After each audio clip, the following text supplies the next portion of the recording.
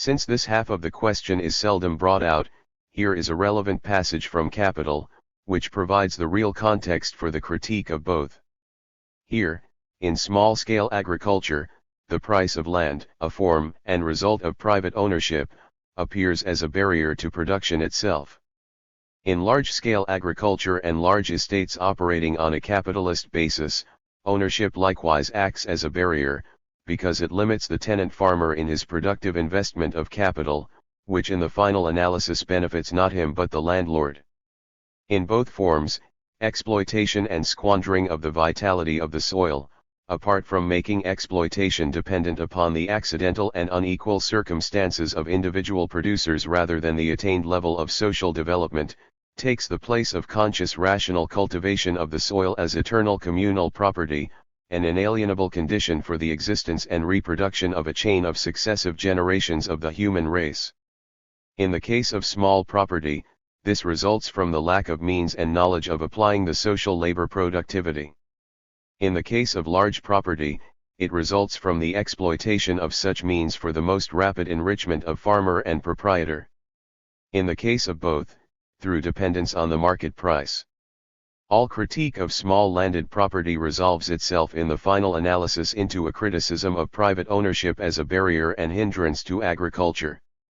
And similarly all counter-criticism of large landed property. In either case, of course, we leave aside all secondary political considerations. This barrier and hindrance, which are erected by all private landed property vis-a-vis agricultural production and the rational cultivation, maintenance, and improvement of the soil itself, develop on both sides merely in different forms, and in wrangling over the specific forms of this evil its ultimate cause is forgotten. Point 6. The two specific forms of this evil are small-scale agriculture and large-scale agriculture on the basis of private property in land. This is equally forgotten in wrangling over Marx's views on the peasant question. In Capital, Marx continues with the explanation that, if small landed property presupposes a backward state of economic development, large landed property vitiates the quality both of the land itself and of social conditions on and off the land, in the towns as well as on the countryside. Point 7.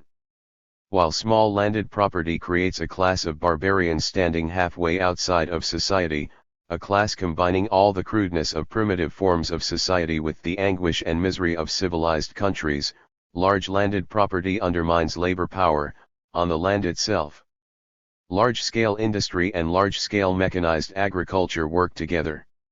If originally distinguished by the fact that the former lays waste and destroys principally labor power, hence the natural force of human beings, whereas the latter more directly exhausts the natural vitality of the soil, they join hands in the further course of development in that the industrial system in the countryside also enervates the laborers, and industry and commerce on their part supply agriculture with the means for exhausting the soil. Point 8. Marx's central interest, then, is not in championing large-scale production against small-scale, but in counterposing socialized production to the evils of both specific forms of private ownership of land. Indeed, this was already true in his very first essay in economic analysis. This does not gainsay the fact that socialized agriculture for the most part presupposes a scale of production beyond the peasant family farm. In Capital there is a passage in which Marx even seems to be complimenting peasant economy, after a discussion of the impact of capitalism on agriculture. The moral of history, also to be deduced from other observations concerning agriculture, is that the capitalist system works against irrational agriculture, or that irrational agriculture is incompatible with the capitalist system, although the latter promotes technical improvements in agriculture, and needs either the hand of the small peasant living by his own labor or the control of associated producers. Point 11. To be sure, Marx's own choice is the second of the two alternatives, that is, socialized, including cooperative, agriculture under the control of associated producers, but here peasant ownership seems to be counterposed to large-scale capitalist ownership to the advantage of the former. But it would be as disingenuous to invent a Marx for the peasant as it has been to fabricate a Marx against the peasant. The issue is quite different: is the actual trend of economic development under capitalism against the peasant or not? To the historical view. The actual trend of economic development, this moot question concerns us here only in order to lay a basis for understanding Marx's political and programmatic views. Especially in moving from economic theory to politics, the meaning of trend has at least three aspects: the direction of change trend proper, the tempo of change, including the problem of zigzags, interruptions, and so on, and the forms in which the change manifests itself. The common fate of economic prognosis is that foreseen tendencies work out in a more complex way than expected. The question of tempo, too, has a long history in all fields, mostly because of the telescopic lens effect. If you look down your nose at your feet, the range of view is rather limited, but you may be able to make a very accurate estimate of distance in centimeters. If you look through a telescopic lens at unfamiliar terrain, you will be able to see far off and descry the winds of change, but everything is brought close up. Marx's analysis of capitalism pointed to the tendency toward concentration and centralization, and hence the decline of the little man, not only in industry but also in agriculture. In both fields, this tendency has worked itself out in various forms in different countries. The differences in form are bound to affect political policy to an important degree. A historical perspective on the tendency is necessary. For Marx, small-holding agriculture once played a progressive role. This form of free self-managing peasant proprietorship of land parcels as the prevailing normal form constitutes, on the one hand, the economic foundation of society during the best periods of classical antiquity, and on the other hand, it is found among modern nations as one of the forms arising from the dissolution of feudal land ownership. The free ownership of the self-managing peasant is evidently the most normal form of landed property for small-scale operation. Ownership of the land is as necessary for full development of this mode of production as ownership of tools is for free development of handicraft production. Here is the basis for the development of personal independence. It is a necessary transitional stage for the development of agriculture itself. Point 14. Marx had taken this broad historical view as far back as 1845. Note that the small peasant mode of production was important not only for the development of the economy but for the development of the modern human being, for the development of personal independence. He made the same point in the first volume of Capital. The private property of the laborer in his means of production is the foundation of petty industry, whether agricultural, manufacturing, or both. Petty industry, again, is an essential condition for the development of social production and of the free individuality of the laborer himself. Point 16. Contrariwise, there was a time when the degradation of the peasantry, after the 30 Years' War, could also mean the lowest point of degradation for the whole of Germany. Point 17. The human values of rural life were once real ones. There are still shards and remnants about idealized by, say, the New York executive who buys a Vermont farm in order to recapture them on weekends.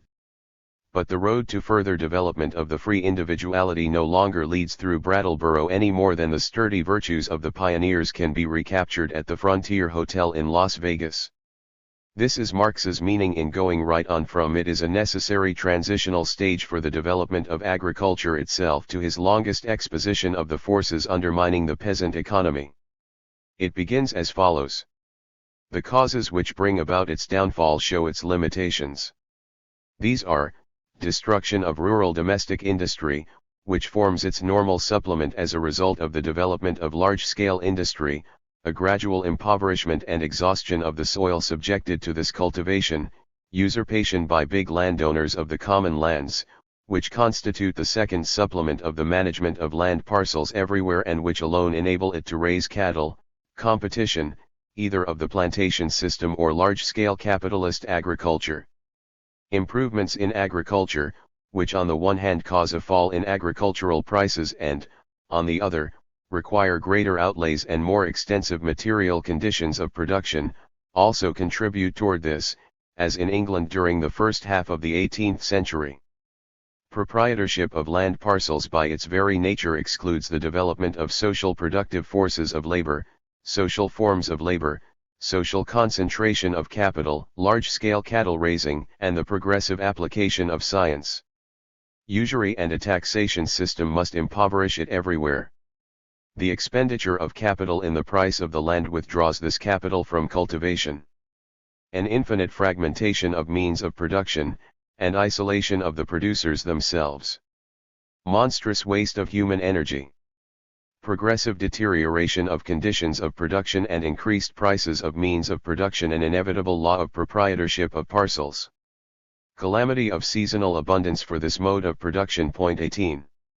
It is not our task here to consider which of these causes remained operative, which softened, which were counteracted by measures of state support, and so on. We are interested in the forms taken by the trend itself. Small agricultural production is irretrievably lapsing into decline and ruin. 19. Such was the often repeated opinion set down by Marx and Engels. It is necessary to see concretely what this is supposed to mean. 3. Decline of the peasant, nominal ownership. The simplest form of the decline of the peasant economy is to be seen in terms of the concentration and centralization of land ownership. Although this is sometimes taken to be synonymous with the decline thesis, we shall see that it is not even decisive for Marx's view of the matter. In this form, the tendency of decline has been spotty, as a result of counteractive forces in different national situations. 23. And also slower than Marx expected, as usual. However, in the two purest capitalist countries, England and the United States, the result has been unmistakable. England, of course, was already in Marx's time the very model of a capitalist society based on uprooting the peasantry from the land. In the US, concentration of ownership worked itself out in a more zigzag course, but the evidence today is massive and indisputable. For many other parts of the world the facts are still contract-overt. But the simple concentration and centralization of ownership is, for Marx, not the only and not necessarily the main criterion to determine the meaning of agrarian development. Let us begin with the point Engels had to make against a book by Anton Menger. Menger had argued that in the Roman Empire the economic preconditions of socialism were even more highly developed than under capitalism, since in those days half the province of Africa was held as the property of 6 people, and so on. This was surely a formidable case of centralization. But, Engels pointed out, the relation between concentration, centralization and socialism was not that kind of mechanical thing. Part of his reply went as follows, under the title Lawyer's Socialism. Now, this modern industrial production gets compared with the conditions of imperial Rome, where it was not a question of large-scale machine production either in industry or in the agricultural economy. To be sure, we find a concentration in land ownership, but one must be a lawyer to consider this as equivalent to the development of socially organized labor in big enterprises.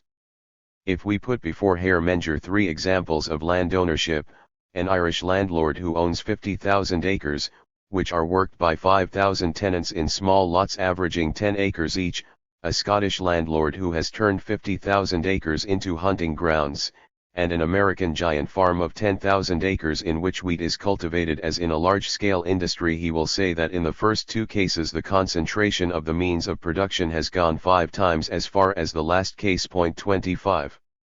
Menger's approach was unenlightening because it took the form, concentration, as decisive, disregarding the social relations of production underlying the form.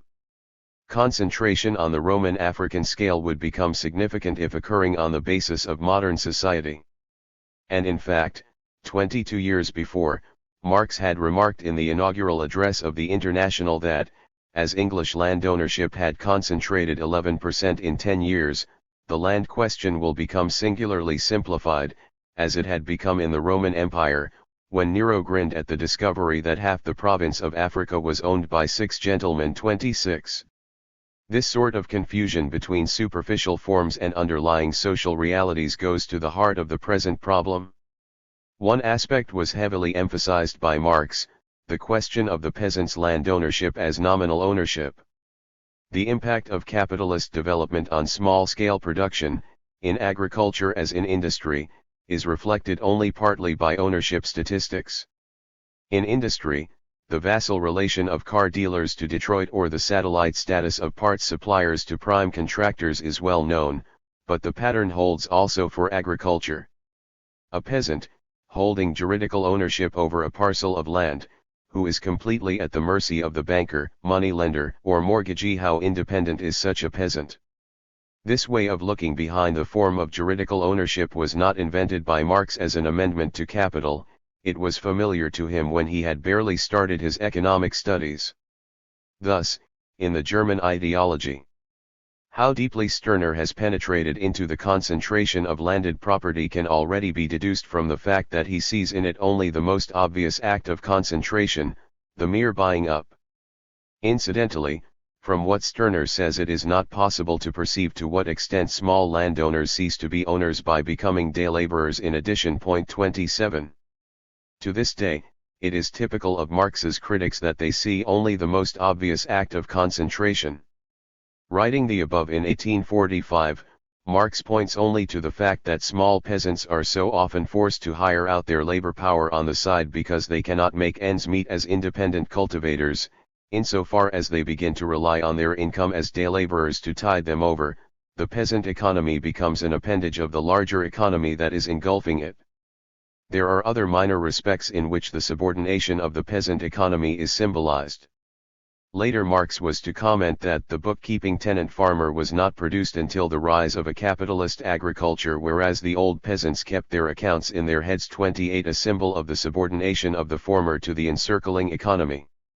In the course of the 1848 revolution, Marx begins to emphasize the most widespread form in which peasant land ownership is hollowed out, made tenuous and ghostly, by the capitalist system that englishobes it. This is through the channel of mortgages and the consequent interest slavery, the debt burden in general, and the resulting clutch of usury, supplemented by the bloodletting peculiar to the state known as taxation, with the addition of court costs and legal costs of various kinds. Especially in France, as in countries generally where parcelization dominates, the rule of the feudal lords has turned into the rule of the capitalists, the feudal burdens of the peasants into bourgeois mortgage obligations. Point 28a. In the spring of 1849, Marx thought the French peasantry might be radicalized by the tax burdens imposed by the bourgeois provisional government. The tax, he wrote, has shown the difference between formal and real property ownership. It became clear that the formal owner of the soil had become a vassal of the capitalists and that the tax hit only the debt-encumbered vassal.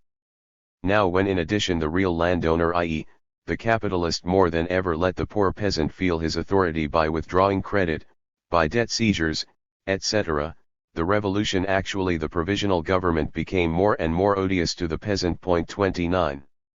Marx detailed the conception in his class struggles in France. In reviewing the revolution, in one way or another the French peasant cedes to the capitalist the greater part of the income produced by his labor, and therefore he has sunk to the level of the Irish tenant farmer, all under the pretense of being a private proprietor. For the most part, the peasant's enjoyment of property is limited to the fanatical assertion of their title to their fancied property in the form of lawsuits. Point 30. This was echoed by Engels in his account of the 1848 revolution in Germany. The class of independent small freeholders was a class of freeholders by name only, because the burden of mortgages and other debts was so heavy that not the peasant, but the usurer who had advanced the money, was the real landowner. 31.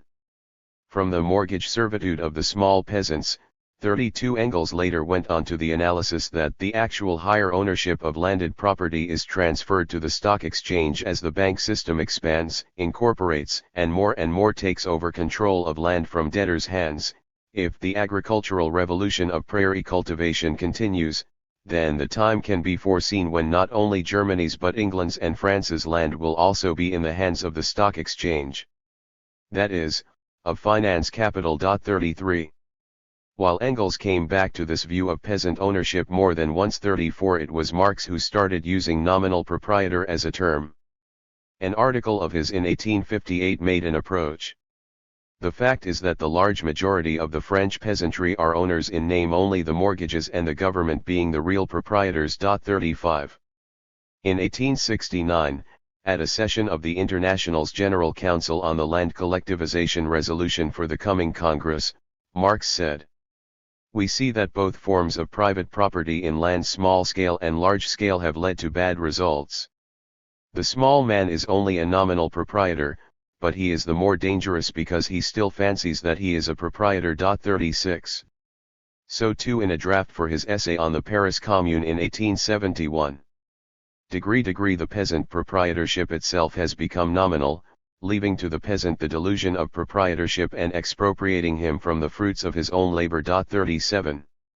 And in an argument for land nationalization the following year. Although the French peasant is bound to give away the greater part of his produce to the state, in the form of taxes, to the law tribe, in the form of judiciary costs, and to the usurer, in the form of interest, he still clings with frantic fondness to his spot of soil and his merely nominal proprietorship in the same. 38. Obviously the question of nominal ownership will vary considerably from small peasants to bigger peasants, and statistics treating the peasantry as a homogeneous social class will hardly be illuminating. 4. Decline, relative forms. The full meaning of the decline of the peasant economy has yet another aspect, even after nominal ownership has been taken into account. In referring to the palmy days of the peasant economy in Capital, Marx calls it a mode of production more than once. It used to be the economic foundation of society, whereas among modern nations, that is, under capitalist conditions, it is left as one of the forms arising from the dissolution of feudal land ownership, as a form of property in the interstices of a social system to which it is alien. 39. The decline of the peasant economy has more than a quantitative side. Its qualitative side asks, what is the social meaning of the peasantry and the peasant economy with relation to the rest of the economy? This is the most basic consideration. It was expressed by Marx in a passage immediately preceding one quoted above about the nominal proprietorship of the peasant. This peasant proprietorship has long since outgrown its normal phase, that is, the phase in which it was a reality, a mode of production and a form of property which responded to the economical wants of society and placed the rural producers themselves into normal conditions of life. It has entered its period of decay. On the one side a large proletariat fonder, rural proletariat, has grown out of it whose interests are identical with those of the townish wages laborers. The mode of production itself has become superannuated by the modern progress of agronomy. 40. What is decaying, in fact, is not only peasant ownership as a form of property but all non-bourgeois relationships on the land. To be sure, non-capitalist forms of big land ownership went first. For obvious reasons, the peasant parcel is the most stubborn survivor, the last conquest of capital, as Marx put it. 41. Here too there was considerable continuity in Marx's thinking. Marx had taken this approach in his very first study on economics, in the 1844 manuscripts. Here Marx had already written 2 or 3 pages of argumentation explaining the special circumstances which lead inevitably to the accumulation of large landed property and to the absorption of small property by it. He envisaged the complete absorption of the agricultural sphere by capitalist relations, in a simplistic way, the bourgeoisification of the landowner into a capitalist, so that there remain altogether only 2 classes of the population, the working class and the class of capitalists. This will constitute the final overthrow of the old aristocracy and the final establishment of the money aristocracy. 42. Here the thrust of the argument does not specially concern the decline of the small holding peasants but rather the withering away of any non-bourgeois class and social relationship on the land. This approach, therefore, does not simply compare the peasantry today to the peasantry yesterday, quantitatively or otherwise, but rather stresses the relation of the peasantry to the other classes of modern society, then and now. This is the approach Marx took in the 18th Brumaire to explain how French society had changed between the first Napoleon and his nephew. The economic development of small holding property has radically changed the relation of the peasants to the other classes of society, he begins. At the turn of the century the peasantry, consolidated on the land of the ousted nobility, was a barrier against the landed aristocracy which had just been overthrown. Its boundary markers formed the natural fortifications of the bourgeoisie against feudal counter-revolution. but in the course of the 19th century the feudal lords were replaced by urban usurers, the feudal obligation that went with the land was replaced by the mortgage, aristocratic landed property was replaced by bourgeois capital. The small holding of the peasant is now only the pretext that allows the capitalist to draw profits, interest, and rent from the soil, while leaving it to the tiller of the soil himself to see how he can extract his wages. 43. Behind the form of peasant property lies the reality of enslavement by capital, Marx adds. This is not simply an agitational flourish. If, as Marx explains in the third volume of Capital, the independent peasant can be regarded as a one-person combination of a landlord who has himself, and family, as his tenant, a capitalist who employs himself as a laborer, and a worker who draws a wage from himself as employer. 44 Then the profits, interest, and rent which he should be getting as landlord capitalist are being siphoned off, through mortgagee, usurer, bank, state tax bureau, etc., into the coffers of the dominant capitalist class, leaving him only the equivalent of his wage and not always that much. Marx commented, of the sharecropper, Metayer, this poor fellow who merely combines in his own person the misfortune of the wage worker with the misery of the small capitalist, might in fact consider himself lucky if he were put on fixed wages. 45 In terms of economic reality, he is working for his wage equivalent, despite his self-image as a mini landowner or farmer. Thus we have seen two different ways in which modern capitalism annihilates the peasant and replaces him by the wage laborer. 47 One is the obvious act of separating the peasants from their land altogether and forcing them to earn a living as laborers in agriculture or industry. The other is the above described enslavement by capital while they still remain nominal proprietors of their land but are actually working for the equivalent of a wage. The independent peasant of the good old days and the pseudo-independent peasant inside the toils of a capitalist economy both hold the same formal relationship to their land, but behind the form is a different social, interclass, relation, a different mode of exploitation, a different economic reality. To be sure, these two different ways in which the peasant is reduced to the equivalent of a wage worker are not at all equivalent in social consequences, the biggest difference being their effect on political consciousness. There is still another respect in which the meaning of the peasant's small holding has changed with the development of capitalism, in the amount of social independence possible for the peasant. In large part, independence concretely used to mean self-sufficiency. The peasant of today has lost half of his former productive activity. Formerly he and his family produced, from raw material he had made himself, the greater part of the industrial products that he needed, the rest of what he required was supplied by village neighbors who plied a trade in addition to farming and were paid mostly in articles of exchange or in reciprocal services. The family, and still more the village, was self-sufficient, produced almost everything it needed. Capitalist production put an end to this by its money economy and large-scale industry. 48. The free peasant becomes less free than ever even if ownership of the land remains untouched. Engels sums up. Possession of the means of production by the individual producers nowadays no longer grants these producers real freedom. Handicraft has already been ruined in the cities. The self-supporting small peasant is neither in the safe possession of his tiny patch of land nor is he free. He as well as his house, his farmstead, and his few fields belong to the usurer. His livelihood is more uncertain than that of the proletarian, who at least does have tranquil days now and then, which is never the case with the eternally tortured debt slave. 49. For all these reasons, the decline of the peasant economy must also be understood in terms of social weight, the decrease in the relative economic and social weight of the peasantry and its activities.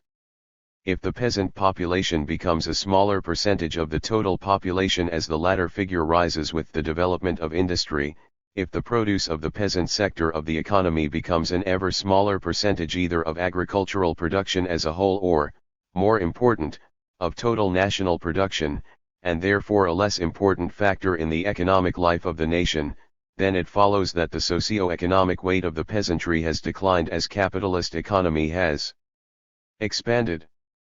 The same result obtains from the growing gap between the level of wealth and culture among the owning class in the city and the owning class on the land.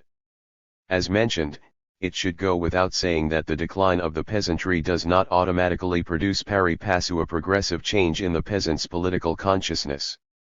When, regarding the transformation from peasant to wage laborer, Marx wrote that thus the desire for social changes and the class antagonisms are brought to the same level in the country as in the towns. 50 He was taking the long historical view with the telescopic lens. He was identifying the transmission gears between the economics and the politics of the peasant question, though the transmission is rarely smooth. The social conditions of existence on the land make for greater lags in consciousness than do urban conditions. This can be confirmed by comparing the radicalization of landless peasants who come to the city and become factory workers, as against those who remain on the land as day laborers, rural proletarians in a peasant milieu. For example, on the land the day laborer may be able to retain a morsel of land on the side, and even perhaps illusions about a future as a micro-landowner. This, plus community pressures and conditioning, may keep the day laborer identifying with peasant concerns and sharing the peasant mentality long after personal reality has changed. On the other hand, in the city there are the obvious factors of greater concentration of proletarian numbers and the accompanying cultural impact of this fact. 5. Small and big peasants. The politics of the peasantry, perhaps even more than its economic life, is closely conditioned by its intra-class differentiation. There are important distinctions within the peasantry, in terms of real social relations of production as against mere forms of ownership, even though the boundaries are naturally not hard and fast. All discussions of the peasantry speak of small peasants and big peasants, but for Marx the distinction is not at bottom a merely quantitative one, like the difference between small fleas and big fleas. For him, keeping this distinction in mind is fundamental to a revolutionary political solution of the peasant question. Moreover, people forget, besides the main point big landed property, that there are various kinds of peasants. Engels remarked in a letter, apropos of the to-do in the International over the issue of land nationalization. 51 It eventually became clearer that people forget this, in the socialist movement, especially in order to adapt to the bigger peasants and their votes. What is a small peasant? By small peasant we mean here the owner or tenant, particularly the former, of a patch of land no bigger, as a rule, than he and his family can till, and no smaller than can sustain the family. This small peasant, just like the small handicraftsman, is therefore a toiler who differs from the modern proletarian in that he still possesses his instruments of labor, hence a survival of a past mode of production. 52. To give this definition its negative form, the small peasant is one who does not employ hired labor, on a regular basis, and thus is not primarily an employer. In contrast, a big peasant cannot manage without wage workers. 53 Marx writes that the more prosperous peasants have the possibility of exploiting agricultural wage laborers for their own account, much as in feudal times, when the more well-to-do peasant serfs themselves also held serfs. In this way, they gradually acquire the possibility of accumulating a certain amount of wealth and themselves becoming transformed into future capitalists. 54. This is similar to the possibility of the urban petty bourgeois to grow into a small capitalist, as we saw in the preceding chapter. 55. As always, there is a spectrum between the small and the big peasant, for the small peasant of the family farmstead may have to hire a day laborer now and then, and a small peasant with, say, a team of horses is obviously bigger than the poor white who not only lacks livestock but has to hire out part of the time, and so on. Middle peasant is a term of convenience for the in-between spectrum. Not only is the stratum defined by the others, but its politics is heavily conditioned by its milieu, as Engels observes. Where the middle peasant lives among small-holding peasants, his interests and views will not differ greatly from theirs.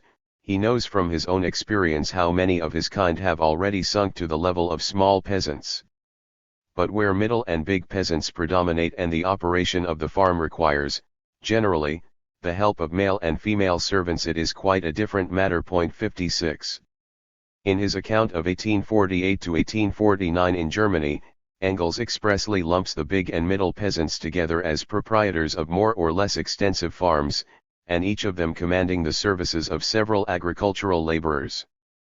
For, as he goes on to relate, they lump themselves together politically in the situation.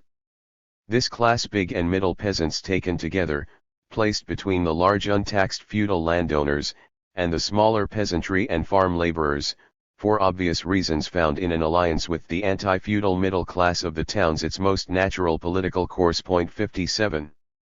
As late as 1869 Engels still wrote off the middle peasant, who will also be reactionary and is not very numerous. 58. As we have seen, his expectations in this regard later became more flexible. But then, the middle peasantry itself is such a flexible classification that one can say little more about it in general than that, like intermediate strata in general, it consists of iron filings in a sense we have used before. There is still another analogue with our discussion of the petty bourgeoisie. We saw that the splitting of the artisan into two persons also applies to the independent peasant. 59. In Capital, as already mentioned, Marx dissects the peasant more finely into 3 or 4 parts. When a small farmer works for himself and sells his own product, he is first considered as his own employer, capitalist, who makes use of himself as a laborer, and second as his own landlord, who makes use of himself as his own tenant. To himself as wage worker he pays wages, to himself as capitalist he gives the profit, and to himself as landlord he pays rent. 60. Politically speaking, one may ask about this multiple economic persona, which side is uppermost or dominant in any particular case or type of case. What forces, events, or circumstances move an aggregate of peasants to think of themselves as workers rather than as landowners or employers? This formulates a question for a concrete case investigation. To be sure, all this applies to some degree to the small peasant as well, but the middle peasant is doubly intermediate. The owner peasant and the tenant farmer can be treated together in some cases, obviously there may be big and small among both, but the tenant farmer has to be separated out in certain political connections especially. Leaving aside the evident possibility of specific demands relevant only to the tenant's situation, there is, thought Engels, likely to be a difference in their attitude to the bigger issue of land nationalization. Land nationalization means different things to the owner peasant on the one hand, and, on the other, to the tenant farmer, to whom it is a matter of indifference whether the land belongs to the state or to a large proprietor. 61. At any rate, as long as there is the possibility of renting it. Lastly, there are the rural workers who neither own nor rent land to till on their own, but hire out their labor to others, the day laborers or farm hands, making up the agricultural proletariat. The rural proletariat may be understood to include craftsmen performing jobs auxiliary to agriculture, within the same milieu. 6. Hostility and concern. One of the obstacles to understanding Marx's and Engels' political approach to the peasant question is an accompaniment of the Marx against the peasant myth, that is, the charge that they were irrationally biased and hostile to peasants, instead of being persuaded by a view of society derived from history and experience. There are few complaints so wide of the mark, it needs to be cleared up so that the substantive issues can be tackled fruitfully. In the first place, a depreciatory and scornful attitude toward peasants is so pervasive and deep-rooted in modern Western culture that it is simply diversionary to point a finger to Marx when he touches on it. The English language itself, like other Western languages, testifies to the common equation of peasant or peasant serf status with stupidity, vice, and ill repute. Perhaps the best known example is the etymology of villain, boor is another. There are 2 reasons for this tradition. One is a fact, the cultural backwardness attendant on peasant life, of which more later, especially as seen with urban or upper-class eyes that are incapable of a balanced historical view of the compensatory virtues of an alien culture. A second reason is the basic class antagonism toward the peasantry on the part of the 2 ruling classes that incubated the dominant ideas and pervasive conceptions of our epoch. For the landed aristocracy, the peasant was both a despicable object of exploitation, who could be squeezed all the more tranquilly by being demoted to a subhuman status, and also a continual danger that had to be brutally repressed.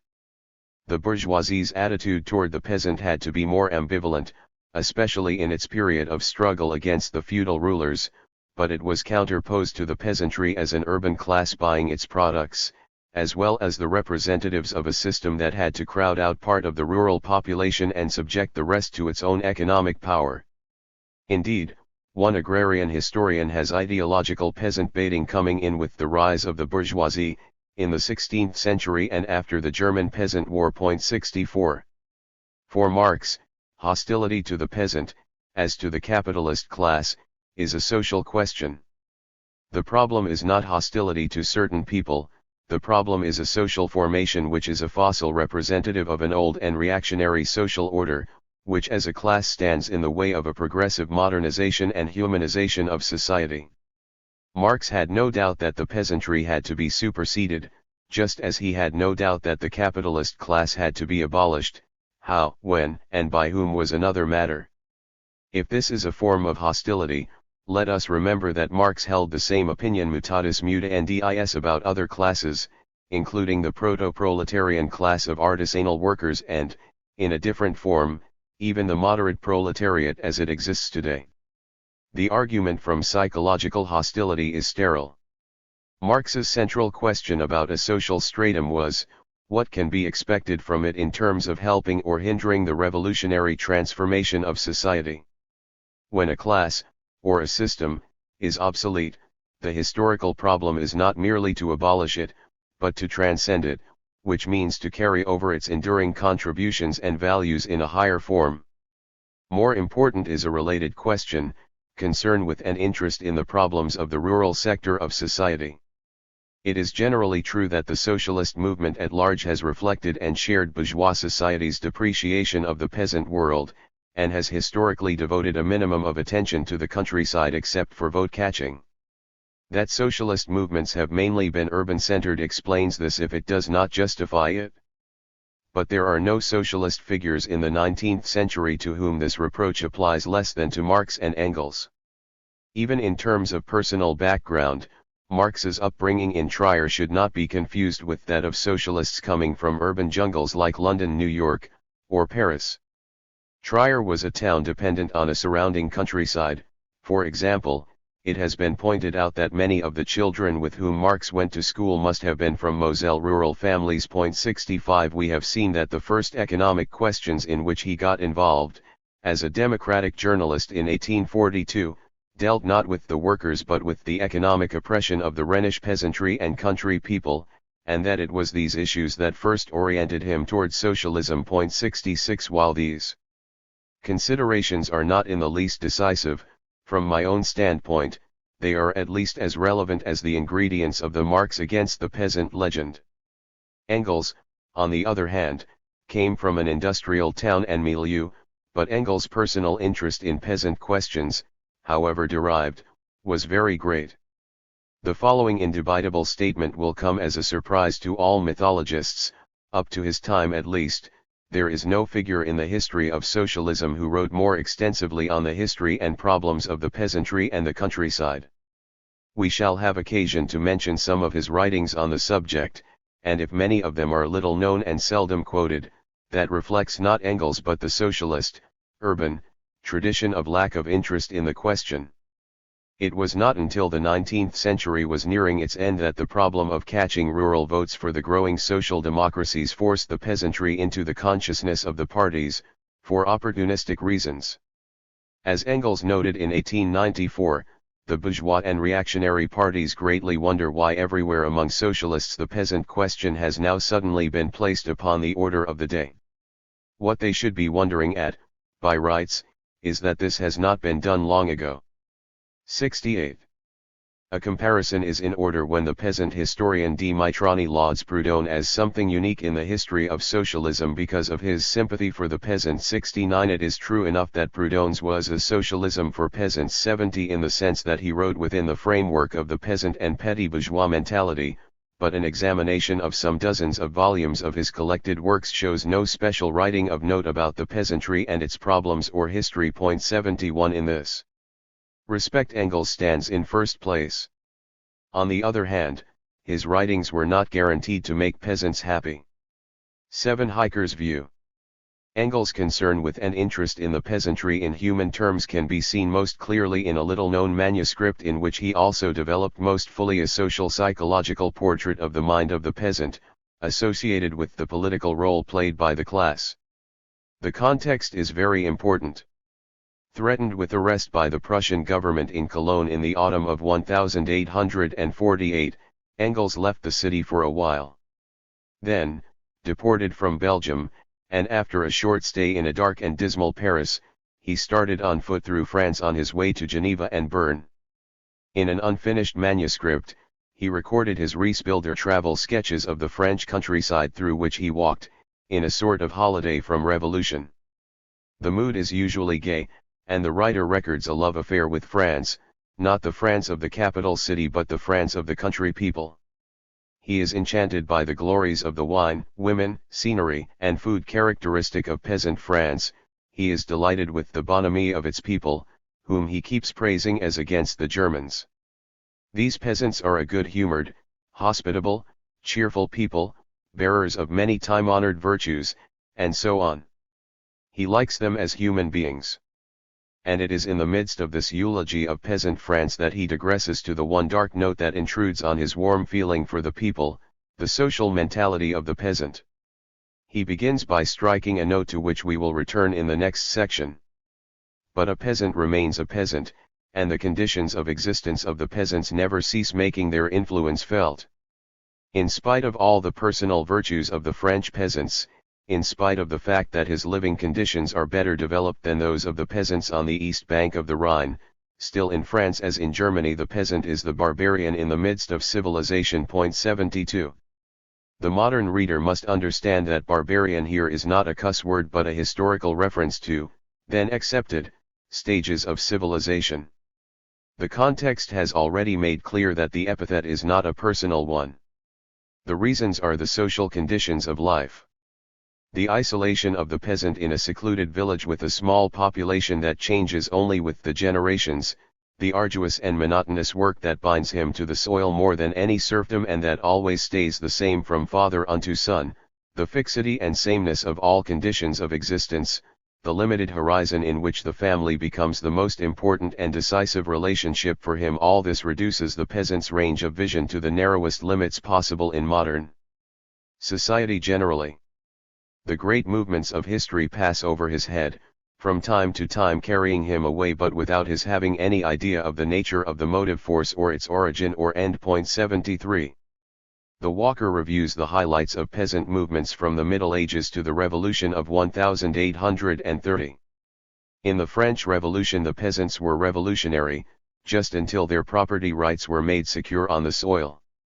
Once these ends were attained, they turned with all the rage of their blindly grasping nature against the movement in the big cities which they could not understand, especially against the movement in Paris. The peasant became a worshipper of Napoleon and a fanatical nationalist. La France has had a lofty significance for him ever since he got hereditary possession of a piece of France. He hates the foreigner fanatically because l'étranger means a ravaging invader. The Bourbon Restoration threatened his land title. The July 1830 revolution consolidated it. 74. Yet inevitably the peasant was bilked by the very developments he welcomed. But as always they enjoyed little of the fruits of victory.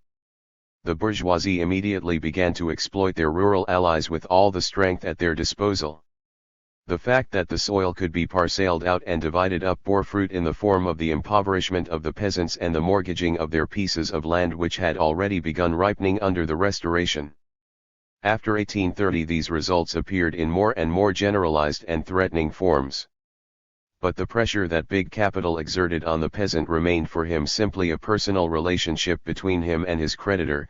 He did not and could not see that this more and more generalized and regularized relationship was gradually developing into a class relationship between the class of big capitalists and the class of small landholders.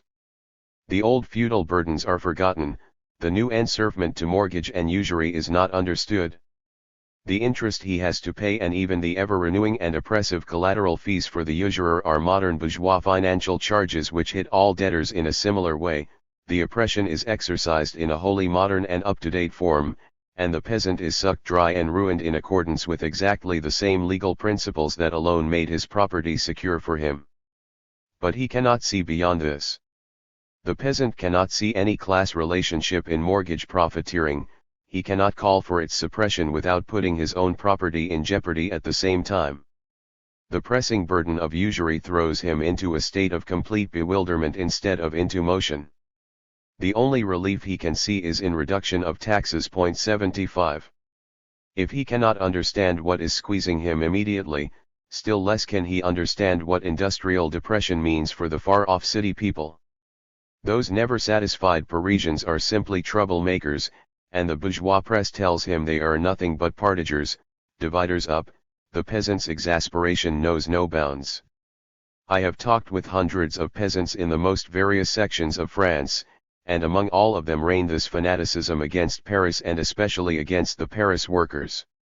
I wish that their goddamned Paris got blown up first thing tomorrow. This was the mildest of the good wishes expressed. It stands to reason that for the peasants the old feelings of scorn for city people were increased and confirmed by this year's events. 76.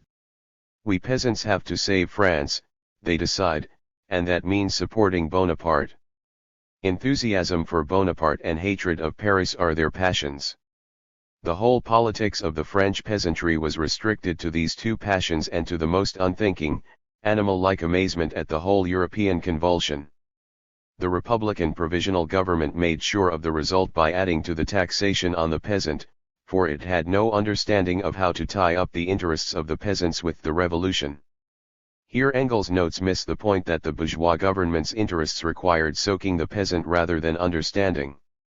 His immediate conclusion is interestingly one-sided, especially when compared with Marx's superior analysis in 1850 or his own in other writings.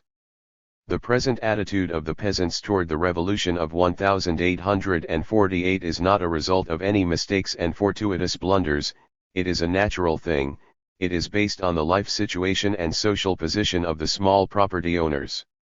Before the French proletariat puts through its demands, it would first have to suppress a general peasant war, a war that even the abolition of all mortgage debts would only postpone for a short time. 77.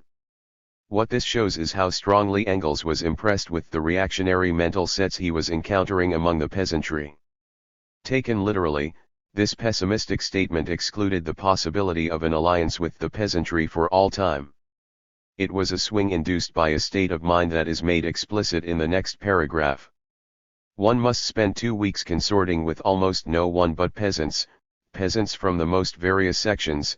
One must have had the occasion to see again and again the same obtuse narrow-mindedness everywhere, the same total ignorance of all urban, industrial, and commercial conditions, the same blindness in politics, the same aimless guesswork about everything beyond the village boundary, the same pattern of applying peasant conditions as the measuring rod for the most prodigious circumstances. Of history in a word, one must have gotten to know the French peasants in precisely the year 1848 to feel the disheartening impression produced by this obstinate thick-headedness. 79. A few pages away is an enlightening counterpoint to this. At one village through which Engels passed, a force of 300 to 400 Paris workers were engaged in building a dam, as part of a national workshops project. They were well paid and in good spirits. But otherwise they were completely demoralized by their isolation in a little village. Not a sign of any concern with the interests of their class, with the issues of the day that so closely affect the workers. They seemed not to read newspapers anymore. All of politics in their ranks was limited to handing out nicknames after leading politicians. The arduous labor, the relatively good living conditions, and especially the separation from Paris and displacement to a quiet isolated corner of France had markedly restricted their range of vision. They were already becoming peasantized, though they had been there only 2 months. 80. This strikingly showed the relation between the peasant's conditions of life and the peasant mentality, but it also showed how little the phenomenon had in common with the eternal. 8. The peasant mentality. The Greeks had a word for the kind of social mentality that Engels was describing in his travel sketches, the privatized person, withdrawn from public concerns, apolitical in the original sense of isolation from the socio-political community of the larger whole. The word was idiots. In English the word idiot lost its Greek meaning many centuries ago. In German the etymological meaning was retained until well into the 19th century. What then did the classical scholar Marx mean when, just before the midpoint of the century, he wrote into the Communist Manifesto a remark about dem Idiotismus des Landlebens, that is, about the privatized apartness of rural life? It is highly doubtful that his meaning is adequately summed up by the idiocy of rural life, the phrase that translated it 40 years later. The manifesto had a different point to make, one that might be equally unpalatable to idealizers of the peasantry, but that requires to be understood. The peasant population stood outside modern civilization within a nation, just as industrially retarded nations stand outside the current of modern civilization in the world. Civilization here means, in social and class terms, nothing else than the most advanced society then in existence, the developed bourgeois civilization of the West. For, says the manifesto, through its massive urbanization the bourgeoisie has thus rescued a considerable part of the population from the idiotismus of rural life. Just as it has made the country dependent on the towns, so it has made barbarian and semi-barbarian countries dependent on the civilized ones, nations of peasants on nations of bourgeois, the East on the West. 84. Not accidentally, we must mention that barbarian retained its classical flavor also, standing outside the bounds of high civilization. To be sure, to the Greeks this meant Greek civilization, to Marx, it refers to the advanced bourgeois civilization celebrated in the manifesto. It was a turn of phrase when in 1850 Marx described the peasantry as the class that represents barbarism within civilization. 85, a combination that made the same point as the manifesto, the comparison of the peasantry within the nation to the classical barbarians without. Similar comparisons occur elsewhere. 86, not as insults but as comments on a class social pattern. Another part of the context to keep in mind is that the cultural deformation of an isolated rural population is one aspect of the separation of town and country which has been brought to a high pitch by capitalism, as we shall discuss in Volume 3. But this separation of town and country does not leave the urban population undeformed.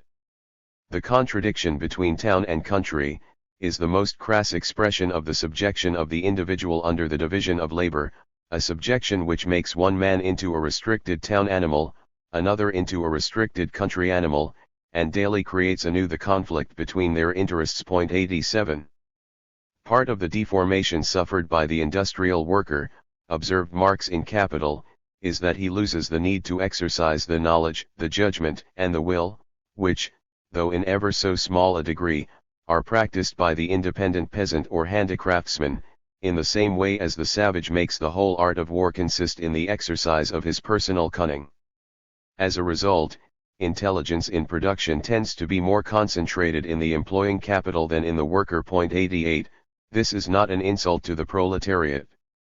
For such reasons, wrote Engels in 1873, the socialist abolition of the separation between town and country is necessary for the health of both industry and agriculture. On the basis of the abolition of capitalism, it will be able to deliver the rural population from the isolation and stupor in which it has vegetated almost unchanged for thousands of years. 89. Rural population includes more than the peasantry. The mentality of the pre-capitalist countryside was by no means applicable only to peasants, it went along with certain conditions of existence, and therefore often characterized not only rural producers but also the beginnings of small-town life. Young Engels learned much of this during his first sojourn in England, not from Marxist theory but from his investigation of English life and history. An early article discussed the England of the 16th and 17th centuries in relation to contemporary France and Germany. The peasants at that time used to lead a quiet, peaceful life of honest piety harassed by few worries, but on the other hand inert, not united by common interests and lacking any education or any mental activity, they were still at a prehistoric stage of development. The situation in the towns was not very different. Details follow. In short, England was then in a position in which unfortunately the majority of the French and in particular the Germans still find themselves, in a position of antediluvian apathy with regard to anything of general or spiritual interest, in social infancy, when there is as yet no society, no life, no consciousness, and no activity. This position is a de facto continuation of feudalism and medieval mental apathy, which will only be surmounted with the emergence of modern feudalism, i.e., capitalism, the division of society into property owners and the propertyless. We on the continent, I repeat, still find ourselves entrenched in this position. 90. He set it down again, a few months later, in his book on the condition of the working class, particularly describing the life of the rural weavers, the English industrial workers of those days, though no proletarians, and the social description is similar. It closes with an Edwin Markhamish, that is, bourgeois liberal, sentiment. In truth, they were not human beings, they were merely toiling machines in the service of the few aristocrats. 91. For Marx too, this social analysis preceded Marxism. 92. A little later, in the German ideology, the causative factor stressed is the isolation and dispersal of the peasantry, in addition to its common interest, as property holders, with the large landowners. 93. The dispersion factor was heavily emphasized in Engels' later writings as well. 94. But it is the total pattern of a sluggish social form that is most important. In an article for American readers explaining why Switzerland was playing a reactionary role, Engels made a comparison with the American West. The Swiss agricultural population is quite as stationary as the pastoral. They have nothing in common with the agricultural population of the American Far West, whose very element is change, and who clear every 12 months an amount of land far larger than all Switzerland. The trouble with the Swiss peasant, and for that matter with rural life in general, is immobility, societal torpor, stasis.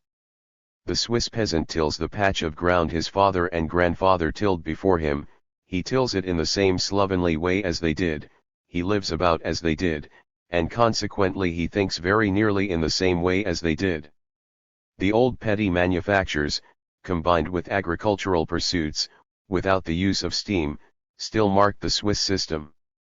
If, then, Switzerland carries on her manufacturing production almost exclusively upon the system in practice all over Europe before the invention of steam, how can we expect to find other than corresponding ideas in the minds of the producers? If steam has not revolutionized Swiss production and intercommunication, how could it overthrow the hereditary ways of thinking? 95. 9. Atomization and initiative. In the 18th Brumaire, Marx emphasized still another aspect that cannot be summed up under dispersion, it is atomization. The small holding peasants form a vast mass, the members of which live in similar conditions but without entering into manifold relations with one another. Their mode of production isolates them from one another instead of bringing them into mutual intercourse. The isolation is increased by France's bad means of communication and by the poverty of the peasants. Their field of production, the small holding, admits of no division of labor in its cultivation, no application of science and, therefore, no diversity of development, no variety of talent, no wealth of social relationships. Each individual peasant family is almost self-sufficient, it itself directly produces the major part of its consumption and thus acquires its means of life more through exchange with nature than in intercourse with society. A small holding, a peasant and his family, alongside them another small holding, another peasant and another family. A few score of these make up a village, and a few score of villages make up a department. In this way, the great mass of the French nation is formed by simple addition of homologous magnitudes, much as potatoes in a sack form a sack of potatoes. 96. A sack of potatoes goes nowhere unless it is carried. The atomization of the peasantry as a class has political consequences basic to Marx's view of the dynamics of revolution. One of the basic political characteristics of the peasantry is its relative lack of social initiative, and its necessary dependence on the initiative and leadership of one of the urban classes in any revolutionary movement. To be sure, the peasantry has also accepted the domination and leadership of the landowning class, but in this case it is hardly revolutionary. 97. The key passage from the 18th Brumaire, begun above, says further: insofar as there is merely a local interconnection among these small holding peasants, and the identity of their interests begets no community, no national bond and no political organization among them, they do not form a class subjectively. 98. That is, they do not act as a class. But the peasantry is incapable of acting in a vanguard role in society. This is not due to immaturity, as was once true of, say, the early bourgeoisie. It is not an adolescent class, like the proletariat, but a senescent one. They are consequently incapable of enforcing their class interests in their own name, whether through a parliament or through a convention. They cannot represent themselves, they must be represented. 101. Marx wrote this while the peasants were being wielded as a semi-conscious battering ram in the hands of Bonaparte to destroy the Third Republic. Bonapartism was not a peasant movement, though it utilized the movement of the peasants, and Bonaparte was not a peasant leader, though he led the peasants by the nose. The peasantry, as usual, was a tool. This view of the political role of the peasantry was seen clearly by Engels even before 1848 and its experiences, and he expressed it even as he was proposing the idea of a proletarian bloc with the peasantry and petty bourgeoisie, as explained in Chapter 7. The idea of an alliance was not based on illusions. The small peasants, wrote Engels in 1847, can be counted on for greater courage than the petty bourgeoisie, but like the petty bourgeoisie, they are also thoroughly incapable of all historical initiative. Even their emancipation from the chains of serfdom comes about only under the protection of the bourgeoisie. Where the absence of both nobility and bourgeoisie permits it to rule, as in the mountain cantons of Switzerland and in Norway, there also rule pre-feudal barbarism, local narrow-mindedness, stuffy fanatical bigotry and faithful rectitude. Where, as in Germany, the nobility still remains in existence along with the peasantry, the latter are squeezed in between nobility and bourgeoisie just like the petty bourgeoisie. In order to protect the interests of agriculture against the growing power of trade and industry, they must ally themselves with the nobility. In order to safeguard themselves from the overweening competition of the nobility and especially of bourgeois landowners, they must ally themselves with the bourgeoisie. Which side they finally join depends on the nature of their property. The big peasants of Eastern Germany, who themselves exercise a certain amount of feudal authority over their farm hands, are too closely connected in all their interests with the nobility to think seriously of cutting loose from them. The small landholders in the West who arose out of the splitting up of the nobility's estates, and the small peasants in the East who are subject to corvée labor service, are too directly oppressed by, or stand too directly in opposition to, the nobility not to join the side of the bourgeoisie. 102. For Engels this analysis was taught by history, not simply by a deduction from the two-headedness of the peasant's social status, so he emphasized later the same year. The bourgeois liberal Heinzen, he asks, directs his revolutionary moral homilies to what class? Above all to the small peasants, to that class which in our times is the least capable of all of seizing the revolutionary initiative. For 600 years, all progressive movements have come from the towns. The industrial proletariat of the towns has become the copestone of all modern democracy. The small bourgeois and still more the peasants are completely dependent on its initiative. This is proved by the French Revolution of 1789 and the most recent history of England, France, and the Eastern States of America. 103. At this point, on the eve of the revolution, it seemed to Engels that the most favorable revolutionary prospect was that the peasants would help the bourgeoisie in the latter's struggle. What else can they do? Since they are owners like the bourgeoisie, almost all their interests are held in common with the bourgeoisie for the time being. All the political measures they are strong enough to put through profit the bourgeoisie not much more than themselves. 104 But they are weak compared with the bourgeoisie, since the latter are wealthy and have their hands on the main lever of all political power in our century, industry. Together with the bourgeoisie they can do much, against the bourgeoisie, nothing. 105. After the revolutionary experience of 1848 to 1849, nothing had to be changed. Engels' account of the revolution in Germany drives the lesson home again. The small peasants and rural workers would benefit from the victory of the revolution and could be expected to join in. But at the same time it is quite as evident, and equally borne out by the history of all modern countries, that the agricultural population, in consequence of its dispersion over a great space, and of the difficulty of bringing about an agreement among any considerable portion of it, never can attempt a successful independent movement. They require the initiatory impulse of the more concentrated, more enlightened, more easily moved people of the towns. 106. Marx likewise, writing on the events in France, summed up that the history of the last 3 years 1848 to 1850 has, however, provided proof that this class of the population is absolutely incapable of any revolutionary initiative. 107. In later writings on the history of the peasantry, Engels traced the course of its capacity for self-help as against deliverance only from without. 108. 10. Base for despotism. A class with the characteristics described in this chapter could, to be sure, become a revolutionary force of a certain type, and it could become part of a revolutionary bloc, but history showed that even in its best times its revolutionary activity was spasmodic. Usually it was politically passive. At worst, and not infrequently, it went into action as the tool of reaction. Given its normal apathy, the peasantry was par excellence the class on which thoroughgoing despotisms based themselves. Generalizing on the pattern by which Bonaparte rode into power on the backs of the peasantry, Marx wrote, continuing a passage which we have already quoted: "They, the peasants, cannot represent themselves, they must be represented. Their representative must at the same time appear as their master, as an authority over them, as an unlimited governmental power that protects them against the other classes and sends them rain and sunshine from above. The political influence of the small-holding peasants, therefore, finds its final expression in the executive power subordinating society to itself." 109. A peasant infrastructure tends to produce a bureaucratic superstructure.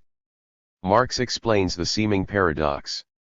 By its very nature, small-holding property forms a suitable basis for an all-powerful and innumerable bureaucracy. It creates a uniform level of relationships and persons over the whole surface of the land. Hence it also permits of uniform action from a supreme center on all points of this uniform mass. It annihilates the aristocratic intermediate grades between the mass of the people and the state power. On all sides, therefore, it calls forth the direct interference of the state power and the interposition of its immediate organs. Finally, it produces an unemployed surplus population for which there is no place either on the land or in the towns, and which accordingly reaches out for state offices as a sort of respectable alms, and provokes the creation of state posts. 110. It is, then, the decentralization of peasant society, its dispersion and atomization, that nourishes the monstrous over-centralization of the state. It is the equality of the underlying population, the uniform level of a uniform mass, that forms the basis of the tremendous hierarchization of the unlimited governmental power. It is the independence of the small cultivators from each other as well as from the rest of society that renders them helplessly dependent on a savior-master. These pairs of opposites, which abstractly seem so flatly incompatible, are united in the concrete context, like the two sides of a medal. From French Bonapartism to Oriental despotism, Marx made the connection in the few years following the publication of the 18th Brumaire. This connection, specifically the connection between the peasants' conditions of existence and certain types of highly bureaucratized despotism, was spelled out in the course of his investigations into Indian and Chinese society and the Russian Tsarist state, and has been set forth in considerable detail in our Volume 1. Oriental despotism, the political structure resting on the localized, atomized peasant communities of what Marx called the archaic formation of society, or the Asiatic mode of production, is the best exemplification of the unity of opposites that Marx first analyzed in the quite different society of the Second Empire. Here, in a different mode of production, was the little world of the peasant idiots. A working definition of idiotismus can virtually be derived from some key points in Marx's descriptions of the conditions from which despotism arose. Let us recall some typical elements, at the expense of some repetition.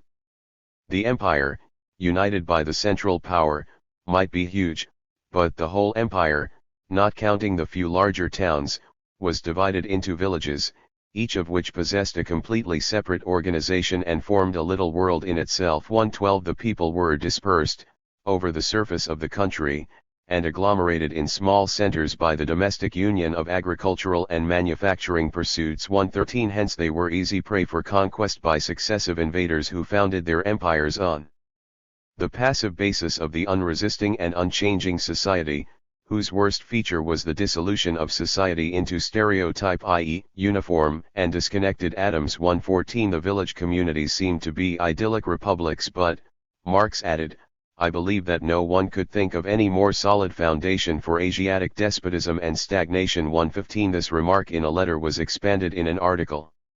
We must not forget that these idyllic village communities, inoffensive though they may appear, had always been the solid foundation of Oriental despotism, that they restrained the human mind within the smallest possible compass, making it the unresisting tool of superstition, enslaving it beneath traditional rules, depriving it of all grandeur and historical energies.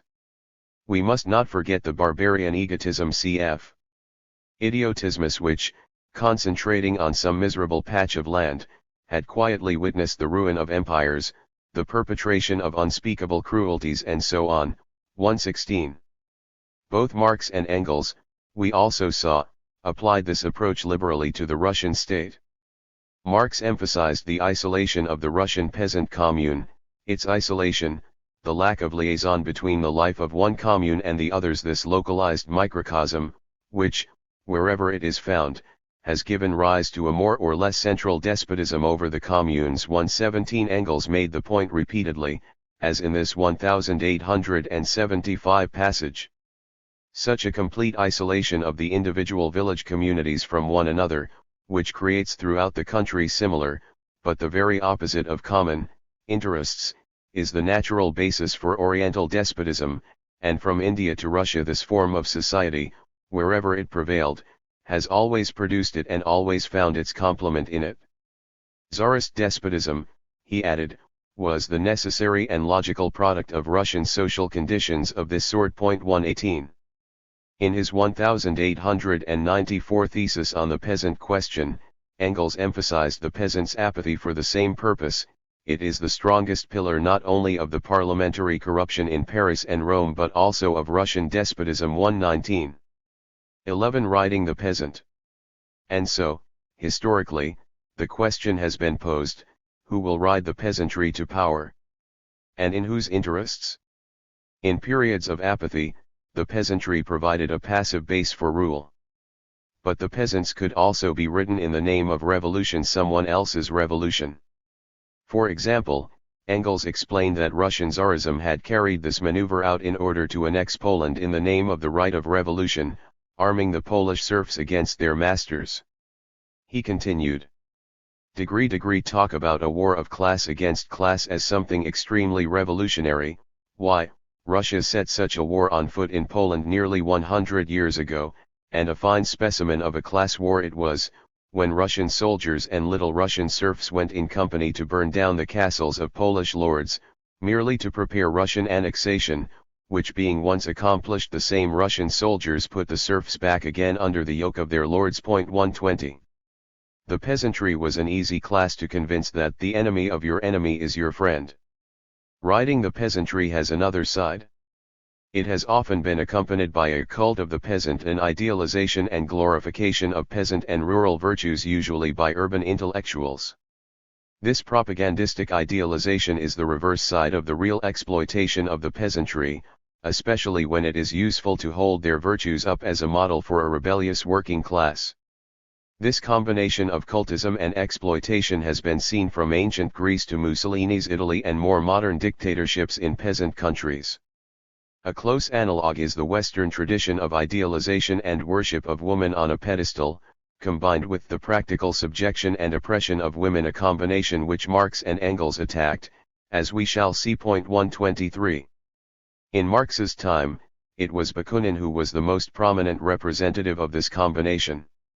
This feature of the anarchist founder was duly noticed and highlighted when Marx, Engels, and Paul Lafargue worked on a pamphlet in 1873 to expose the way in which the Bakuninist faction had bored from within to rule or ruin the International. They aimed a shaft at a notorious article Bakunin had published in 1862 as an appeal to the Russian Tsar to make the social revolution at the head of the people. We would prefer to follow Romanov, if Romanov could and would transform himself from a Petersburg, that is, urban and westernized emperor, into a peasant Tsar, Bakunin had written. Bakunin's peasant cultism was calculated. What he glorified in the peasantry was precisely its barbarism, he often said, and his view of that class was very similar to Marx's except standing on its head.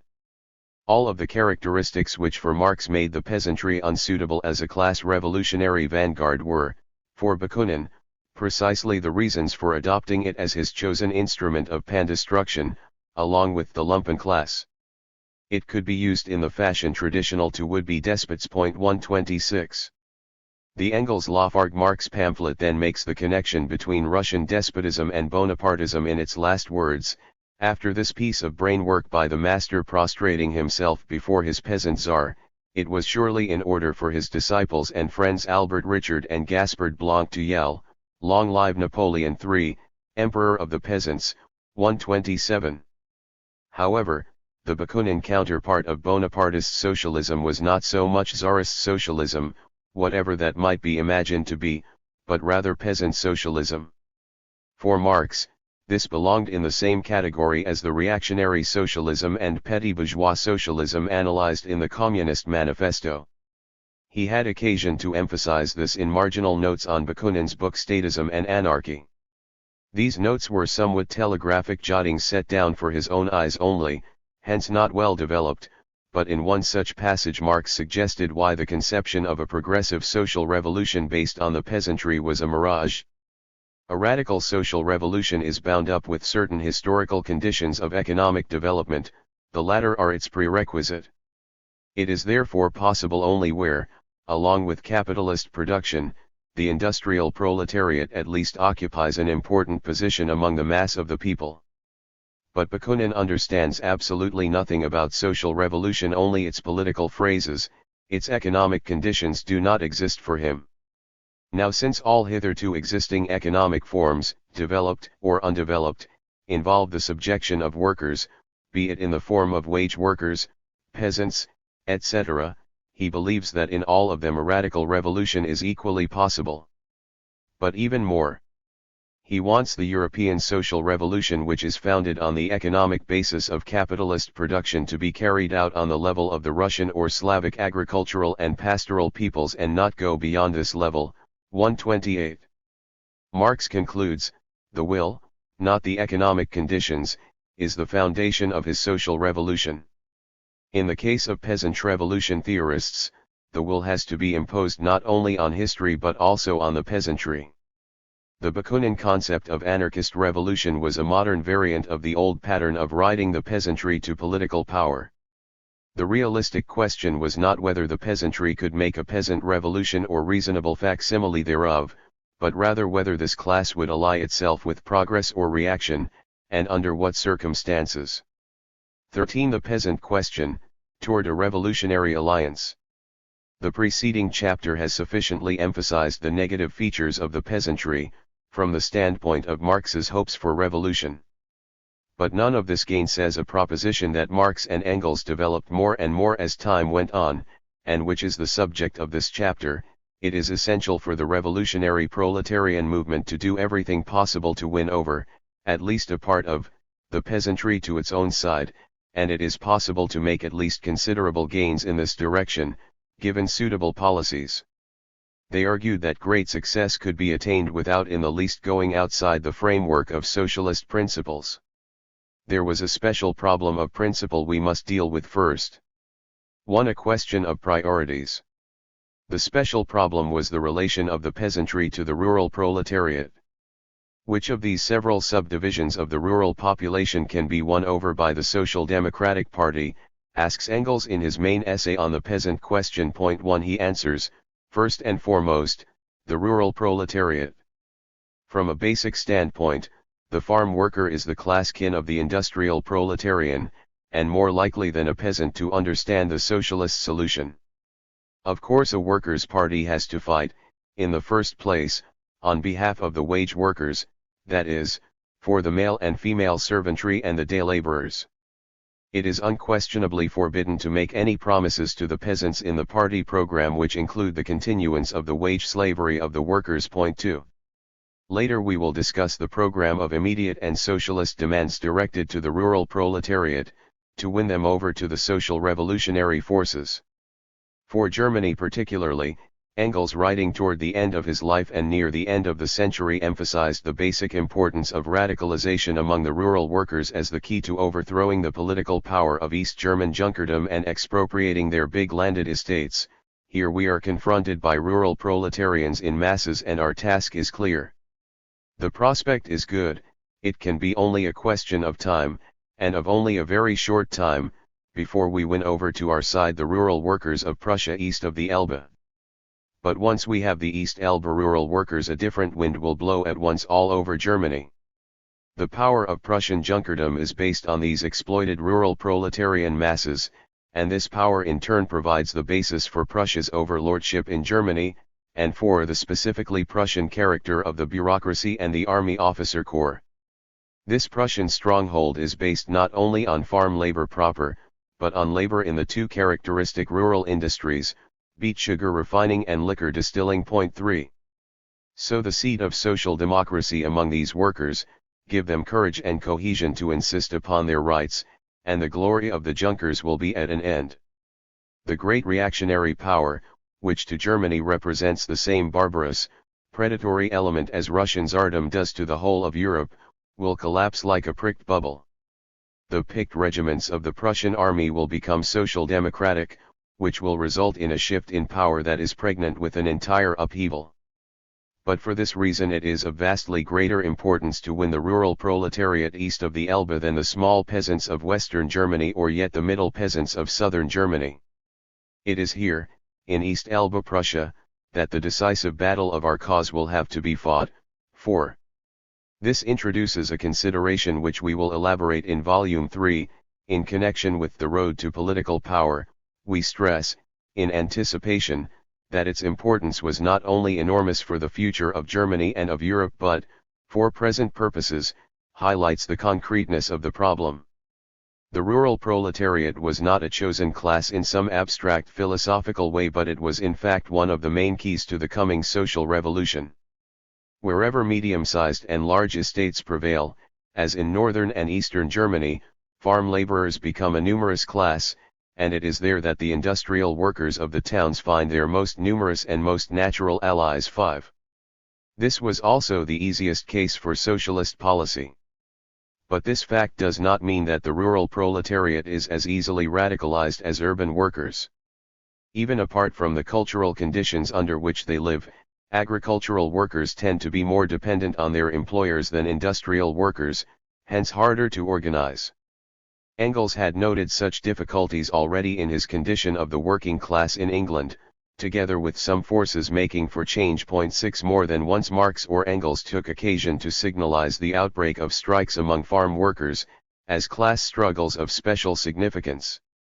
In a New York Tribune article of 1853, Marx called special attention to a fact which deserves more notice, namely a regular strike amongst agricultural laborers in England, a thing that has never taken place before. 7 In 1869 he stressed that one of the important factors in the Irish movement was the coming out of the degree agricultural labouring class degree against the degree farming class degree, the latter class comprising mainly big landowners. 8 When in 1872 Engels started contributing letters from London to the Italian socialist press, his first article hailed the strike movement of English farm workers and their advancing organization. The Farm Workers' Union became for the terrified landowners and tenant farmers what the International is for the reactionary governments of Europe, a bogey the very name of which sets them quaking. Since the movement had successes, Engels became characteristically enthusiastic. This first great victory marks the beginning of a new era in the intellectual and social life of the rural proletariat, which has joined en masse the movement of the town proletarians against the tyranny of capital. 9. In Germany the prospects were naturally less good. The agricultural proletariat, wrote Engels in 1865, is that section of the working class which is clarified as to its own interests and its own social situation with the most difficulty, and last of all, in other words, that section which longest remains an instrument, without consciousness of itself, in the hands of the privileged class that exploits it, the landed aristocracy. The fight against the feudal and bureaucratic reaction, for both are now inseparable in our country, is in Germany equivalent to the struggle for the mental and political emancipation of the rural proletariat, and as long as the rural proletariat has not been drawn into the movement, the urban proletariat in Germany cannot and will not accomplish the least bit. 10. We see that the crucial importance of the rural proletariat was not an opinion that Engels came to only late in life. Marx too had understood the role of this sector even before writing the manifesto. In an 1847 article, he had made the point in a contrast between the Galician peasant, taken as an example, and the English agricultural day laborer.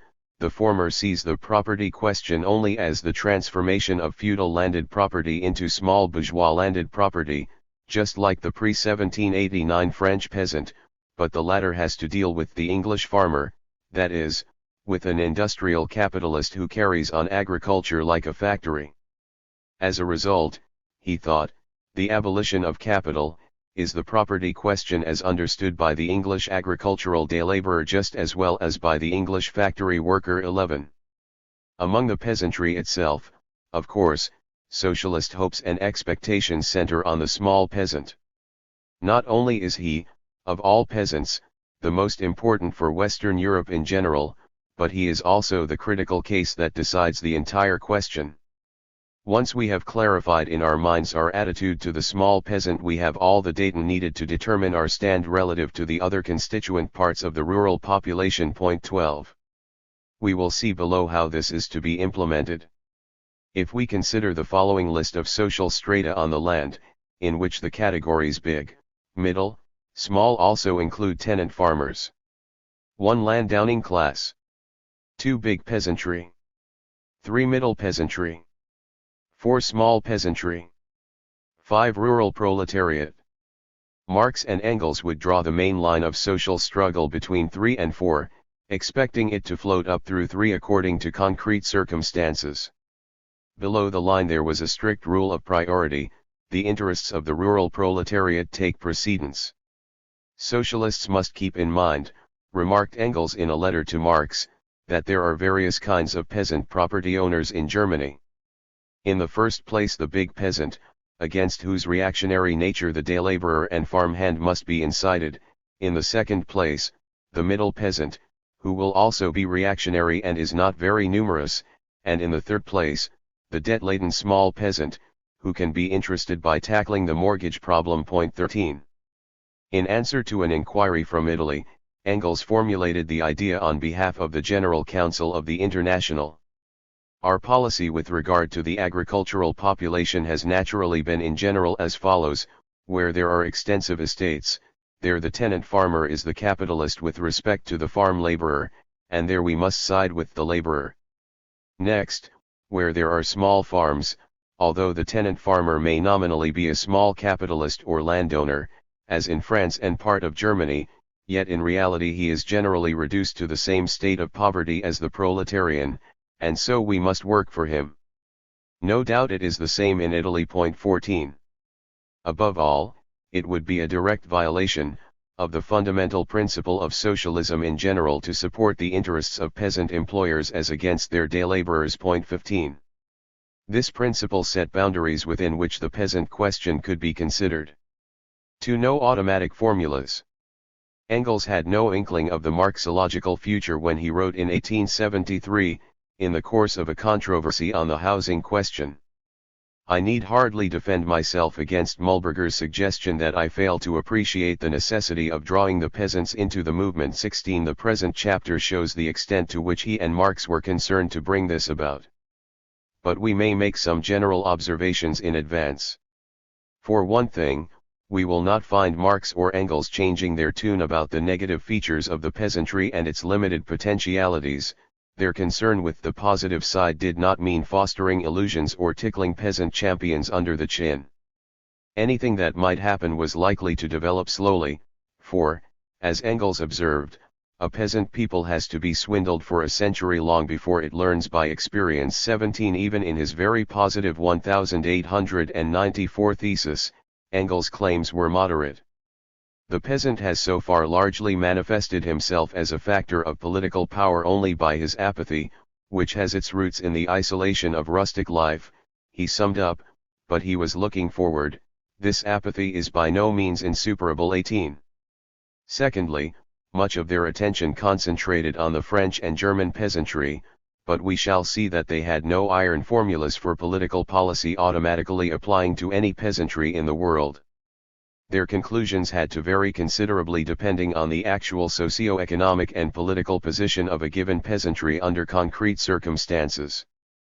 Taken on an international scale, the peasantry lived under different social systems, at least three: capitalism, feudalism, and the Asiatic mode of production. Put somewhat more precisely, they lived under socio-economic conditions in which features of one or more of these systems were unevenly combined to various degrees. Therefore, different countries, different cases. A major difference was the stage or degree of bourgeoisification. Even within Western Europe there was a wide spectrum confronting Marx.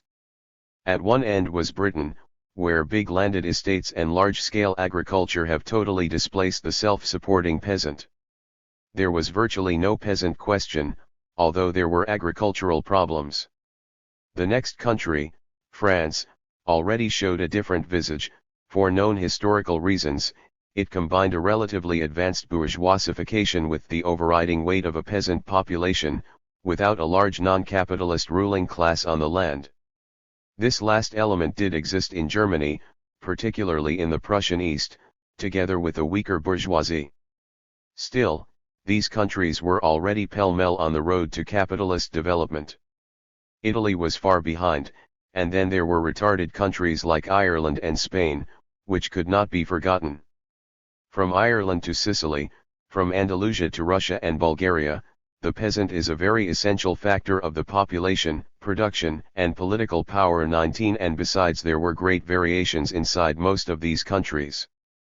Then the case of semi-Asiatic Russia begins to move out of the European framework, as does Turkey.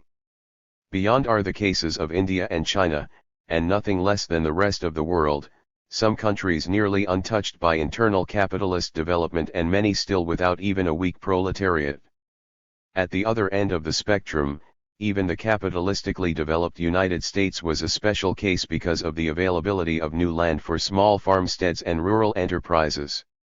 In his 1894 article, which dealt with France and Germany, Engels called attention to the internal variations for Germany alone. He begins, "The rural population to which we can address ourselves consists of quite different parts, which vary greatly with the various regions," and he ends with a qualification: "We, of course, investigate this question only in broad outline, we single out only clear-cut forms. We lack space to give consideration to intermediate stages and mixed rural populations." 20. This reminder applies also to this chapter. 3. Prelude to Revolution. Marx and Engels developed their programmatic views on the peasant question in response mainly to experience, especially the experience of revolution in 1848 to 1849. In the case of Marx there is no indication of a particular interest in the question from 1843 to 1848, that is, between his departure from Germany and the outbreak of the revolution. Engels, as described in Chapter 7, began at least by 1847 to advocate a revolutionary bloc of the proletariat with the peasantry and petty bourgeoisie in anticipation of the coming upsurge. Let us recall too, without going over this ground again, that the Communist Manifesto, in the final form given by Marx, took a very negative view of the peasantry, as of the petty bourgeoisie. The existence of a specific peasant question was not even mentioned.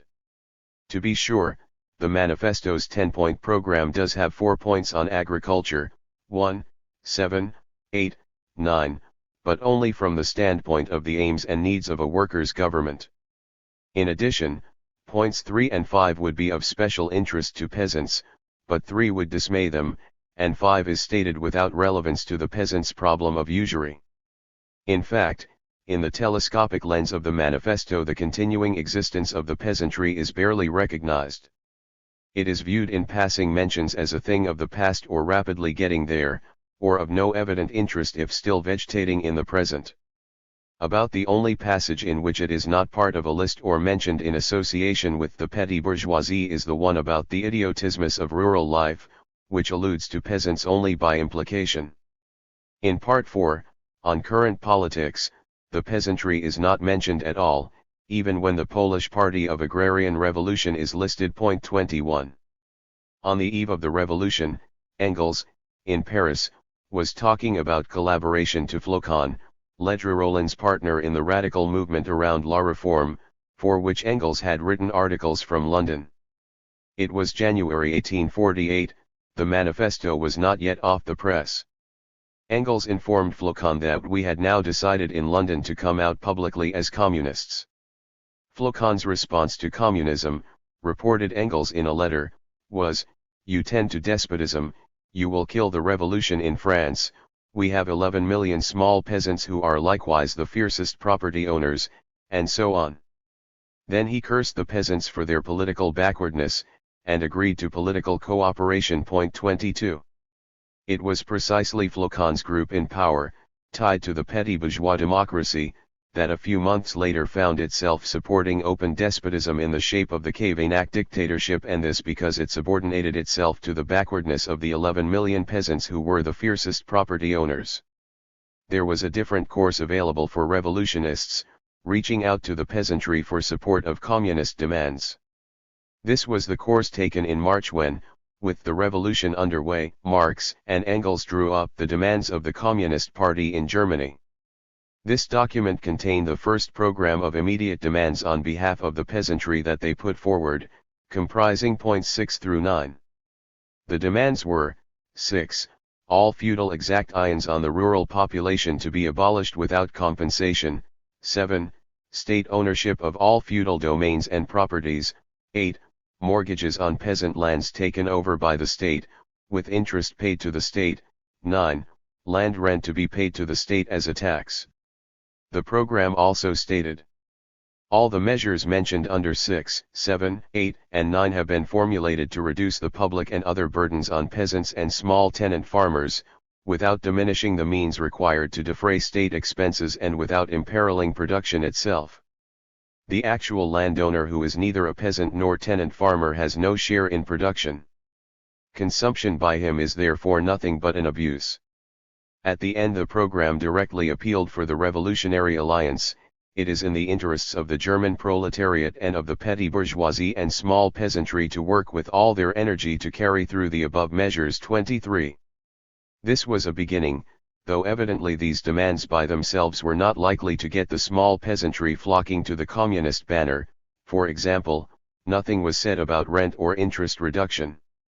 On the other hand, neither was anything said about land nationalization, and obviously the program assumed the continued existence of a peasantry. Point 7 said of the royal and other feudal domains that they shall be cultivated on a large scale and with the most up-to-date scientific devices in the interests of the whole of society, but this did not preclude the existence of small-scale farming outside of those domains. These demands, however, were drawn up while Marx and Engels were still in Paris, though they looked to Germany. Actual experience with the problem was still to come.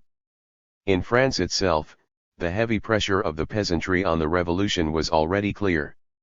While the demands were being written, a letter by Engels summed up his expectation of the anti-revolutionary role of the French peasants, pessimistically but accurately. In the National Assembly there now enters a new element, peasants, who make up 5/7 of the French nation and are for the party of Le National, the petty bourgeoisie, actually, the Republican bourgeoisie. It is very probable that this party will win out, and that the people from La Réforme will fall, and then there will be another revolution. Point 24. But in Eastern Germany, where Napoleon's anti-feudal influence had not penetrated, the peasants broke out in revolutionary action to take over the land. In a historical article written several decades later, Engels still emphasized it was a revolutionary portent. Especially in Silesia, where the system of latifundia and the accompanying depression of the population to the level of day-laboring cottagers was most strongly developed, the peasants stormed the castles, burned the already settled redemption deeds, and forced the gracious lords to sign written renunciations of all further feudal services. These excesses, wicked even in the eyes of the then ruling bourgeoisie, were indeed suppressed with military force and severely punished, but now even the emptiest-headed junker saw that serf labor had become impossible. Better none than rebellious peasants like these. 25. Then in April Marx and Engels arrived in Cologne, less than a month after the first shots had been fired in Berlin. For the peasant policy of the NRZ. When Marx launched the Neue Rheinische at the beginning of June, the immediate audience was of course urban. Besides, the peasantry of the Rhineland was still far from the revolutionary energy of the Silesians. But from the first month the NRZ took up the cudgels for the embattled peasants. On June 10, Minister Pateau published a memorandum purporting to provide for the elimination of feudal rights in the countryside, but also revealing how heavy the feudal burden was. This brought the first big blast in the NRZ on the issue. Reading this memorandum, it is incomprehensible why a peasants' war has not long since broken out in the provinces of Old Prussia. The Berlin Revolution of March has made all these feudal conditions impossible for the whole future. The peasants had immediately abolished them in practice, as was entirely natural. The government had nothing further to do than to give legal form to the abolition of all feudal burdens already actually carried out by the will of the people. But before the aristocracy decides on an August 4, 1789 in France, first abolition of feudal rights, their castles must first go up in flames. Through Pateau's memo, the bourgeois conciliationists of the National Assembly are now likewise invited to betray the peasant revolution, which broke out all over Germany in March, to the aristocracy. The government is responsible for the consequences which the application of the Pateau principles will have on the countryside. 26.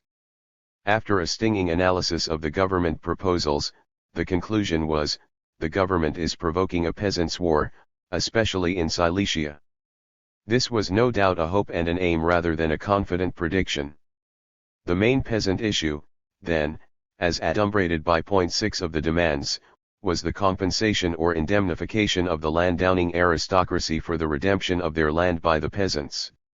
Marx and Engels followed this up vigorously, emphasizing that feudal rights had already been abolished from below by the revolutionary action of the peasants themselves, and these claims should not be restored even partially, under the guise of a law to abolish feudal burdens which actually restored part of what the peasants had swept away. So went a major article by Marx at the end of July. The government understands that, it is impossible to bring back the whole of the old status quo, the peasants would slaughter their feudal barons without further ado. Therefore the government hopes to quiet the peasants with small concessions, and even thereby gain their votes. It is willing to forbid plucking the peasants' geese but not plucking the peasants themselves. 27.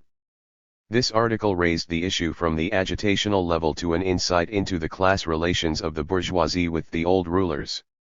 The bourgeois minister is willing to encroach on feudal property rights, hence the partial concessions, but not on bourgeois property rights, specifically the bourgeois property rights erected on the ruins of feudal property by the redemption procedure, which transmutes feudal claims into cash payments.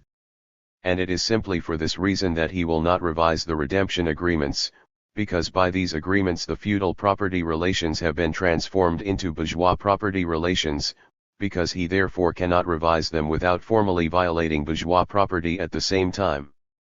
And bourgeois property is naturally just as sacred and inviolable as feudal property is open to attack and, depending on the minister's need and courage, even violation. 28. Marx makes the contrast with the way in which the French Revolution consolidated itself on the peasantry by sweeping away feudal rights. The French bourgeoisie of 1789 did not for a moment leave its allies, the peasants, in the lurch. It knew that the basis of its rule was the smashing of feudalism in the countryside, the establishment of a free, landowning peasant class. The German bourgeoisie of 1848 without any hesitation betrays these peasants, who are its most natural allies, flesh of its flesh, without whom it is powerless against the nobility. 32. The next major article on this issue came from Engels in early August. First, he demonstrates that, according to principles inadvertently laid down by the government itself, it is the landowners who legally owe money to the peasants, not vice versa, wages for unpaid labor service.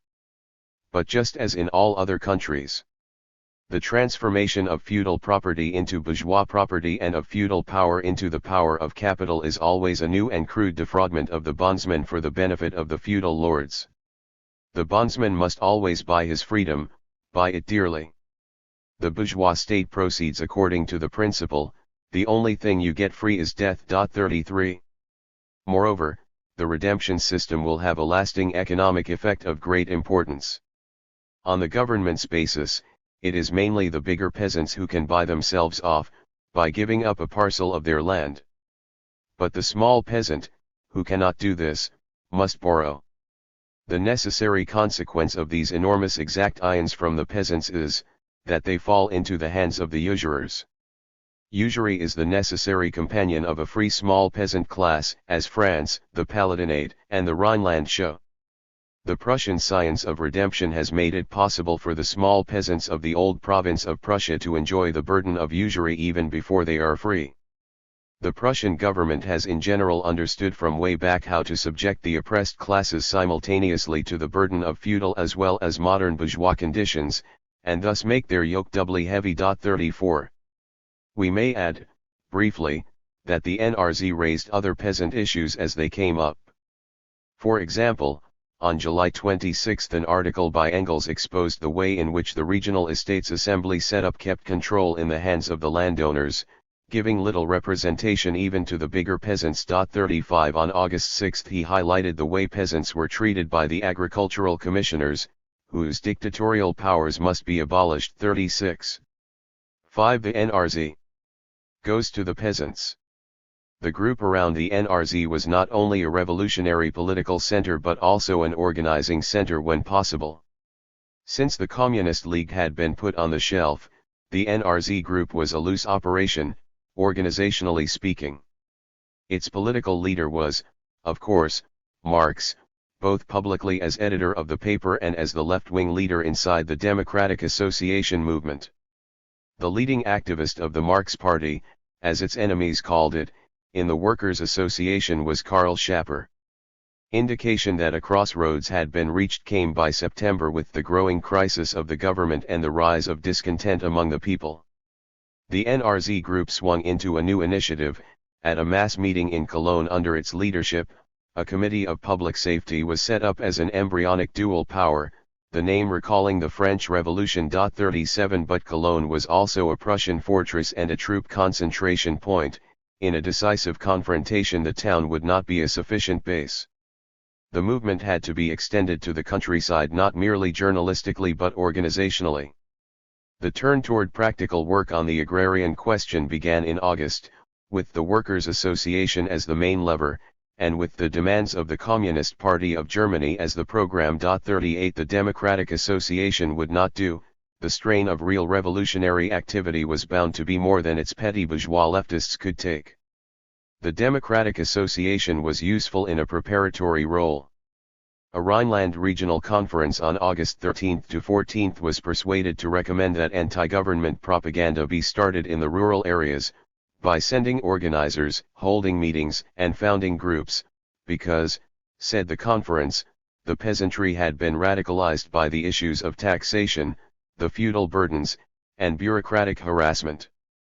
The major proposal of the Congress calling for the exploitation of agrarian and peasant unrest, says Hamann, certainly was Marxian-inspired. 40 There certainly was no one else to inspire it. The decisions on this point were stressed when Mahl reported on the conference at the Cologne Workers' Association on September 3. All the associations, he said, were to undertake the obligation of making the rounds of the countryside in the vicinity, working on the peasants and factory workers, setting up associations in the villages, and remaining in regular contact with them. 41 The Workers' Association had already started work before this. On August 21 its leadership had taken up the question, how is the proletariat on the land to be helped? 42. On August 27 a delegation from the Cologne Association visited the first target, the town of Wuringen 10 miles downriver. It was a center of more than one type of rural producer, peasants, farm laborers, and also industrial workers who lived in the neighboring villages. 43 After a discussion with the peasants on political and social conditions, a local association of 40 members was established. The Cologne organizers returned 2 weeks later to consolidate the branch and prepare for a demonstration. That Sunday, September 10, 2 Cologne organizers also appeared in the village of Wesslingen, or Wesseling, for a meeting with the peasants, who set up a branch organization after the burgomaster broke up the meeting by jailing the organizers overnight. 44. The membership of the Workers' Association was actively prepared for the new activities, by educational courses utilizing the demands program. A big printing of leaflets bearing this program was widely distributed through the rural area and also in Cologne. The members went over the demands point by point, in order to be armed with arguments, information, and ideas. Engels was among those who gave the educational talks. Another aim of the internal education of the association was stress on the importance of peasant work. Its journal told the readers, for example, the revolutionary force of Germany lies in the peasantry and the working class. This has been shown since March in most of our fatherland. If the peasants and workers unite, if they stick together energetically, then they will soon be liberated from feudal burdens, usury, and the pressing weight of capital. 45 Educational work on the agrarian question continued through the rest of the year. 46 Also continuing were systematic reports in the association's press on peasant ferment, demonstrations, and battles elsewhere in Germany. 47 Publicity that served a twofold purpose. Of great potential importance was the fact that the Marx Party established a new paper on September 10, alongside the NRZ and the Workers' Association organ. This was called the Neue Königszeitung, subtitled For Citizens, Peasants, and Soldiers. It announced, for the Social and Democratic Republic, Social Democratic or Socialist Democratic in the current nomenclature, and was published in the interests of all classes of working people. 49. 6. Organizing a peasant movement. In this practical program for a worker-peasant revolutionary alliance, the first big gun was fired on September 17 with a Sunday mass demonstration at Wuringen. The political ground had been tilled for only a short while, but the results were already considerable. Arrangements were made to transport Cologne supporters by wagons and coal barges, in addition to those who would walk. The police used harassment to prevent transportation from Cologne. The army commandant, Colonel Engels, no relation, placed the forts on alert, trained cannon on the city, and made preparations to shut down the city gates. But despite hindrance and provocation, the demonstration took place as planned. In a meadow along the Rhine, a big speaker's platform was set up, red flag above, flanked by black-red-gold Republican banners. About 8,000 to 10,000 attended, in near unanimous support of the speeches for revolution and socialism. The whole affair went through under the open leadership of the NRZ group, with Schapper elected chairman and Engels secretary. Delegates from other towns and rural areas had also been invited, and attended. Lassalle, for example, spoke for the Dusseldorf movement. Several police informers were spotted and dumped in the Rhine by the crowd. 51. The Wuringen demonstration did indeed demonstrate that something new had appeared on the scene. The report in the Deutsche Zeitung noted, "This is the first big example in our province of the fact that the subversive party is also trying to get control of the masses in the countryside." 52. This episode was probably the most brilliant example of socialists organizing an alliance with revolutionary peasants to be seen until well into the 20th century. Correspondingly, the Cologne workers were encouraged to try to win over support among the peasants. The peasants, Mahl told the Workers' Association, wanted to hear the humanist doctrines of democracy and socialism. 53. On the same day as the Waringen event, a giant rally of many thousands also demonstrated in Frankfurt, the home of the assembly itself, against the timidity and capitulation of the assembly majority. Treating it as a popular uprising, the imperial ministry, having no armed force of its own, called in Prussian, Austrian, and Hessian troops to restore order. Engels' 2 articles on the Frankfurt movement are important for the emphasis laid on the role of the nearby peasantry. The fighting was carried on by the workers of Frankfurt, Offenbach, and Hanau, and by the peasants of the surrounding region. While the Frankfurt middle classes did not lift a finger, powerful aid came from the peasants from countless localities round about. Of September 19, Engels writes, "The influx of peasants during the night must have been very great. The revolutionary attitude of the Odenwald, Nassau, and Hesse-Kassel peasants prevented the sending of more troops. If only the uprising holds on today, then all of Odenwald, Nassau, Hesse-Kassel, and Rheinhessen, and the whole population in and around Fulda, Koblenz, Mannheim, and Aschaffenburg will be under arms, and the troops will be unable to suppress the uprising." 54. But, he wrote, he did not expect the revolutionists to win.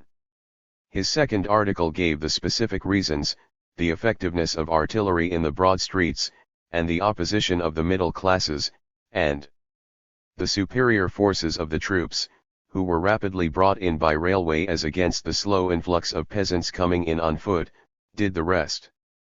But the raging peasants will not just lay down their arms without further ado. If they cannot break up the National Assembly, still they have enough to do to clean house at home.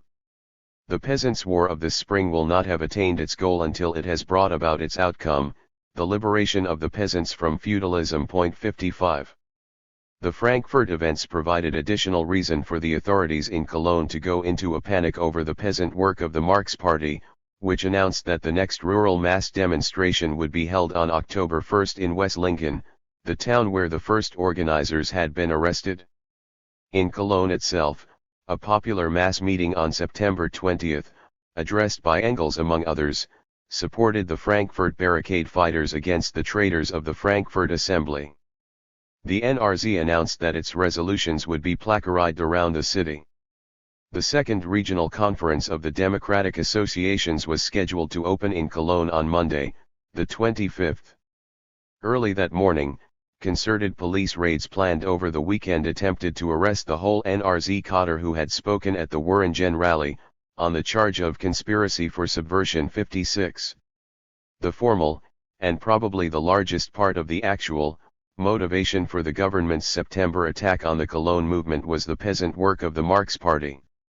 This makes good sense from the standpoint of the Rhenish authorities. If only the urban workers moved, the result would be a putsch. If the rural areas also rose, it would be a first-class rebellion. If the Berlin region ignited in the wake of Frankfurt and the Rhineland, it could mean the German Revolution. In spite of all, the October 1 demonstration was held at Westlingen. 2 weeks later, another big rally at Waringen again. This time the government banned the meeting and assembled troops to stop it, but gave up this patently illegal stand when the Workers' Association went ahead anyway. Throughout the fall, relates Hamann, new societies were formed in the small towns and among the peasants. The distribution of the demands of the Communist Party continued.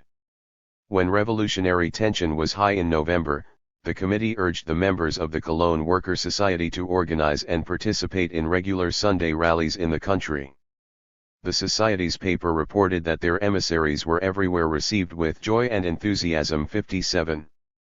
But, as we know, the liberal bourgeoisie in Frankfurt and Berlin moved steadily rightward. By December came Marx's series of articles on the bourgeoisie's commitment to the counter-revolution. Concomitantly, the peasant agitation in the NRZ was stepped up.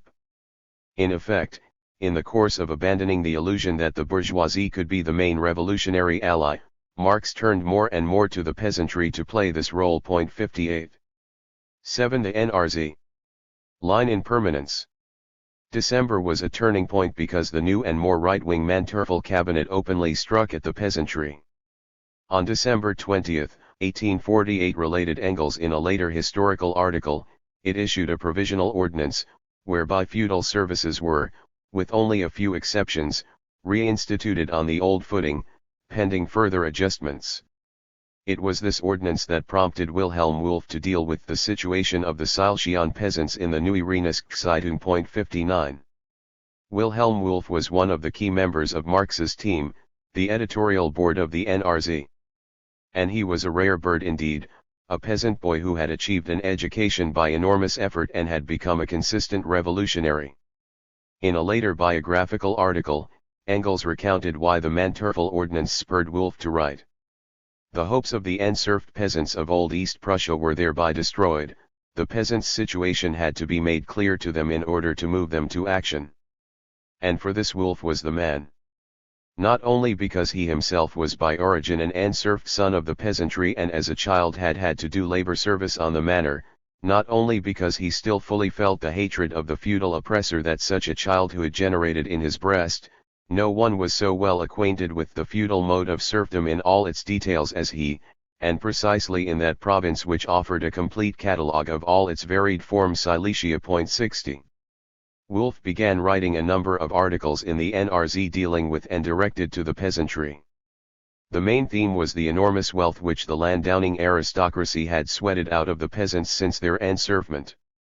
An initial article by Marx had brought up the demand being raised by the French peasantry for the return of the billion francs, that is, the recovery of the enormous compensation paid to the old landowners after the Bourbon Restoration. Marx then hoped that this issue would radicalize the French countryside. It is the first revolutionary measure, he wrote optimistically, that hurls the peasants into the revolution. 61. It was this theme, adapted to Germany, that was developed by Wolff in a series of popular articles entitled The Silesian Billion. According to Hamann, Wolff wrote most of them, though they unquestionably were prompted by Marx, who always kept the revolutionary potential of the peasants in mind. 62. In response to demand, a reprint of the series in 10,000 copies was published and distributed around Silesia itself, necessarily illegally in that region. 63. Wolff's articles were still being read by German peasants some 40 years later. Wolff's close collaboration with Marx and Engels, which had begun in 1846 in Brussels, continued till his death in 1864. He is lupus in the Marx-Engels correspondence. It was to him that Marx dedicated the first volume of Capital. After 1849 Wolff settled in Manchester. For several years, wrote Engels, Wolff was the sole political co-thinker I had in Manchester. No wonder that we saw each other almost daily, and that I often had occasion enough to marvel at his almost instinctively correct judgment on the events of the day. 66. The daily influence of this peasant-born revolutionary was no doubt one reason Engels devoted so much attention to the peasant question in politics and history. The peasant work of the NRZ group in 1848 to 1849 represented only a beginning. It had no sequel, since the situation that produced it came to an end with the advance of the counter-revolution in Germany. It stands, however, as an acting out of Marx's and Engels' first approach to the peasant question as a political actuality. Almost a half-century later, 45 years, to be exact, Engels was to write his fullest thesis on the peasant question in France and Germany, from which we have already quoted several times. The viewpoint spelled out there is an embodiment of the NRZ line: the proletarian socialist movement must look to the peasantry for a revolutionary alliance against capitalism, but without illusions in the peasantry. This viewpoint is to be distinguished from two other conceptions that were already rife and are still dominant today: 1. The conception of the peasantry as the main social force for revolution and the primary revolutionary class, and 2. The reformist tendency to neglect the peasantry as any kind of revolutionary force. It is true that the difficulty was not merely the anti-peasant views of the urban movements, but also the anti-working class prejudices of the peasants, prejudices arising out of their entire economic position, their upbringing, and their isolated mode of life, prejudices nurtured by the bourgeois press and the big landowners. 67. Since the rise of the working class movement in Western Europe, particularly in those parts where small peasant holdings predominate, it has not been particularly difficult for the bourgeoisie to render the socialist workers suspicious and odious in the minds of the peasants as partageurs, as people who want to divide up, as lazy greedy city dwellers who have an eye on the property of the peasants. 68. Engels does not deny that the peasant is prevented from giving ear to socialist propaganda for the time being by his deep-rooted sense of property. The more difficult it is for him to defend his endangered patch of land, the more desperately he clings to it, the more he regards the social democrats, who speak of transferring landed property to the whole of society, as just as dangerous a foe as the usurer and the lawyer. 69. Yet the socialists must strive to win over the peasantry in spite of all, since their party aims at the conquest of political power. But in order to conquer political power, this party must first go from the towns to the country, must become a power in the countryside. This party, which understands that the big landowners are enemies of the peasant, may this party calmly leave the doomed peasant in the hands of his false protectors until he has been transformed from a passive into an active opponent of the industrial workers. This brings us right into the thick of the peasant question. 70. More than once Engels stressed that even in the developed countries of Western Europe, socialism could not succeed against the opposition of the peasantry. No lasting transformation is possible in France against the will of the small peasant, he wrote. 71. A year before. Similarly, even in France the socialists are realizing more and more that no lasting victory is possible for them, unless they first win the great mass of the people, that is, in this case, the peasants. 72. With this Engels is saying two things: if we cannot actually gain the active support of one or another section of the peasantry, it is still basically important to neutralize them at least, and even if political power can be conquered against the will of the small peasant, it cannot be maintained and a socialist transformation of society will not be carried through. In the period of explosive change between 1849 and 1894, what necessarily changed in Marx's and Engels' writings on the peasant question was their estimation of what to expect at a given time, in a given country, and under given circumstances, just as their expectations of other revolutionary developments changed. In the rest of this chapter, we consider their views on different national cases, as they sought to estimate the current revolutionary potential of the peasantry within the framework of the possibilities for social revolution. How nearly correct their estimate was at any time or place is secondary here, the main point is what their approach implied for their conception of the role of a class in revolution. 8. Germany, to 1850. After the suppression of the Neue Rheinische and the end of the Marx Party in Cologne as a political center, there was a last futile aftermath of the German Revolution, the armed campaign for the Reich Constitution, which saw some fighting in South Germany and the Rhineland in 1849. Marx and Engels continued their peasant policy. In Baden they tried in vain to get the allegedly revolutionary provisional government to win over the big agricultural majority of the population by immediately abolishing all feudal burdens on the peasantry, by doing what the Frankfurt liberals had refused to do. 73. Though the Baden leftists funked, Engels' account of that armed campaign reported that a large part of the peasantry supported the revolutionary struggle. 74. In his Revolution and Counter-Revolution in Germany, written in 1852, his summary gave them less credit, unless he was including the rural laborers with the peasantry. A portion of the poorer country population, laborers and petty farmers read, small peasants, generally joined them the working classes of the towns after the actual outbreak of the conflict. As to country people that joined the insurrection, they were principally thrown into the arms of the revolutionary party by the relatively enormous load of taxation, and partly of feudal burdens, pressing upon them. Without any initiative of their own, they formed the tail of the other classes engaged in the insurrection, wavering between the working men on one side, and the petty trading class read, petty bourgeoisie on the other. Their own private social position, in almost every case, decided which way they turned. The agricultural laborer generally supported the city artisan, the small farmer was apt to go hand in hand with the small shopkeeper. 75. It was after the failure of this armed campaign that Marx and Engels settled in London. In Chapter 10 we have explained the evolution of their views during 1850, particularly the period in which they wrote the address to the Communist League, which still assumed that the revolution was around the corner, though in a brief lull. Let us now relate the peasant question to this period. As we saw, Marx and Engels emerged from the experience of 1848 to 1849 with the conviction that the petty bourgeois democracy would, once in power, become the most dangerous enemy of the real revolution. The revolutionary period ahead would unfold in two continuous phases. In phase 1, the revolutionary proletarian party would march against the existing ruling classes in alliance with the democracy, but the joint victory would put the latter in power, and it would inevitably betray the aims of the movement and its working class ally. The working classes must be prepared for phase 2, which would pit the consistent revolutionaries against the vacillating and compromising Democrats, to make the revolution permanent. What lay immediately ahead as the address saw it in March 1850 was the period of alliance.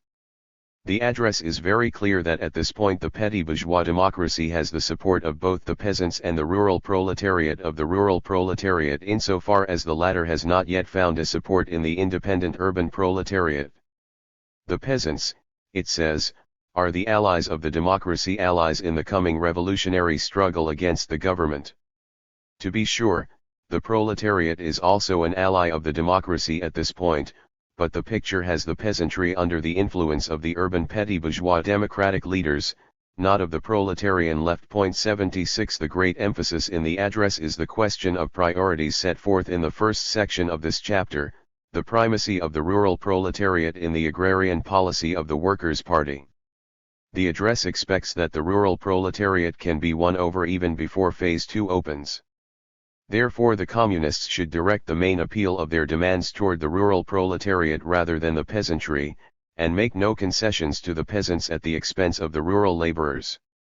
As in the First French Revolution, the petty bourgeois once in power will give the feudal lands to the peasants as free property, that is to say, try to leave the rural proletariat in existence and form a petty bourgeois peasant class which will go through the same cycle of impoverishment and indebtedness which the French peasant is now still going through. The workers must oppose this plan in the interest of the rural proletariat and in their own interest. They must demand that the confiscated feudal property remain state property and be converted into workers' colonies, cooperatives cultivated by the associated rural proletariat with all the advantages of large-scale agriculture, through which the principle of common property immediately obtains a firm basis in the midst of the tottering bourgeois relations. Just as the Democrats combine with the peasants, so must the workers combine with the rural proletariat. 77. The alliance in phase 1 is clearly seen as follows: the petty bourgeois democrats followed by the peasantry in alliance with the proletarian movement which is followed by the rural proletariat. It is crucial to understand that the problem raised here is how to dispose of the confiscated feudal property, the lands of the expropriated aristocracy. There is no question raised about the land presently held by the peasantry. The tension that is foreseen is with a peasantry that will want to expand its holdings by taking over the domains newly acquired by the revolution. If this happens, then, in addition to certain economic consequences, the rural laborers will remain in their present exploited state, still day laborers working for newly enriched peasants. The revolution will have served only to benefit the peasants at the expense of the land proletariat.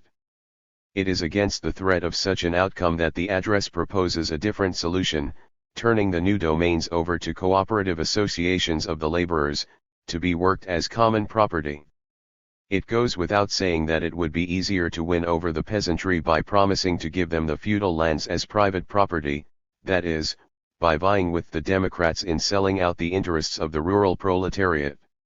The principle of class priorities means that, where a choice has to be made, Marx chooses the interests of the class exploited by peasant employers, and no doubt this choice will be resented especially by peasants big enough to be employers of agricultural labor.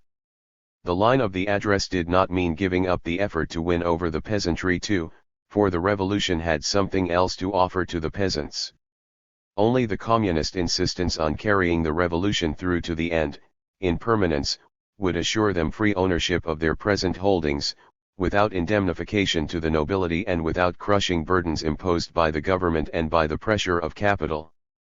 Those peasants who would support the democracy against the revolution, because of the promise of the feudal lands, would lose all, because the Democrats were incapable of carrying through the revolution.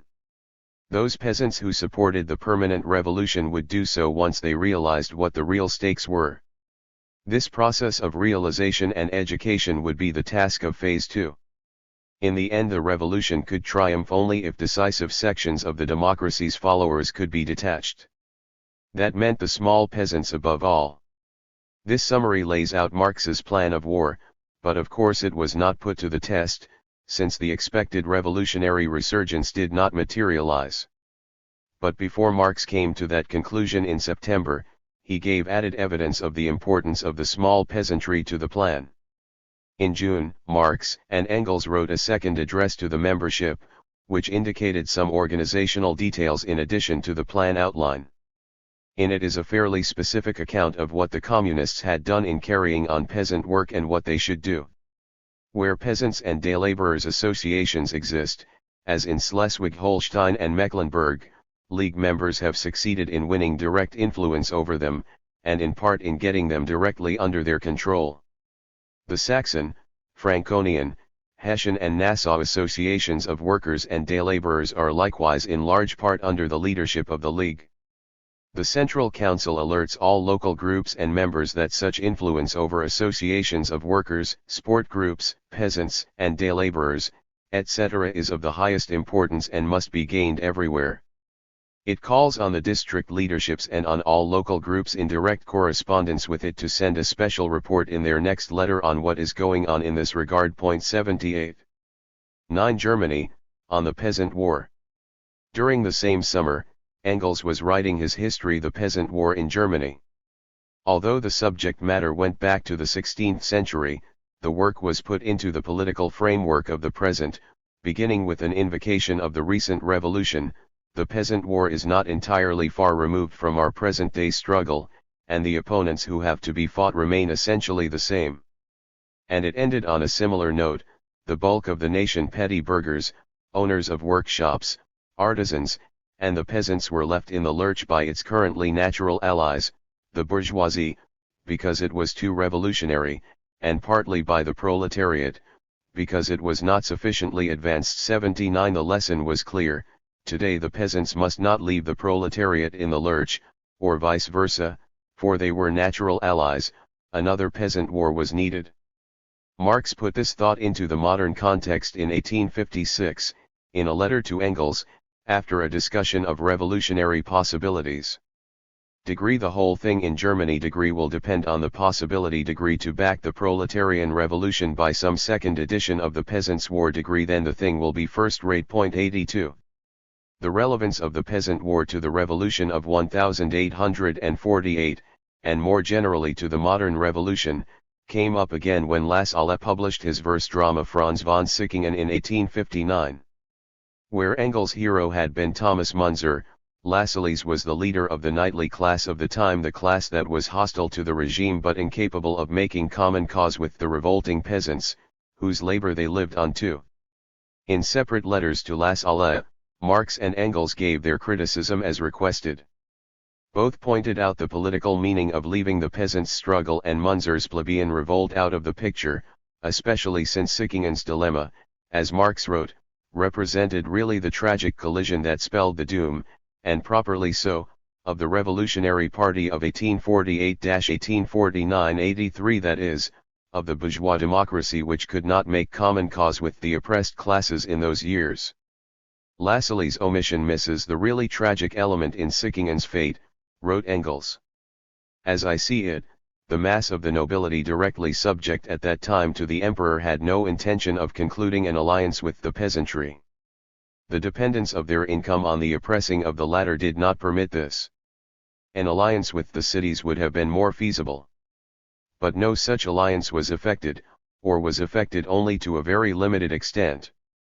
But a national revolution of the nobility could have been accomplished only by means of an alliance with the townsmen and the peasants, particularly the latter. Here, I dare say, lay the tragic collision between the historically necessary postulate and the practically impossible execution. 84. It is no exaggeration to say, though it would be digressive to show that most of Lassalleanism is dramatized in the obvious elitism of Franz von Sickingen. It certainly embodies the reformist pattern of viewing the peasantry as a negligible quantity, except as voting cattle, and it goes along with the Lassallean one reactionary mass theory which Marx attacked. 85 Because of Lassalle's orientation toward an alliance with the aristocracy against the bourgeoisie, he also closed off the possibility of alliance with the peasantry, for reasons more modern than motivated the disaffected knights of the 16th century. Engels remarked acidly, in a predominantly agricultural country like Prussia it is a vile thing to jump on the bourgeoisie exclusively, in the name of the industrial proletariat, but at the same time not mention with so much as a word the patriarchal exploitation of the rural proletariat under the whip of the big feudal aristocracy. 86 The same applied to the exploitation of the peasantry. 10 Germany, toward a peasant alliance. In the Peasant War in Germany, Engels extended the perspective of a revolutionary alliance with the peasantry back into the past. From the 1850s on, he and Marx returned frequently to the problem of working it out in the present and future. The revolution of 1848 to 1849 had not been able to complete the emancipation of the peasants from feudal burdens, let alone from capitalist exploitation. This, although in a changed form, remains a question still to be settled in a revolution to come, wrote Marx in 1858.87. Germany therefore showed a pattern in which the newer evils of capitalism were growing apace while the old evils of feudalism still hung over the heads of many peasants. Here was an uneven and combined development that gave a double dynamism to the peasant element in the coming social revolution. The Prussian government was still harassing the peasantry in the interests of the old reaction. At this very moment, Marx informed his New York Tribune readers in 1853. The Prussian government is hatching two very dangerous projects, the one of limiting the free subdivision of real property, the other subjecting public instruction to the church. They could not have selected two objects more appropriate to alienate the peasantry of Rhenish Prussia and the middle classes throughout the monarchy. 88. But at the very same time capitalist development was in full swing. The combination spelled an important contrast between the situation of the German peasantry and that of England or France. In Germany, the Industrial Revolution is still going on, even under the most unfavorable conditions. Domestic industry, cottage industry based on small, free, or tenant-run land ownership is still constantly struggling against machinery and steam. The foundering small peasant grabs onto domestic industry as his final sheet anchor, but he hardly gets industrialized before he is again crushed by steam and machinery. His extra earnings from agriculture, the potatoes he grows himself, become the strongest force depressing his wages for the capitalists, who can now bestow the whole of the normal surplus value on the foreign customer as their sole means of maintaining a competitive position on the world market, and whose entire profit is made through the deduction from the normal wage. 89. And similarly, in a letter the following month, our great advantage is that with us the Industrial Revolution is only in full swing, while in France and England it is in the main consummated. With us, on the other hand, everything is still in full flow. Remnants of the old peasant industrial production for the satisfaction of the producer's personal needs are being supplanted by capitalist domestic industry, while in other places capitalist domestic industry is already succumbing in its turn to machinery. And the very nature of our industry, limping behind at the very end, makes the social upheaval all the more fundamental. 90. The peasant gets the worst of both worlds. A couple of years later Engels stressed the effects of the continuing dominance in German capitalism of rural domestic industry and manufacture, such as beet sugar manufacture and spirit distilling on the estates, instead of urban concentrated big industry. As domestic industry spreads in the rural areas, the Industrial Revolution is spread over a wider territory than in France or England, even if still on a lower level. This explains why the German revolutionary movement has spread so tremendously over the greater part of the country instead of being confined exclusively to urban centers. 91. It is perfectly clear that in Germany a victorious rising in the capital and in the other big cities will be possible only when the majority of the smaller towns and a great part of the rural districts have become ripe for the revolutionary change. The expansion of this rural domestic industry thus revolutionizes the German peasantry more and more. The destruction of this kind of industry by machinery and factory production would mean the destruction of livelihood for rural millions. Should it be Germany's fate to undergo also this transformation while still under the old social conditions, it will unquestionably be the turning point. If the working class of no other country has taken the initiative by that time, Germany will certainly strike first, and the peasant sons of the glorious army will bravely lend assistance. 92. This passage, and this essay, end with a strong expectation of peasant radicalization. Besides the transformation of peasants into industrial workers, one may expect the destruction of the old isolation, and with it the destruction of the political nullity of the small peasants who are dragged into the social whirlpool, the extension of the industrial revolution over the rural areas, and thus the transformation of the most stable and conservative class of the population into a revolutionary hotbed, and, as the culmination of it all, the expropriation of the peasants engaged in home industry by machinery, which drives them forcibly into insurrection. 93. This would be the second edition of the Peasants' War that Marx looked to as backing for proletarian revolution. When Engels' Peasant War in Germany was first published in book form in 1870, his preface returned to the question of the proletarian-peasant alliance. He was relatively optimistic about the feudal peasant who still owed labor service to the lord. Now that the bourgeoisie has failed in its duty of freeing these people from serfdom, it will not be difficult to convince them that they can expect salvation only from the working class. 94. The tenant farmers likewise, the bourgeoisie never does anything for these people, unless it is compelled to. From whom then should they expect salvation if not from the workers? The free small-holding peasant is a harder case, even though he can expect nothing from the bourgeoisie and its usurers, for most of them cling to their property, their little patch of ground. It will have to be brought home to them all the same that they can be freed from the usurer only when a government dependent on the people has transformed all mortgages into debts to the state, and thereby lowered the interest rates. And this can be brought about only by the working class. 95. Engels ended his 1882 essay on the Mark with the same appeal to the peasant. Since times are hard in agriculture, the restoration of a free peasant class, starved and stunted as it is, had this value that it has put the peasant in a position, with the aid of his natural comrade, the worker, to help himself, as soon as he once understands how. 96. In his last year, Engels was quite confident that the appeal would be heard. If it continues in this fashion, by the end of the century the German party shall conquer the greater part of the middle strata of society, petty bourgeois and small peasants, and grow into the decisive power in the land. 97. For the socialists could not be the decisive power in the land merely with the support of the working class, power meant winning over the greater part of the middle strata as well. 11. France, toward the alliance. As we know from Marx's analysis of Bonapartism, the peasantry was the decisive class force that ensured reaction after the turmoil of 1848. From the long perspective of nearly a half-century later, Engels could summarize the post-revolution role of the peasants negatively. The hazy socialistic aspirations of the Revolution of February 1848 were rapidly disposed of by the reactionary ballots of the French peasantry.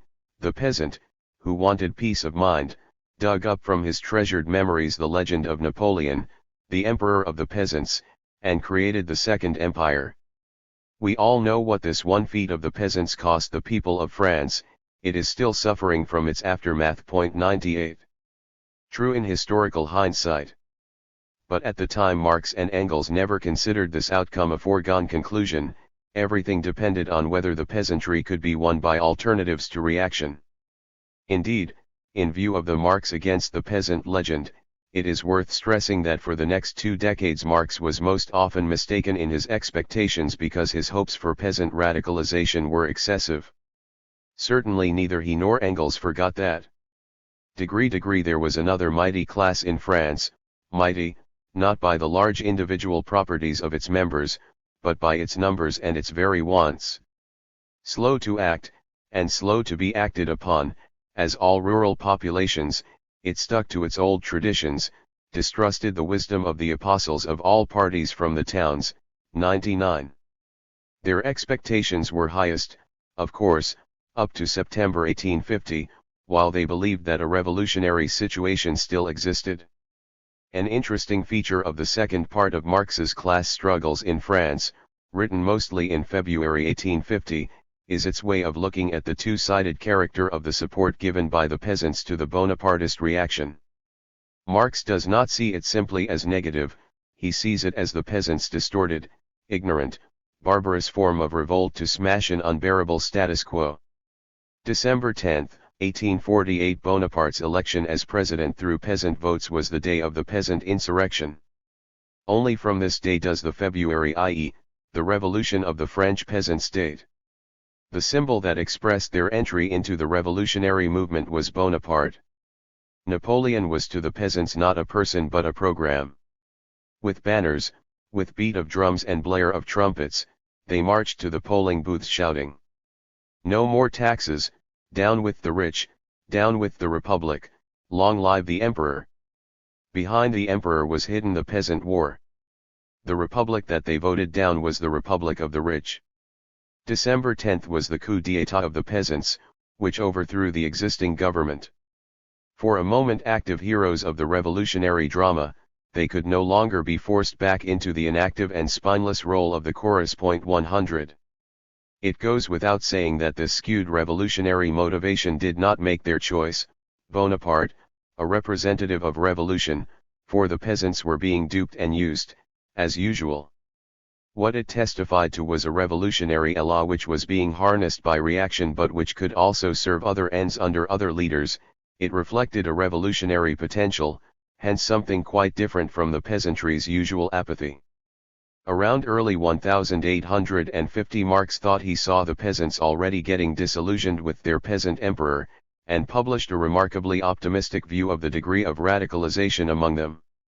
The great mass of the rural population, ruined by the results of land parcelization, by the tax burden and the purely fiscal and, even from the bourgeois standpoint, deleterious character of most of the taxes, disillusioned about Louis Napoleon's promises and the reactionary deputies, the mass of the rural population has thrown itself into the arms of the Revolutionary Party and embraces a socialism which, to be sure, is still mostly very crude and bourgeois. A class which was politically dead up to now, that of the peasants, has been swept into the movement and won for the revolution. 101. As a result, the Napoleon of the peasant insurrection dissolved like an apparition, thought Marx at this point. 102 In the third installment of the Class Struggles in France, he wrote of the gradual revolutionizing of the peasants, of this revolutionizing of the most stationary class, which in turn necessitated repressive governmental measures that inoculated every village with revolution. They localized and peasantized the revolution. He set the overthrow of capitalism and the establishment of a socialist government as the program for the peasant too. The constitutional republic is the dictatorship of his united exploiters, the social democratic, the Red Republic, is the dictatorship of his allies. 103. We need hardly point out that the rosy glow of confidence in the peasantry was unjustified, but this error was only part of the larger misestimation, which was corrected in September when Marx recognized that the revolutionary situation had passed. The important point for us is what Marx expected from a peasantry caught up in social revolution. In this sense, Marx's expectations continued even after September, for we have seen that all through the 1850s he expected thoroughgoing disillusionment with Bonaparte among both the bourgeoisie and the peasantry. 104 And therefore an upturn in the radicalization of the countryside. This was true even after December 1851, Bonaparte's coup d'état. Of course, immediate hopes in the discontent of the peasants were dashed. It was clear that Bonaparte had successfully utilized their relapse into normal conservatism and apathy. But writing in 1852, Marx still saw the peasantry, or a considerable part of it, as a potentially revolutionary force. In the 18th Brumaire, far from giving up the peasantry as a bad job after this feat of theirs, Marx highlights the fact that the emperor of the peasants is already using military and police force to quell peasant discontent. There had been no similar persecution of the peasants since Louis XIV. In this complex situation Marx dwells on the two souls in the breast of the peasantry. But let there be no misunderstanding. The Bonaparte dynasty represents not the revolutionary, but the conservative peasant, not the peasant that strikes out beyond the condition of his social existence, the small holding, but rather the peasant who wants to consolidate this holding, not the country folk who, linked up with the towns, want to overthrow the old order through their own energies, but on the contrary those who, in stupefied seclusion within this old order, want to see themselves and their small holdings saved and favored by the ghost of the empire. It represents not the enlightenment, but the superstition of the peasant, not his judgment, but his prejudice, not his future, but his past. 106. Under the parliamentary republic of 1848 to 1850, adds Marx, the modern and the traditional consciousness of the French peasant contended for mastery. This was the conflict between his future and his past, again. In the present, capitalist development was draining the peasant. And with the progressive undermining of small holding property, the state structure erected upon it collapses. 107. When he is disappointed in the Napoleonic restoration, the French peasant will part with his belief in his small holding, the entire state edifice erected on this small holding will fall to the ground and the proletarian revolution will obtain that chorus without which its solo song becomes a swan song in all peasant countries. 108. The emphasis is Marx's, and there are few stronger statements of the impossibility of proletarian revolution in peasant countries, even France, without the support of the peasantry. The statement is embedded in a prediction about developments in France which was, once again, grossly over-optimistic about the peasantry, so over-optimistic that, when Marx republished this essay in 1869, with Bonaparte still in the saddle, he cut this passage out. The prediction had to go, since in 1869 it read as a disappointed hope, but our attention should be fixed on the italicized statement, as a general conception. Since the peasants' interests are in opposition to those of the bourgeoisie, Marx concludes, hence the peasants find their natural ally and leader in the urban proletariat, whose task is the overthrow of the bourgeois order. 109. He kept looking for revolutionary stirrings among the French peasants through the 1850s. Twice in 1853 he reported, in articles for the New York Tribune, that Bonaparte was losing peasant support. 110. 3 years later, he was again reporting disaffection, agricultural misery, and the present revolutionary disposition of this class imperiling the dynasty, and so on. 111. If he sinned in estimating the revolutionary potential of the French peasantry, it was in inflating it, not in depreciating it. 12. France, the Commune and after. From early on, Engels linked the peasant question closely to the problem of revolutionary defense against the armed forces of the state, for these armed forces were dependent, everywhere on the continent, on the sons of the peasantry to make up their ranks. We will take up the most prominent such problem in Volume 3, in connection with Germany. Suffice it to say here that this fact is another indication of how superficial the Marx against the peasant approach is, for the peasant question was vital to the revolution in ways that had nothing to do with one's opinion of the peasant way of life. In 1851 Engels wrote a memorandum, not for publication, on the military problem that would be faced by revolutionary France if, the following year, it threw off Bonaparte's yoke and was attacked by the armies of the Holy Alliance.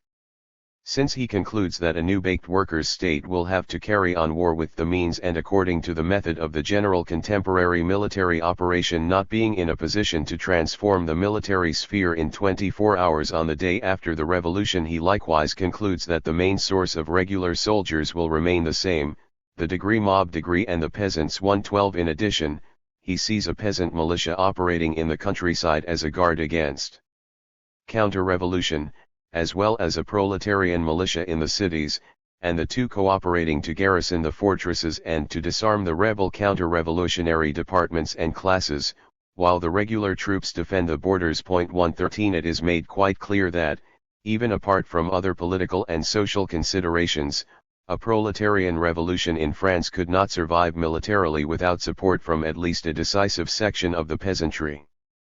A revolution came not 1 year but 20 years after Engels' memo, and the problem was not that which was expected. It could be better described in terms of Marx's statement in the 18th Brumaire. The Paris Commune sang a solo song, which became a swan song when it failed to obtain the chorus from the countryside. The Versailles government succeeded in isolating the Parisians from the provinces, thus preventing an alliance of the working people of the city with the working people on the land. It is instructive to note that Marx's analysis in the Civil War in France, written while the Commune was still struggling to survive and without the benefit of historical hindsight, lays far more emphasis on the peasant question than the Commune itself did or than is even to be found in knowledgeable books written long afterwards, such as Jellinek's History. Furthermore, this analysis was condensed by Marx from a considerably more extensive discussion of the peasant question in his first draft. In both versions, most of the space was devoted to developing a specific program of peasant demands for the Commune. We will return to this program in the next chapter. Here we stress that this was a program for cementing a proletarian-peasant alliance behind the spreading of a Commune revolution to all France. The Commune was perfectly right in telling the peasants that its victory was their only hope. So begins this passage in the Civil War. It explains that the pro-Bonapartist leaning of the peasantry was already undermined. This prejudice of the past, how could it have withstood the appeal of the Commune to the living interests and urgent wants of the peasantry? The rurals landowners behind the Versailles government, this was, in fact, their chief apprehension, knew that 3 months free communication of communal Paris with the provinces would bring about a general rising of the peasants, and hence their anxiety to establish a police blockade around Paris. 114. In the first draft, this passage reads as follows. Degree the rurals know that 3 months' rule of the Republican Empire in France, would be the signal of the rising of the peasantry and the agricultural proletariat against them. Hence their ferocious hatred of the Commune. What they fear even more than the emancipation of the townish urban proletariat is the emancipation of the peasants. The peasants would soon acclaim the townish proletariat as their own leaders and seniors. On the basis of considerable exposition, the draft concludes, similarly to the final version, that what separates the peasant from the proletarian is, therefore, no longer his real interest, but his delusive prejudice. The Commune is the only form of government that can rescue the peasant from an economic blind alley, without annihilating his position as a really independent producer. It ends, being immediately benefited by the communal republic, he the peasant would soon confide in it, trust it. 115. The Commune told the peasants that its victory was their only hope in a manifesto which was not only much delayed but which had to be distributed to the rural areas by scatter-drops from balloons. Such was the effect of the blockade. The Parisians were unable to send organizers and agitators into the country districts to carry their message, which was summarized in the manifesto as the land to the peasant, the tool to the worker, work for all. When the London Conference of the International met 4 months after the fall of the Commune, Marx pressed vigorously for the movement to make a turn on peasant work. The skimpy minutes show him opening this discussion with a statement which is summarized as follows. Marx, on propaganda in the countryside, says that it is indispensable, but not only from the point of view of counteracting militarism. 118. That is, much of the concern awakened on the peasant question stemmed from the recognized need to counteract the military power of the government, a consideration that the urban radical mind could grasp easily enough, and that was already well known and beyond dispute in the movement. But Marx had not even mentioned this point in his Civil War in France, which was addressed to the public. There he had been concerned with the broader issue, the forging of a general social revolutionary alliance with the peasantry. The minutes show Marx objecting to taking a purely organizational approach to the problem. This is too narrow. The big question is how one can reconcile the interests of the cities and of the countryside. This had been done in general and in brief in the Civil War in France, but he wanted a more detailed and locally specific approach. Therefore the various federal councils should prepare reports on this question for the next Congress. Both proposals were incorporated into a resolution which was adopted unanimously. 119 It was entitled Agricultural Producers, a term inclusive of peasants and farm laborers. Section 1 provided for reports to the next Congress on the means of securing the adhesion of the agricultural producers to the movement of the industrial proletariat. Section 2 asked the federal councils to send agitators, delegates, organizers, to the rural districts, to hold meetings, spread principles, and found rural branches. 120. After this, the minutes summarize a statement by Marx as follows: there has been too much preoccupation with urban workers, we will always fail. 121 That is, we will always fail as long as we preoccupy ourselves only with urban workers. In the ensuing years, as we have indicated elsewhere, it was Engels who in fact paid most attention to the revolutionary need for a proletarian-peasant alliance. As concerned France, we may set down the following two statements as representative. In a survey of the European labor movement of 1877, Engels' section on France saw the republicanization of the peasants as a change of the highest importance. It means also the approaching alliance between the workingmen of the towns and the peasantry of the country.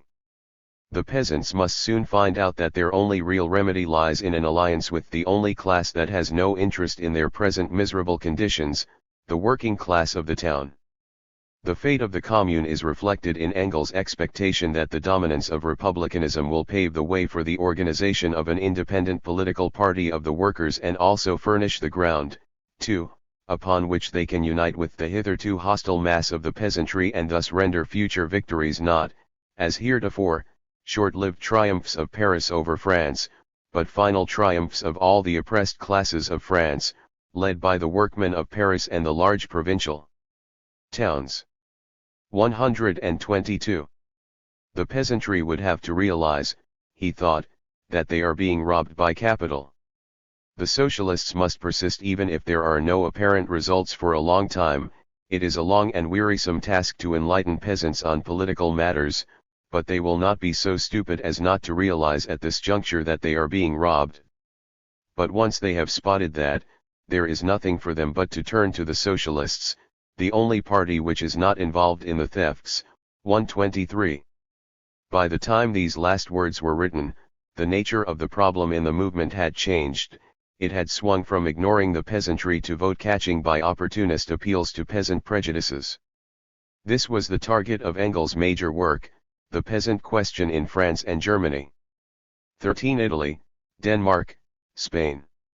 Outside of the more industrialized countries of Western Europe, which we have been considering, the importance of a proletarian-peasant alliance was even greater and clearer. In these countries, the problems to be taken up in the next chapter were more difficult. However, there were complications where the national question intervened and where pre-bourgeois social systems were especially prominent. Italy's situation was not complicated in this way. A didactic letter by Engels to an Italian comrade spelled out the ABC of the matter in an intentionally elementary way, keeping in mind that the main problem of alliance under consideration was not with the peasantry, who were not organized politically as a class, but with the petty bourgeois republican movement of the Mazzina type. In the background of this problem is the need for a political bloc of the working people, peasants, handicraftsmen, agricultural and industrial workers. The order is tailored to Italy. The socialist movement is young and weak. Throughout the country the agricultural population far outweighs the urban. Even in the towns, industry is undeveloped, hence typical proletarians are scarce. The town population is still largely the petty and middle bourgeoisie of the Middle Ages in decay and disintegration, for the most part proletarians of the future but not yet proletarians of the present. These class elements, made desperate by the prospect of economic ruin, will furnish the ranks and leaders of a revolutionary movement. On this road it will be followed by the peasants, who are prevented from displaying any effective initiative by their lands being too scattered and by their illiteracy, but who in any event will be powerful and indispensable allies. 124. Denmark was a country that consisted mainly of a capital city plus a rural hinterland. Toward the end of 1871, Engels gave the General Council of the International an interesting report on the political situation there. The Danish branch was based on the small-town proletariat, emphasized agitation among the agricultural laborers, and wanted to reach out to the small peasants to win them away from the Peasants' Friends Party of the landed nobility and big peasants. The International in Denmark aims at freeing the small peasants and agricultural laborers from this submission to the men who grow rich out of their labor, the two upper-class parties, and is endeavoring to form them into an independent party distinct from the so-called Peasants' Friends, but in intimate union with the working men of the towns. 125. Engels followed the Danish situation for years, with great appreciation of the peasant work of the Danish socialists. In 1872 he congratulated their leader. Degree altogether with regard to the all-important question of enlisting the small peasantry and husmandinkatters in the proletarian movement, the Danes, owing to their local circumstances and to their great political intelligence, are now in advance of all other nations. 126. A few years later, his account of the Danish Socialists' alliance with the Peasant Party had to be more critical of their tactics. 127. But the crux is that the Danes captured his attention and admiration by the energy with which they strove for a three-way alliance of the city proletariat, the farm laborers, and the small peasantry, as the key to revolution. In Spain, theory was confirmed negatively, as has too often been true.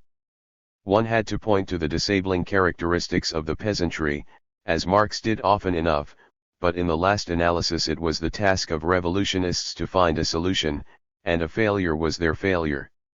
In 1854 Marx wrote, looking backward, "The defeat of the revolution of 1820 to 1823 can be easily explained. It was a bourgeois revolution, more accurately an urban revolution, while the countryside, ignorant, inert, devoted to the church's ceremonial pomp, remained passive spectators of the conflict of factions, which it hardly understood. In the few provinces in which exceptionally it actively participated in the struggle, this took place rather on the side of the counter-revolution, a fact which need not surprise one in Spain, that storehouse of old customs, that repository of everything that is elsewhere gone and forgotten. The fact that the revolutionary party did not know how to unite the interests of the peasantry with the urban movement was confirmed by two men, both of whom played a substantial role in the revolution, Generals Murillo and San Miguel. Marx then quotes them. The revolutionists' punishment was that they were forced to rely entirely on the army and its leaders. 128. It is such situations that give rise to endless and pointless controversies over whether the failure was due to the torpor of the peasants, the betrayal of the army leaders, or the incapacity of the revolutionary leadership. 14. Ireland, the national complication. Ireland was the most prominent case before Marx of an interpenetration of peasant question and national question. Colonial oppression by England was combined with a socio-economic and cultural association of the two peoples that was much closer than, say, between England and India. Industrialized Irish peasants became proletarians in England. An Irish liberation movement like the Fenians of the 1860s, whom Marx and Engels supported against English imperialism, was perhaps as active in England, and the United States, as in Ireland itself, and so on. The enormous interest in Ireland and the Irish movement taken by Marx and Engels was fed from several directions, but at bottom was the very close and immediate connection they saw between the revolutionary potential of the Irish peasantry and the fate of the proletarian revolution in England.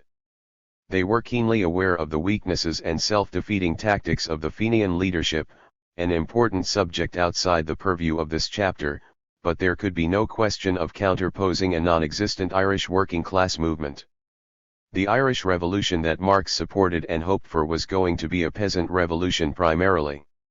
What the Irish need, wrote Marx to Engels, is, 1. Self-government and independence from England. 2. An agrarian revolution. 129. The overthrow of English rule would doom landlordism both in Ireland and in England. But I was long ago convinced that the social revolution must begin seriously from the ground up, that is, from land ownership. 130. What Marx worked out as he went along was the interweaving of three problems: the struggle of the Irish workers in England, the land question and peasant exploitation in Ireland, and the question of Irish national liberation. He did not start with the preconception that Irish national freedom depended on agrarian revolution. This became clear to him as he wrestled with the concrete problem. In 1867 he gave an hour-and-a-half lecture on the historical roots of the Irish question, concluding, "The Irish question is therefore not simply a nationality question, but a question of land and existence." Ruin or revolution is the watchword. 131 In a letter of 1869 he stressed that in Ireland the peasant struggle against landlordism is not merely a simple economic question but at the same time a national question, since the landlords are mortally hated oppressors from another country, England. 132 There was a reciprocal effect. The same day, as it happened, Engels wrote Marx a letter chortling over the electoral victory of the Fenians. If the English workers cannot take an example from the peasants of Tipperary, they are in a bad way. 133. About a month later Marx wrote a statement for the International on the Irish question, giving the Irish peasant struggle a key spot on the world stage. England is the bulwark of European landlordism and capitalism. Its most vulnerable point is its hold on Ireland.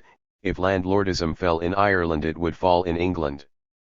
In Ireland this is 100 times easier, since the economic struggle there is concentrated exclusively on landed property, since this struggle is at the same time national, and since the people there are more revolutionary and exasperated than in England. 134. And again, Ireland is the bulwark of the English landed aristocracy.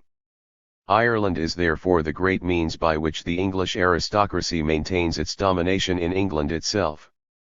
If the English army and police were to withdraw from Ireland tomorrow, you would at once have an agrarian revolution there. The destruction of the English landed aristocracy in Ireland is an infinitely easier operation than in England itself, because in Ireland the land question has hitherto been the exclusive form of the social question. This quite apart from the Irish being more passionate and revolutionary in character than the English. 135.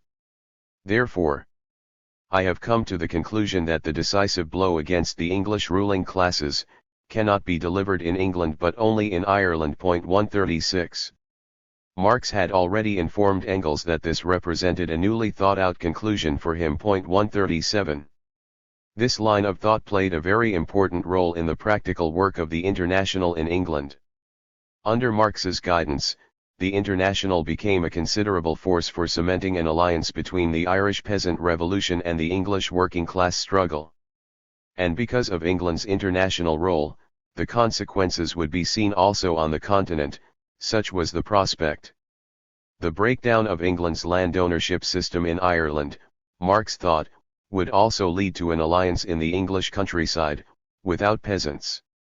Arrayed against the English landowning power at home would be the British farmers, wincing under high rents and low prices, the British agricultural labourers, at last impatient of their traditional position of ill-used beasts of burden, plus the dubious support of the bourgeois party that labelled itself radical. 138. Needless to say, such an alliance on the English countryside would be of vital concern to the proletarian movement. In Ireland itself, the bourgeois liberal nationalist leadership, which based itself on peasant support, was as hostile to an alliance with the English working class as their English counterparts. For to these gentry, wrote Engels, the whole labour movement is pure heresy, and the Irish peasant must not on any account be allowed to know that the socialist workers are his sole allies in Europe. 142. 15. Russia, hope in the peasant. When we come to Russia and Poland, Marx's and Engels' expectations from the revolutionary potential of the peasantry are so abundantly expressed that we need give only illustrative cases. The reason was not only the overwhelming peasant composition of the producing population, though this fact was basic. Since they regarded Tsarism as the kingpin of all European reaction, a revolution in Russia was most important from the standpoint of its international consequences. It was a way to blow up European reaction from within its main center.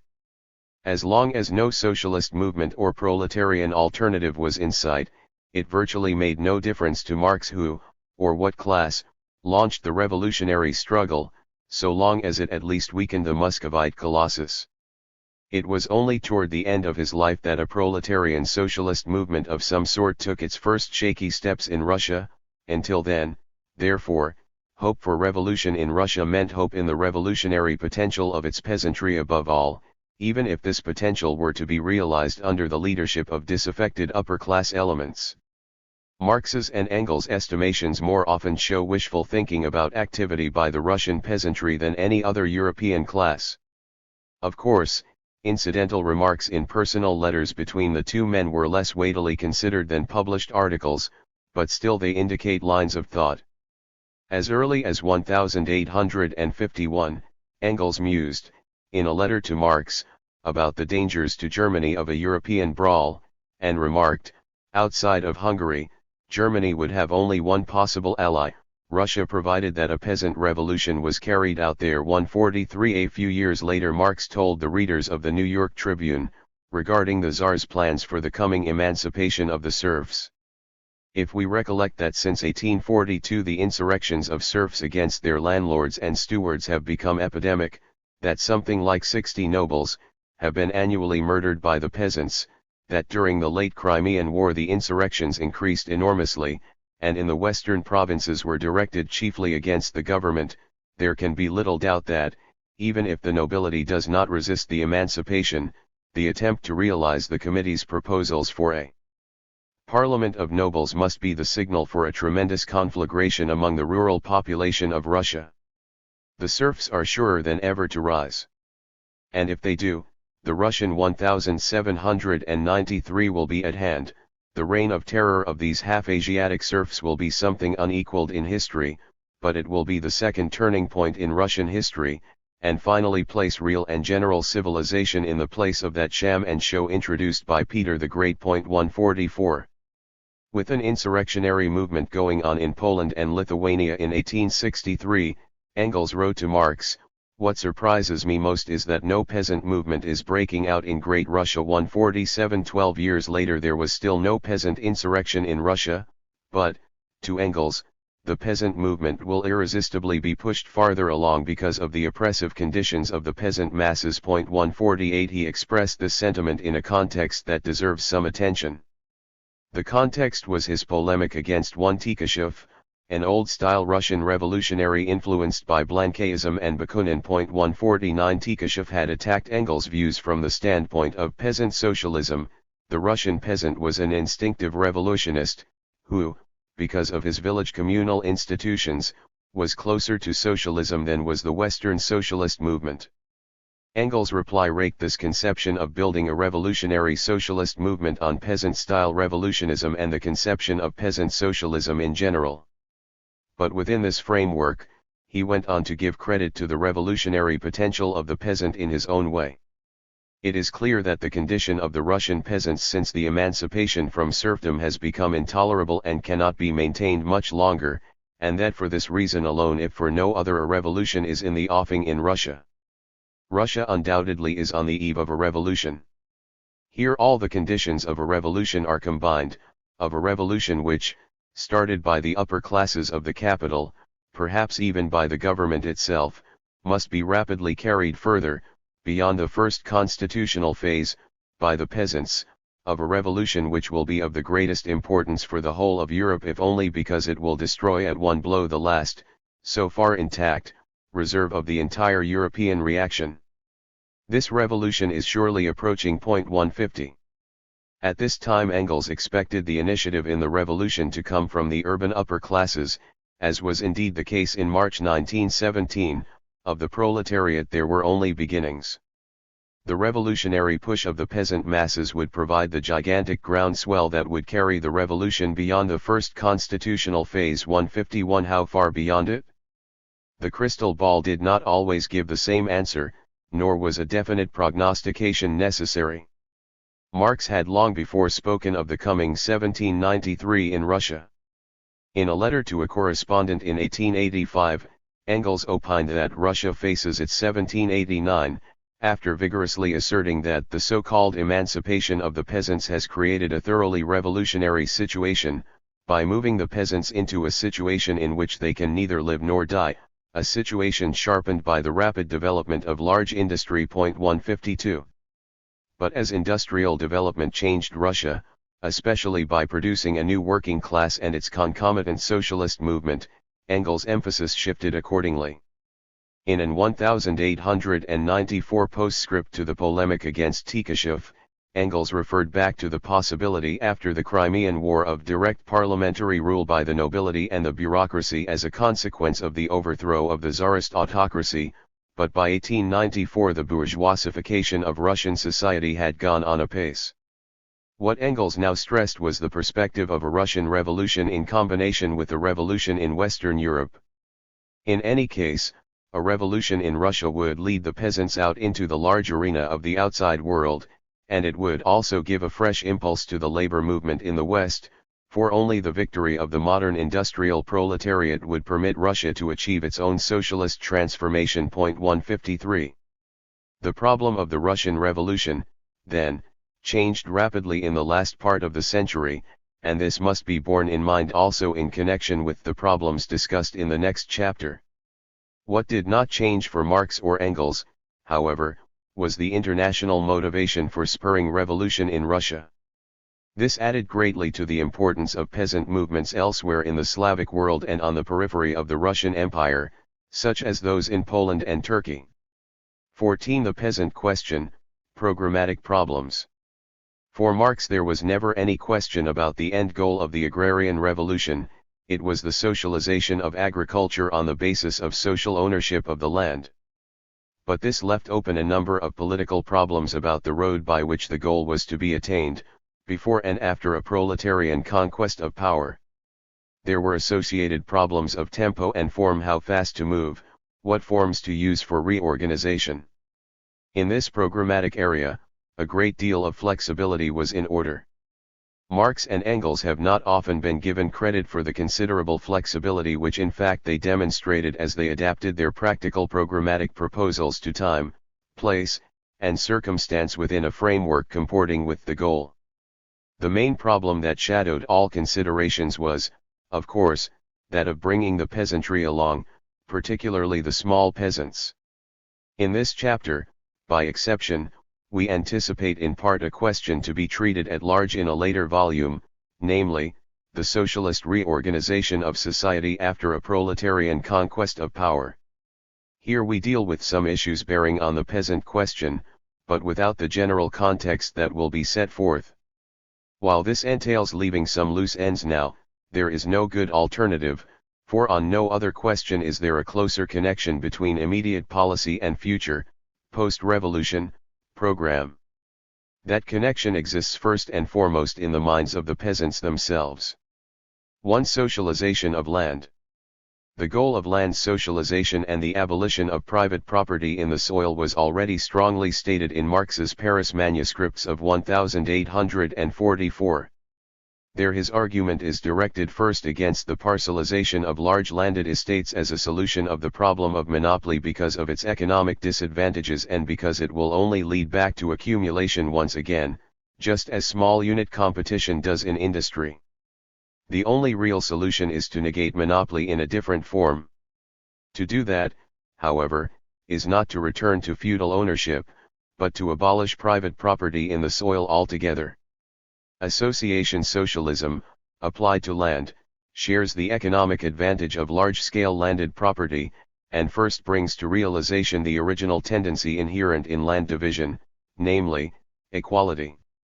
In the same way association also re-establishes, now on a rational basis, no longer mediated by serfdom, overlordship, and the silly mysticism of property, the intimate ties of man with the earth, since the earth ceases to be an object of huckstering, and through free labor and free enjoyment becomes once more a true personal property of man. 1. The 10-point program in the Communist Manifesto, by and large a compilation of demands popular among the revolutionary left, included this goal as point number 1, expropriation of landed property and application of ground rent for state expenditures. The case for land socialization was conveniently summarized by Marx many years later in a memorandum which was specifically concerned with England. This summary argument, which was intended as a guide to a popularized presentation, stresses that land nationalization is a social necessity because it makes possible the vast increase in production needed to satisfy the ever-growing wants of the people, by fully utilizing the scientific knowledge and technical means which are applicable only in large-scale operations, because a few individuals, owners, cannot be allowed to regulate agricultural production according to their whims and private interests or to ignorantly exhaust the powers of the soil, and because capitalist cultivation leads to the ever-increasing price of agricultural produce for the masses of people while it degrades the producer land-tiller himself to a mere beast of burden. 3. The basic importance of the question struck Marx forcibly in the middle of a letter to Engels in 1851, and we get a strong statement in a passing remark. But the more I go into the crap, the more I become convinced that the reform of agriculture, hence also of the property ship based on it, is the alpha and omega of the coming revolutionary transformation. Without that, Father Malthus would prove to be right. 3a. But land socialization was by no means a closed question in the socialist movement. It was opposed by a number of petty bourgeois radical currents, in England, Fergus O'Connor's wing of Chartism, in France and Belgium, the Proudhonists, in Germany, such allies of the socialists as the South German People's Party. The two viewpoints locked horns inside the International.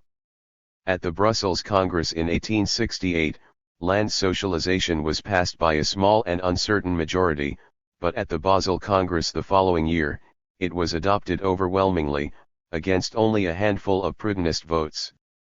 This decision fluttered the International's opponents on all sides. The reformist leaders in Switzerland, Austria, and Germany are yelling blue murder, Marx wrote in a letter. 4 In South Germany, the People's Party denounced it, and so Wilhelm Liebknecht, opportunist as usual, wanted to maintain socialist neutrality toward the international decision, but a majority of the party executive overruled him. It had taken 3 congresses before the International was able to get to this point, for the social pressure of the peasant mass outside the movement was felt inside it through a variety of transmission belts. When the General Council was discussing the issue prior to the Basel Congress, a visitor from Paris, the future anarchist Elisée Reclus, assured the council members they need not be concerned with the peasantry, for the peasants know very little what is going on in the world, they do not come to your congresses, they do not even know that they are held, we have very little care about them. The men in the towns are for collective property. To this blinkered urban radical view, Marx replied, as summarized in the minutes: the small peasantry is not at the congresses, but their idealistic, i.e., ideological representatives are there. The Proudhonists are very strong upon the point, and they were at Brussels. 5. Immediately upon the adoption of the Basel Resolution, international activists in England were instrumental in establishing the Land and Labour League, whose first plank was the nationalization of the land. 6 Marx thought this enormously important. The formation of the Land and Labour League, which was directly brought about by the General Council, by the by, is to be considered an outcome of the Basel Congress, thereby the Workers' Party completely cuts loose from the bourgeoisie, nationalization of land being the starting point. 7. But the adoption of the principle did not foreclose programmatic questions of implementation. It was clear in the international debates that, although land collectivization would vest ownership in a workers' state, that is, the power to determine how the land would be worked and by whom, it did not mean that the state must necessarily take over agriculture directly. At the Basel Congress, for example, one common idea was that small-holding peasants might continue in cultivation of their land without rent, at least for their own lifetime. Cooperatives were another popular form, as we shall see. Nor did the adoption of the principle mean that, regardless of national circumstances, a workers' state should nationalize the land by decree in one blow. This was a matter of tempo. Marx already indicated this before Basel, in the General Council's pre-Congress discussion. In England the land could be transformed into common property by Act of Parliament in the course of a fortnight. In France it must be accomplished by means of the proprietor's indebtedness and liability to taxation. 8. And by implication less developed countries might see even slower tempos. This element of flexibility applied not only to use, then, but also to ownership of the land. On this point particularly there would naturally be a great difference in ways and means applied to big peasants and small peasants. Writing to Marx about the brouhaha over the Basel Resolution on landed property, Engels remarked that people forget that there are various kinds of peasants, and that for the present the proletariat has no interest in calling in question small land ownership. The following year he utilized a new preface to his peasant war in Germany to make the point publicly. The context is the plan to turn large landed estates into cooperative agricultural associations.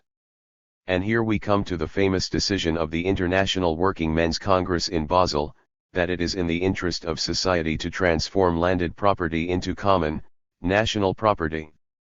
This resolution was adopted mainly for the countries where there is big landed property, and where, in connection with that, these big estates are being operated with one master and many laborers.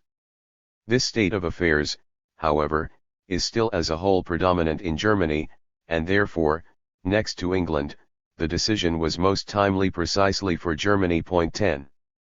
A similar view appears in the rough notes that Marx jotted down for himself in 1874 to 1875 on reading one of Bakunin's polemics. Apropos of a passage in which Bakunin jibed that the peasantry does not enjoy the goodwill of the Marxists, who want the urban proletariat to dominate it, Marx scribbled this comment: "Where the peasant exists in mass numbers as a private property owner, where he even forms a more or less considerable majority, as in all the states of the Western European continent where he has not disappeared and been replaced by agricultural day laborers as in England, the following cases come up: either he obstructs, wrecks every workers' revolution, as he has done in France up to now, or else the proletariat must, as the government, take measures whereby the peasant sees his situation immediately improved, and which therefore win him over to the revolution. Measures, however, which in embryo facilitate the transition from private property in land to collective property, so that the peasant comes to it by himself, for economic reasons. This establishes the general approach." The note continues with a specific rejection of the idea of taking away the small peasant's land. But the peasant should not be antagonized, for example by proclaiming the abolition of the right to inheritance or the abolition of his property. The latter is possible only where the capitalistic tenant farmer has ousted the peasant and the actual cultivator of the soil is just as much a proletarian, a wage worker, as is the urban worker, and therefore directly, not indirectly, has exactly the same interests as he does. The warning could hardly be spelled out more clearly. But if Marx was opposed to expropriating the land tilled by the small peasant, he was equally opposed to breaking up the large estates already owned and worked capitalistically in order to turn this land over to small holders. 13. And this bisymmetric side of the perspective was set down in the last sentence of the note on Bakunin. Still less should parcellized property be strengthened by enlarging the parcels simply by the peasants' annexation of the large estates, as in the Bakuninist revolutionary plan of campaign. 14. Marx never believed that, even in a Western European country like France, a revolutionary government was somehow duty-bound by principle to decree the immediate nationalization of all land, including that of the mass of small peasantry, regardless of other considerations. The complete process might take a generation, as envisaged at Basel. Meanwhile there was plenty for a revolutionary government to do in order to move in that direction, as its goal. Marx came back to this in the aforementioned Memorandum on Land Nationalization in England, in 1872, contrasting the application of the program in England as against France. France has often been alluded to, but with its peasantry proprietorship it is farther off the nationalization of land than England with its landlordism. Peasantry proprietorship being thus the greatest obstacle to the nationalization of land, France, in its present state, is certainly not the place where we must look for a solution of this great problem. 15. England was the country where the socialist solution was most immediately applicable. Here, where the ruling class intertwined both the industrial capitalist class and the big landowners, where the aristocratic wing operated the land capitalistically and the bourgeois wing aspired to landed estates, the same act would shake both parts of the ruling class to the foundations. Marx's memorandum begins, the property in the soil, that original source of all wealth, has become the great problem upon the solution of which depends the future of the working class. And toward the end, the nationalization of land will work a complete change in the relations between labor and capital and finally do away altogether with capitalist production. 16. This applied specifically to England, and depended upon a political, not merely an economic, analysis, as was true also of Marx's view that the overthrow of British land ownership in Ireland would strike a fatal blow at British capitalism at home. As far as economic considerations alone are concerned, nationalization of land is by no means incompatible with capitalism. Marx made this clear more than once. 17. Some radicals wanted land nationalization as a means of establishing, or re-establishing, a class of small-holding farmers. The case of the Chartist wing under Fergus O'Connor will be discussed in section 5 below. Marx's memorandum of 1872 once again opposes this economic nostrum. Degree to nationalize the land and let it out in small plots to individuals or workingmen's societies, would, under a middle class, i.e., bourgeois government, only bring about a reckless competition amongst them, and cause a certain increase of rent, and thus lend new facilities to the appropriators for feeding upon the producers. 18. Whichever way a workers' state might decide to organize the operation of the land, it had to own the land, in the name of society as a whole, so that it could carry out its goals. Marx's memorandum quotes the Belgian socialist leader César de Pepy at the Brussels Congress of 1868, "The soil must become the property of rural associations, or the property of the whole nation. The future will decide the question." Marx disagrees with leaving the question open. Degree I say, on the contrary, the future will decide that the land cannot be owned but nationally. To give up the soil to the hands of associated rural laborers, would be to surrender all society to one exclusive class of producers. 19. This is the basic ground for rejecting any sort of syndicalist setup as flagrantly undemocratic. The earth could not be handed over to ownership control by narrow groups of workers, independent of control by working people as a whole, any more than the Food Workers' Union had a right to decide who would be fed.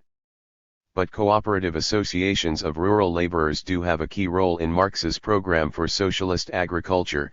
This brings us to Marx's and Engels' views on the operation of socialized land. 2. Socialist agriculture, cooperatives. The first step in socialist agriculture, then, would be to organize the operation of the big landed estates taken over from their semi-feudal or capitalistic owners, including state domains, even if the rest of the land still remained for a period in the hands of the small holders who already tilled it themselves. Engels, who got most concrete about all this, thought this first step would be perfectly simple. There is no record that the possibility of direct state operation of this land occurred to him. On the other hand, there is no reason to suppose he, or any other socialist, would have rejected it if it seemed indicated by circumstances.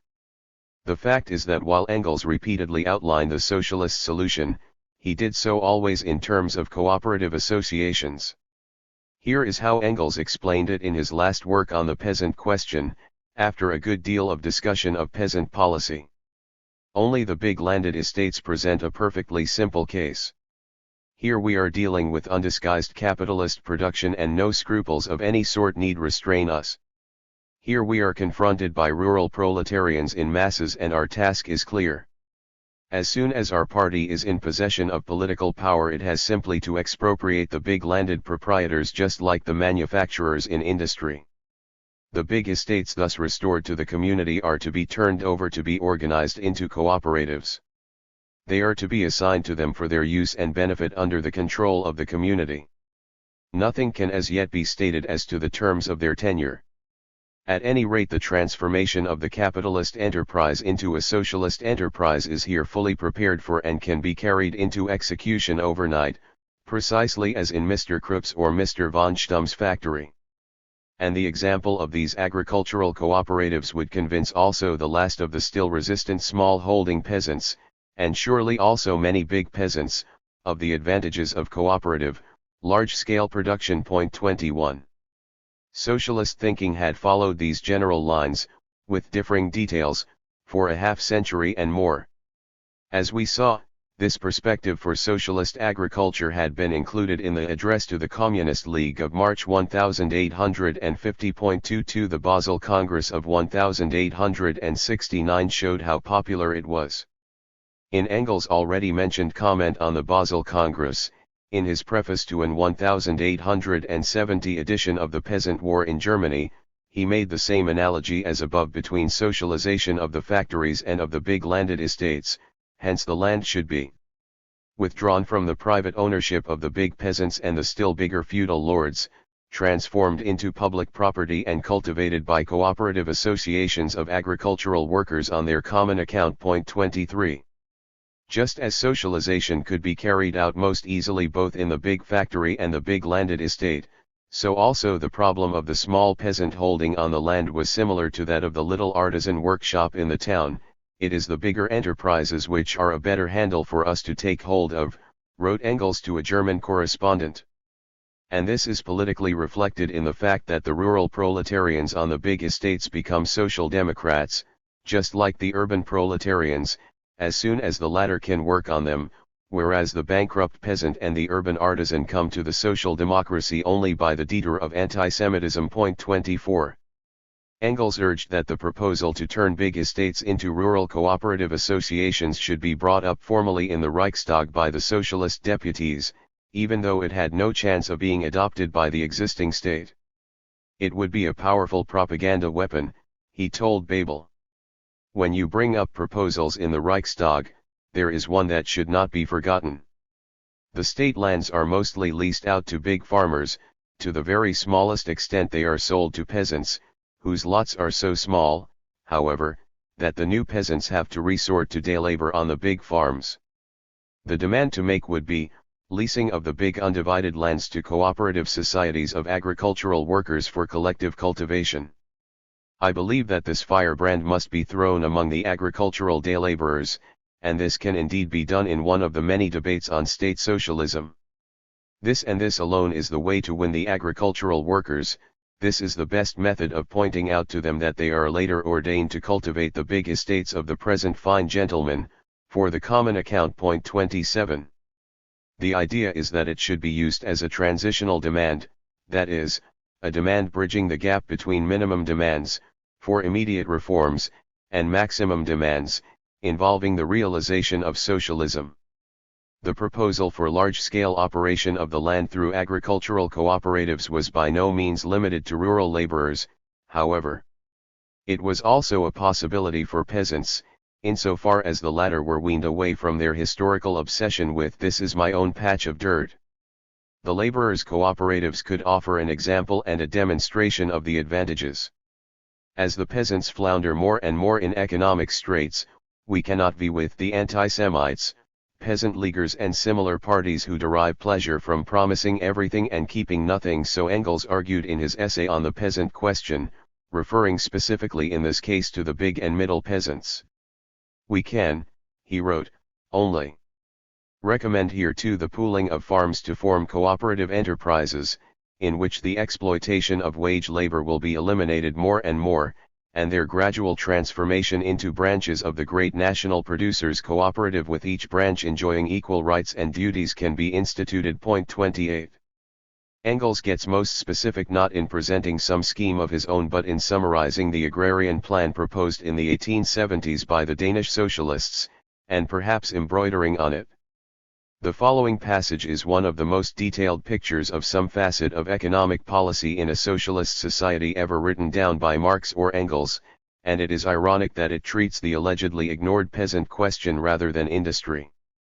In Denmark, the peasants of a village or parish were to pool their land to form a single big farm in order to cultivate it for common account and distribute the yield in proportion to the land, money, and labor contributed.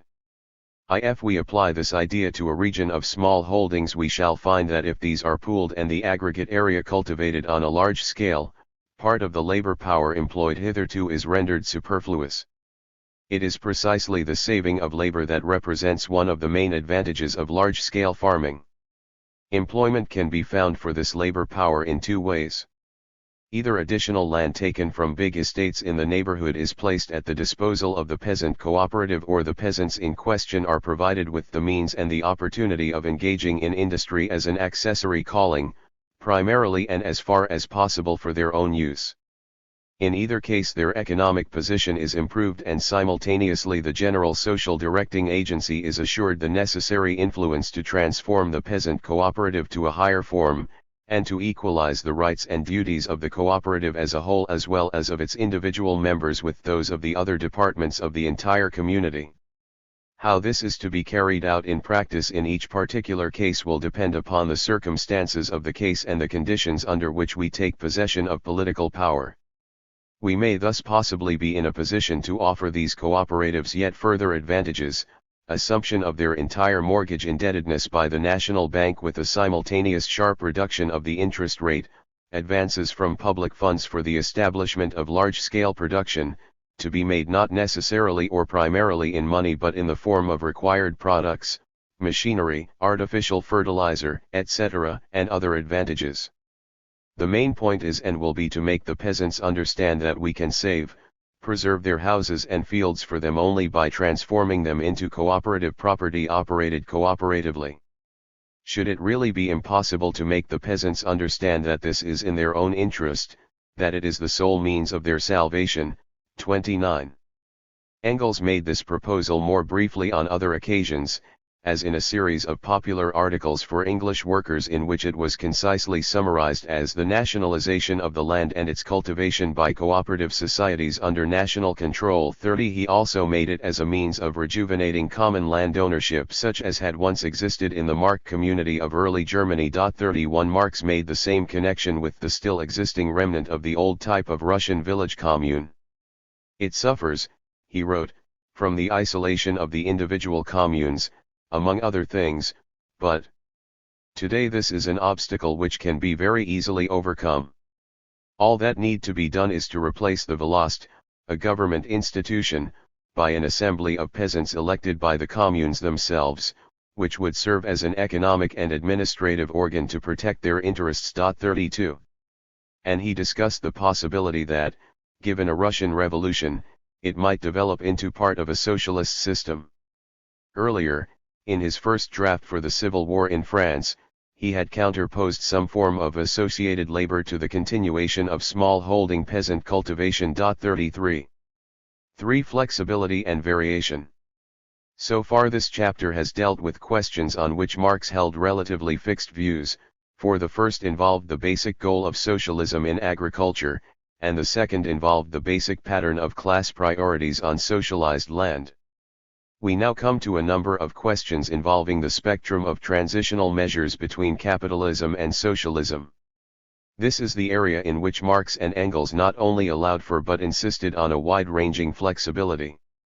Flexibility was required by the general principle of different countries, different cases, as explained in the preceding chapter. It was also required because such historical circumstances as the way in which power was achieved could strongly condition the first measures taken by a workers' state. Thus, while the goal of socialized agriculture on socially owned land was beyond question, the measures to be taken looking to the collectivization of land cultivation were a quite different matter. Let us cite two cases, one quite unequivocal in its answer, the other quite problematical. At the unequivocal end of the spectrum was a policy question of great political importance, the tenure of the small peasant. We have already seen more than one occasion on which Marx or Engels assumed or indicated in passing that the small peasants' cultivation of their own patch of ground was not to be forcibly disrupted. In an 1869 letter to Marx, Engels had remarked in the midst of another discussion, besides, it may of course be added that meanwhile the proletariat has no interest in raising the question of small land ownership. 34. In his final essay on the peasant question, Engels came to dot the i's. Compulsory collectivization of the small peasants' land was completely excluded. What, then, is our attitude towards the small peasantry? How shall we have to deal with it on the day of our accession to power? To begin with, the French party program is absolutely correct in stating, that we foresee the inevitable doom of the small peasant but that it is not our mission to hasten it by any interference on our part. Secondly, it is just as evident that when we are in possession of state power we shall not even think of forcibly expropriating the small peasants, regardless of whether with or without compensation, as we shall have to do in the case of the big landowners. Our task relative to the small peasant consists, in the first place, in effecting a transition of his private enterprise and private possession to cooperative ones, not forcibly but by dint of example and the proffer of social assistance for this purpose. And then of course we shall have ample means of showing to the small peasant prospective advantages that must be obvious to him even today. 35. The Danish example 36 is cited in this connection. Socialists, Engels stressed, cannot promise the small peasants to preserve their property against capitalist encroachments, that is, against the inroads of economic forces they had been warned about. We can only promise them, writes Engels, that we shall not interfere in their property relations by force, against their will. 37. When Koskai made a similar statement in the party press, he was criticized for favoring peasant enterprise, and Engels was disgusted by this wiseacreism. He wrote to Koskai, to deduce, from the fact that we tell the small peasants we will not drive them forcibly from house and home, that we also want to provide them with the economic requisites for continued private enterprise. This is a bit thick after all. It is quite clear that, as things stand today, you would pose these two propositions differently. 38. The case of the big and middle peasants was, of course, different, not simply because they were bigger but because their operations depended on the use of wage labor. In the case of big peasants or tenant farmers, the actual producers were the laborers. If these peasant growers draw the necessary conclusions, writes Engels, it will be incumbent upon us to facilitate to the best of our ability also their transition to the changed mode of production. Most likely we shall be able to abstain here as well from resorting to forcible expropriation, and as for the rest to count on future economic developments making also these harder pates amenable to reason. 39. We might add some obvious considerations, such as the fact that big peasants might have some difficulty in obtaining wage labor if socialized agriculture offered a more attractive alternative to farm hands. Toward the other end of the spectrum are the questions subsumed under the later catchword, land to the peasants, questions which we will sort out below. Here policy had to depend very much on the socio-economic position and historical circumstances of the country and time. Here national differences were often augmented by systemic differences.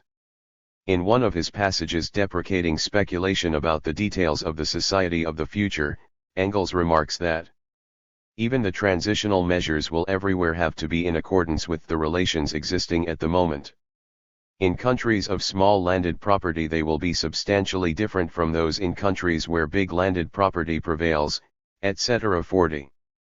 In his 1894 essay he discusses the special agrarian program adopted by the French party at Nantes, in supplementation of the general party program. He reminds the French that the generalities in its preamble do not apply to the whole world. Once we cite the program in support of our contention we must cite the entire program, which considerably modifies the proposition quoted in Nantes, for it makes the general historical truth expressed in it dependent upon the conditions under which alone it can remain a truth today in Western Europe and North America. 41. So generalities will not do. In the next sections we shall have to tie the issues down to countries and periods. When we do so, we shall see that even a slogan like land to the peasants which, in the myths of Marxology, is often supposed to be fundamentally incompatible with Marx's views was in fact an open question, depending on time and place. 4. Flexibility. In America, England and the United States are the most extreme cases, for here there was no class of peasantry overshadowing the land question as there was in most of the continent. In both countries the question raised inside the proletarian movement was not that of sparing or preserving a small peasantry but of creating one where none existed. It should go without saying that Marx could not support such a plan for a moment, but it is all the more interesting to see his political approach to genuine mass movements that did propose this retrogressive step.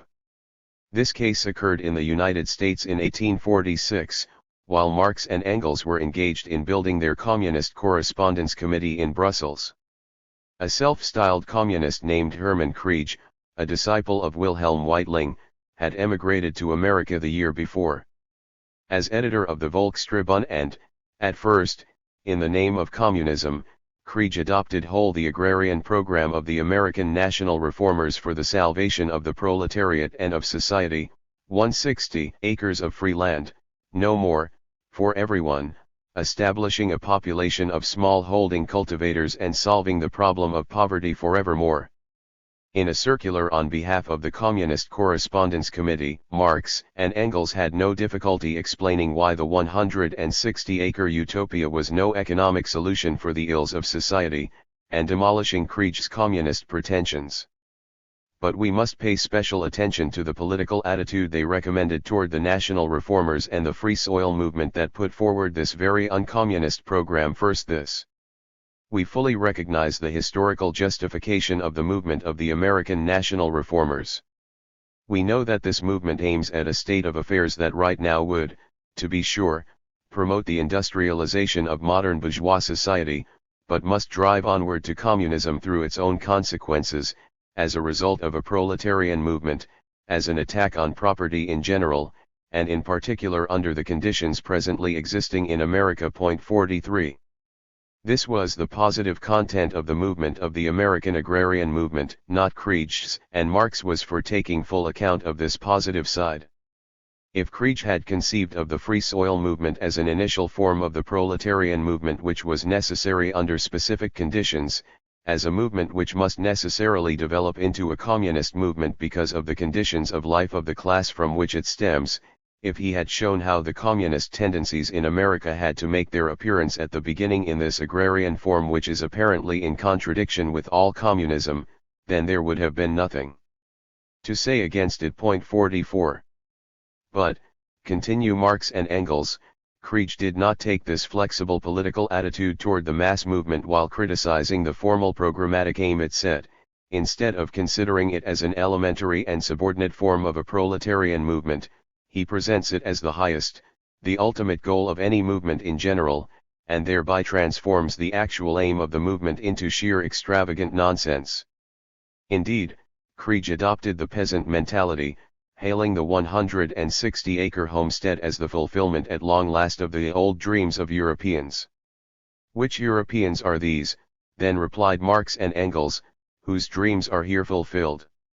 Not the communist workers, but rather the bankrupt shopkeepers and artisans or ruined cotters who aspire to the good fortune of again becoming petty bourgeois and peasants. And what kind of desire is this that is to be attained by means of the 1,400 million acres? None other than transforming everybody into private property owners, a desire which is just as feasible and just as communist as transforming everybody into emperors, kings, and popes. 45. We observe, then, that without supporting the program of the land reform movement, Marx counseled a sympathetic approach to collaboration with it or in it, rather than simple negation, critical participation designed not to reinforce the illusions of the movement but to lead it in another direction as soon as it could be weaned away from those illusions. Later on, of course, the illusions became even less tenable. In the Grundrisse notebooks, Marx remarked that in the United States the possibility of a worker's accumulating enough to become, say, a tenant farmer is already now coming to an end. 47. But even in peasantless America, Marx looked to the land tillers as allies. In 1877, for example, he was expecting that, under President Hayes, the great expropriations of land, exactly of the fertile land, will turn the farmers of the West, who are already grumbling very loudly, into allied troops of the workers. 48. However, farmer-labor alliances in America were going to be a special problem for a long time. 5. Flexibility, in England.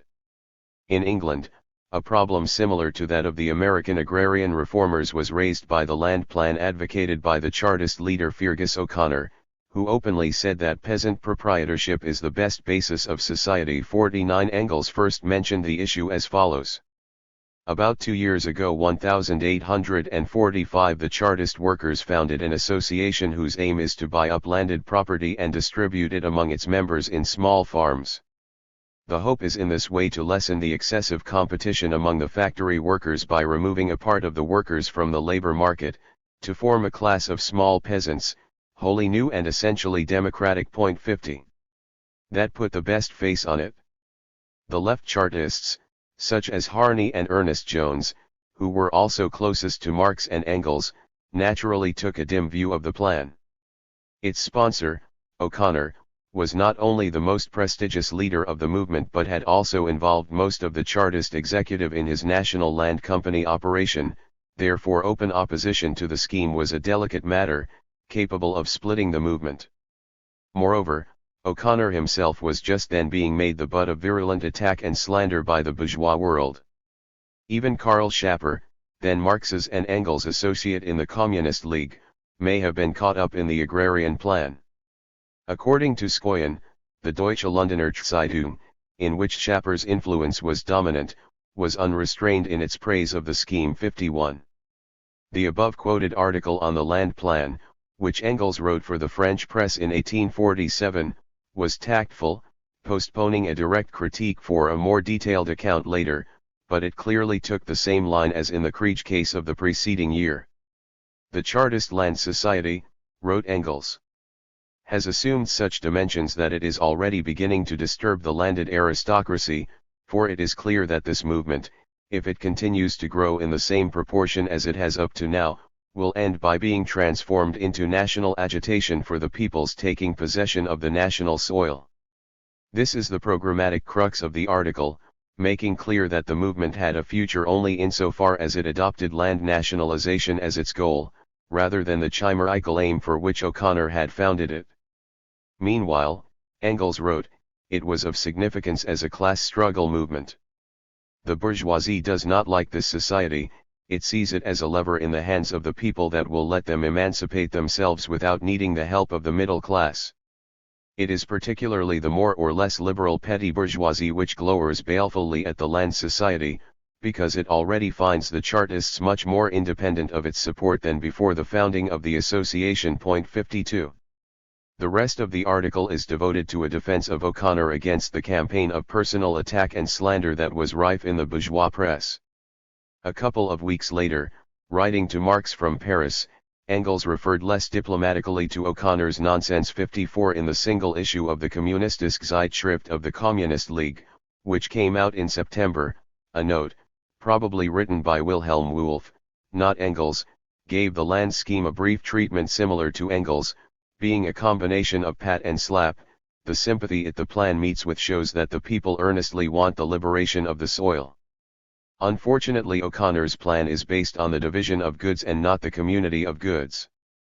55 here, too, more is promised on the subject later. In any case, the land plan collapsed the following July. But O'Connor continued to push the aim, and in 1850 Marx and Engels published a last comment for its obituary. The main point of conflict between the two Chartist wings is the land question.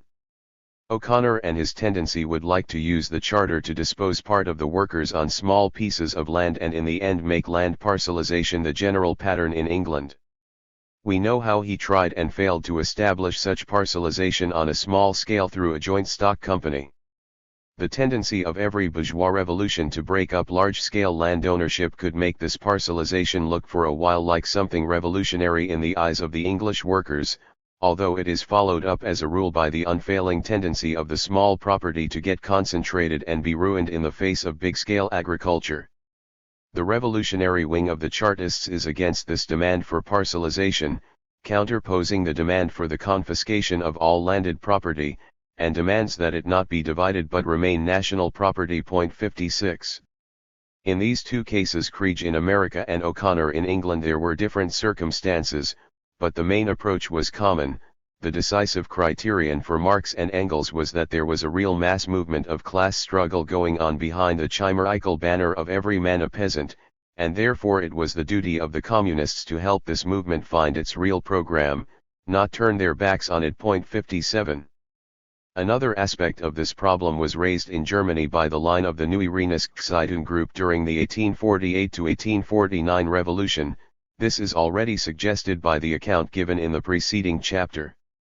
There we saw that the N.R.Z's main thrust on the peasant question was the campaign against any indemnification of the landowners and for the complete liberation of the peasantry from all feudal obligations without any payments whatever. This meant making it as easy as possible for the peasant to get ownership and control of the land worked, even in a small parcel, and thus to become a completely free smallholder. This would have meant strengthening the small peasantry as against the landowners' regime. Marx had no inhibitions against such a strengthening of the peasantry. The distinctive feature of his policy was that it permitted the following combinations: 1. Complete support to and stimulation of the revolutionary potential of the peasantry as against the old ruling class, represented by the absolutist government and the aristocracy, and 2.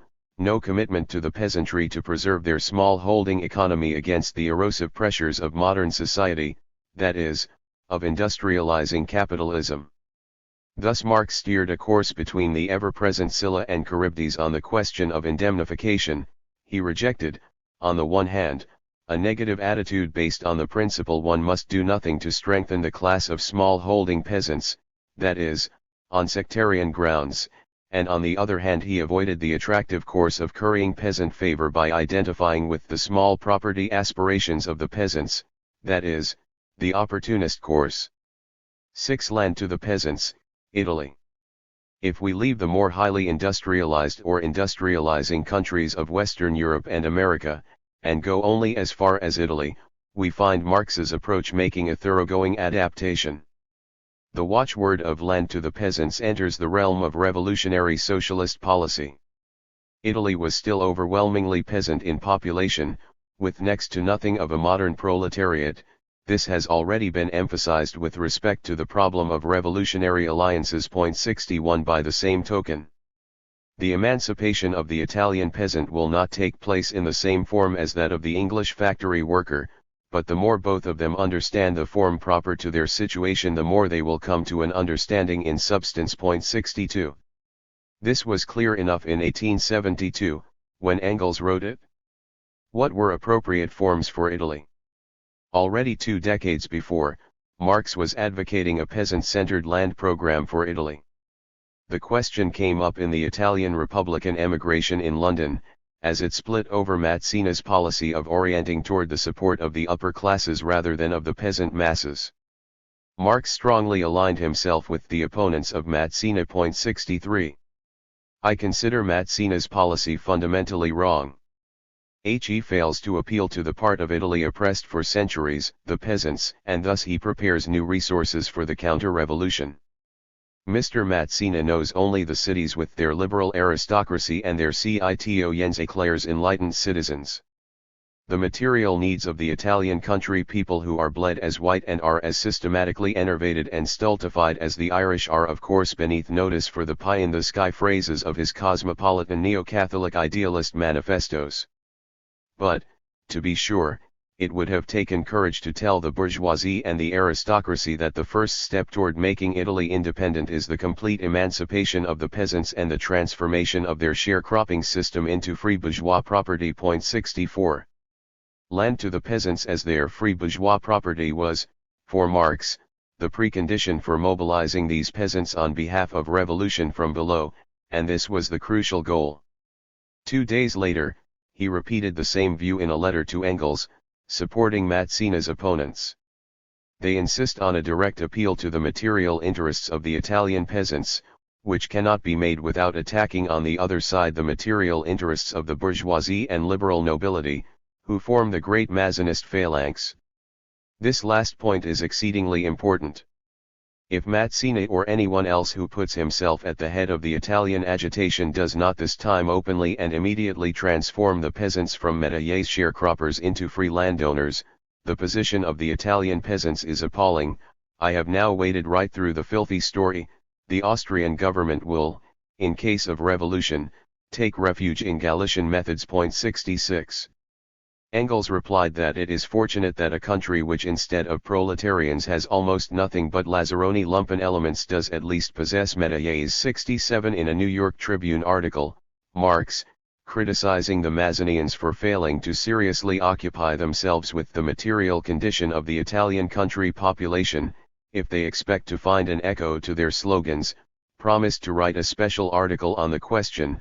I intend to dwell on the material circumstances in which by far the greater portion of the rural inhabitants of that country are placed, and which have made them till now, if not reactionary, at least indifferent to the national struggle of Italy. 68. He did not get around to writing this article, which evidently would have demonstrated that a serious orientation toward appealing to peasant interests was necessary to the success of the national liberation struggle which Mazzini was botching. It was, then, no new departure when, about 4 decades later, Engels repeated the same advice to an Italian comrade. Antonio Labriola had written an article advocating the distribution of untilled land, terra libera, in Eritrea to Italian peasants. Engels agreed. As far as his terra libera is concerned, it is indeed the highest demand that one could make of the present Italian government, that it distribute the landed property to small peasants for cultivation by themselves, and not to the monopolists, individuals, or companies, in the colonies. The small peasant economy is the natural and best condition for the colonies established today by the bourgeois governments on this, cf. Marx's Capital, Volume 1, last chapter, The Modern Theory of Colonization. We socialists can therefore in good conscience support the introduction of the small peasant economy in already established colonies. But whether this will be carried out is another matter. All present-day governments are sold to and under the yoke of the financiers and stock exchange to too great an extent to expect that the financial speculators will refrain from seizing the colonies for their own exploitation. But one can fight against this, even in the form of demanding that the government guarantee the same advantages to the Italian peasants emigrating there that they seek and largely find in Buenos Aires. 70. The proposal, then, Engels felt, would collide with the opposition of finance capital. This meant that, on the basis of a socialist demand for the distribution of available land for small peasant cultivation, the peasantry could be set into motion against the centers of capitalist power in Italy. Ireland, too, was geographically part of Western Europe, but, in terms of social development, leagues behind the capitalistically advanced countries. As we saw in the preceding chapter, what was on the order of the day was an agrarian revolution with an aim concentrated exclusively on landed property, 71, but with an international impact that would be massively anti-capitalist. This combination was decisive for Marx. There was no question but that at home the drive wheel of the Irish Revolution was the peasants' aspiration to own the land they tilled. Marx energetically supported this Irish movement and its basic land demands as well as the fight for national independence, even while he was critical of its methods, such as conspiratorial terrorism, and under his guidance the International agitated in this spirit. This attitude was spelled out by Engels in response to an interviewer's question, when he landed in New York on a visit to America in 1888. The interviewer was an old comrade, Theodore Cuno, representing the New Yorker Volkszeitung. Because of Americans' intense interest in the Irish struggle, Engels was asked about the position of socialism in Ireland, and he answered, "A purely socialist movement should not be expected from Ireland for some time. The people first want to become small landowning peasants, and when they do, the mortgages will come along and ruin them once again. In the meantime there is no reason why we should not help them to liberate themselves from the landlords, that is, to change over from a semi-feudal to a capitalistic condition." 72. This struck the two complementary notes: we support these peasants with their programmatic demand, but we openly warn them that they will find this program untenable after their victory. 7. Land to the peasants, Eastern Europe. When we come to Eastern Europe, Marx's advocacy of the programmatic demands summarized by the later slogan "Land to the peasants" becomes heavily stressed. We find this true most often with reference to Poland, because of his frequent involvement with support of Polish national revolutionary movements. but the position applied far more widely to the peasant countries of the Slavic East. Marx and Engels first gave public utterance to this programmatic view on Poland at a London meeting commemorating the Krakow Uprising of 1846, held, as it happened, on the same day that the February Revolution of 1848 was exploding on the other side of the Channel. The Communist Manifesto was coming off the press that same week, with its statement of support to the Polish revolutionary tendency that insists on an agrarian revolution as the prime condition for national emancipation. 73 What would an agrarian revolution mean in Poland? At the commemoration meeting, Marx's speech stressed that it was a question of a social revolution in Poland, not merely a political one. But was the Krakow Revolution communist, as has been claimed, asked Marx, just because it tried to break the chains of feudalism, to liberate tributary property and transform it into free property, into modern property? No, it was not communist, but nevertheless it aimed at a great social overturn. The men who were at the head of the Krakow revolutionary movement had the deep conviction that only a democratic Poland could be independent, and a Polish democracy was impossible without the abolition of feudal rights, without the agrarian movement which would transform the tribute-paying peasants into free property owners, into modern property owners. Put Polish aristocrats in the place of the Russian autocrat and you will have conferred naturalization papers on despotism. 74. This transformation of the peasants into owners of the land they tilled was the economic content of the social overturn to come, and it was intertwined with the democratic and liberatory character of the Krakow movement. The Krakow Revolution has given a glorious example to all of Europe by identifying the cause of the nation with the cause of democracy and the liberation of the oppressed class. Marx pointed to the close analogy with Ireland. This revolution, he said, finds the confirmation of its principles in Ireland, where the narrowly national i.e., nationalist party has been buried with O'Connell and the new National Party is above all reformatory and democratic. 75. Reformatory and democratic, for land reform, land to the peasants, and the overthrow of the autocracy. This was the social revolutionary side of the national revolution. Engels' speech at the meeting stressed that the 1846 Krakow uprising was fundamentally different from the Warsaw Revolt of 1830. In 1830 the Polish aristocracy had excluded three-quarters of the nation from the revolution. They left intact the brutalizing servitude of the peasants and the infamous condition of the Jews. They rejected Lelewel's effort to unite the national cause with the cause of liberty by emancipating the Jews and peasants, by having the peasants participate in the ownership of the soil, by reconstructing Poland on the basis of democracy and equality. In contrast, in the Krakow uprising the revolutionists attacked three powers at the same time. They proclaimed the freedom of the peasants, agrarian reform, the emancipation of the Jews, without for a moment worrying whether that might offend this or that aristocratic interest. 76.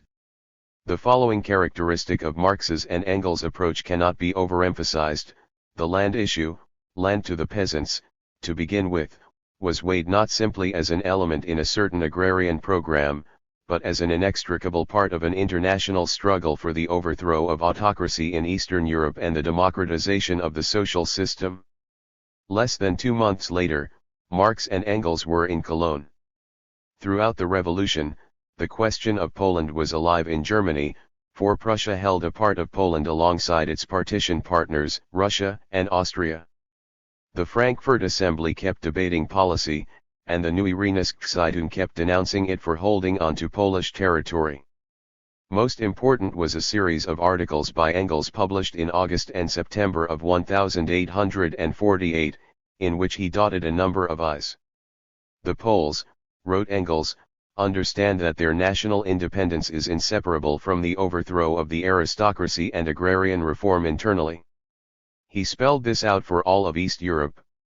The big agricultural lands between the Baltic and the Black Sea can escape from patriarchal feudal barbarism only through an agrarian revolution which transforms the enserfed or corvée-burdened peasants into free landowners, a revolution which is altogether the same as the French Revolution in the countryside. The Polish nation has the merit of being the first to proclaim this, among all the neighboring agricultural peoples. and especially since the Krakow uprising of 1846, the struggle for the independence of Poland has at the same time been the struggle for agrarian democracy, the only one possible in East Europe against patriarchal feudal absolutism. 77. The social content of agrarian democracy was the free ownership of his land by the peasant. Wherein, asked Engels, lies the inexorable and iron necessity for Poland to regain its freedom. In the fact that aristocratic rule is obsolete, and also in the fact that the establishment of agrarian democracy for Poland has become a vital question not only politically but also socially, in the fact that the Polish people's source of existence, agriculture, is headed for ruin if the peasant who is enserfed or liable for labor service does not become a free landowner. Therefore the Poland of the aristocracy must be replaced by the Poland of the peasant democracy. 78. The position applies to all Slavdom.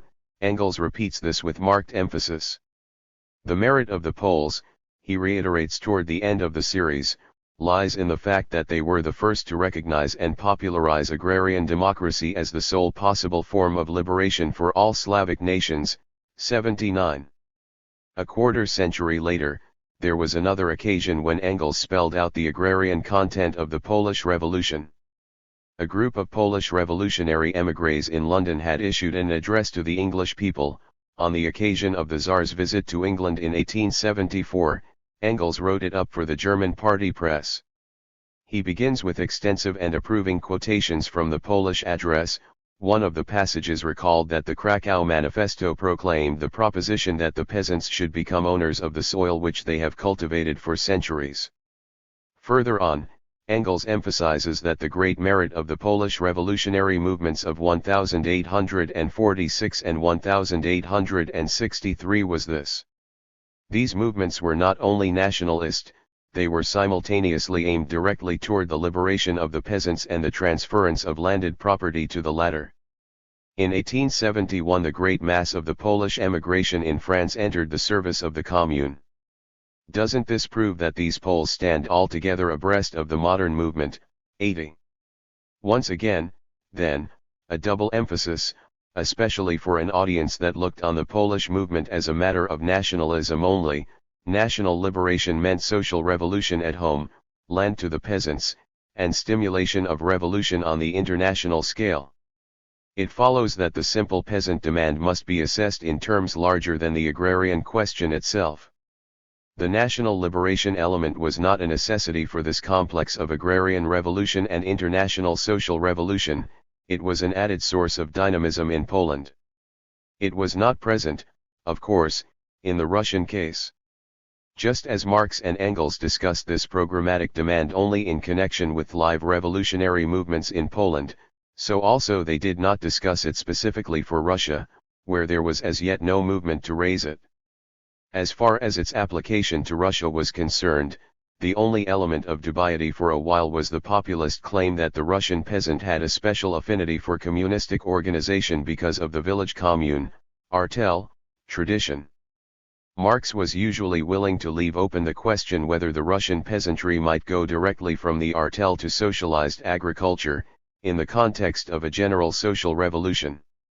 Even so, in 1881, as he tried to draft a letter to Zasulich on the possibility of the direct transition, we can see the land to the peasants idea in his line of thought.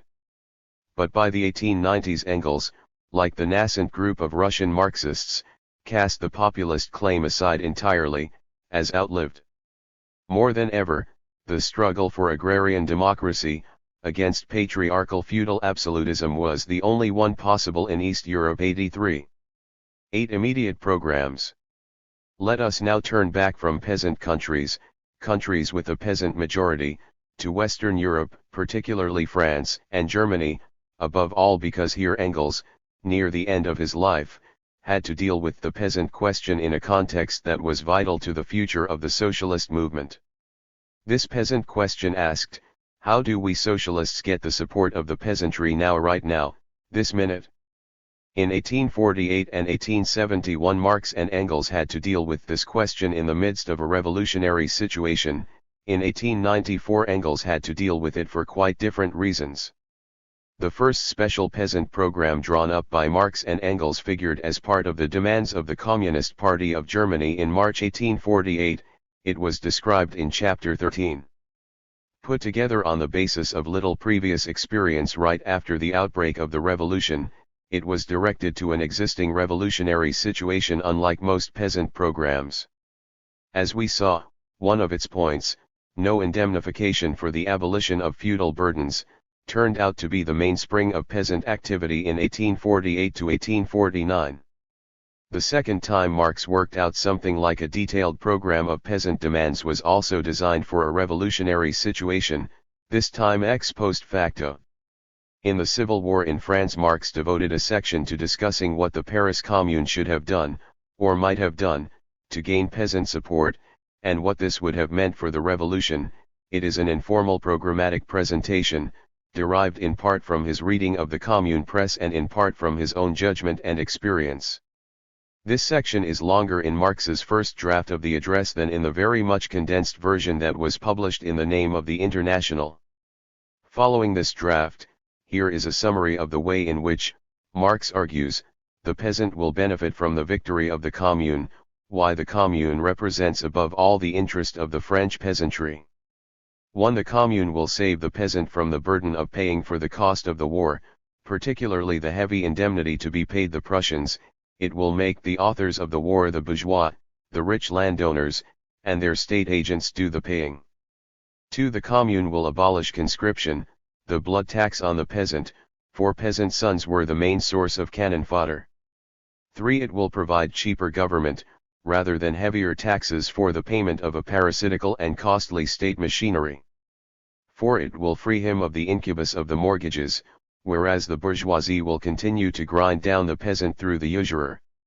5. It will abolish the bureaucratic legal apparatus, the parasitical judiciary body, which gets rich from milking the peasant, the notary, the huissier bailiff, etc. Since commune officials will get only workmen's salaries, it will break down this whole judiciary cobweb which entangles the French peasant. The published address summed it up this way: the commune would have transformed his present bloodsuckers, the notary, advocate, lawyer, executor, and other judicial vampires, into salaried communal agents, elected by, and responsible to, himself. 6. The bourgeoisie will keep the peasant under the rule of the gendarme, the commune will restore him to independent, social, and political life. 7. The commune would confer enlightenment by the schoolteacher, the bourgeoisie, stultification by the rule of the priest. Priests would be paid by voluntary contributions only, not by state taxes. 84. At this point there is a noteworthy difference between the draft and the published address.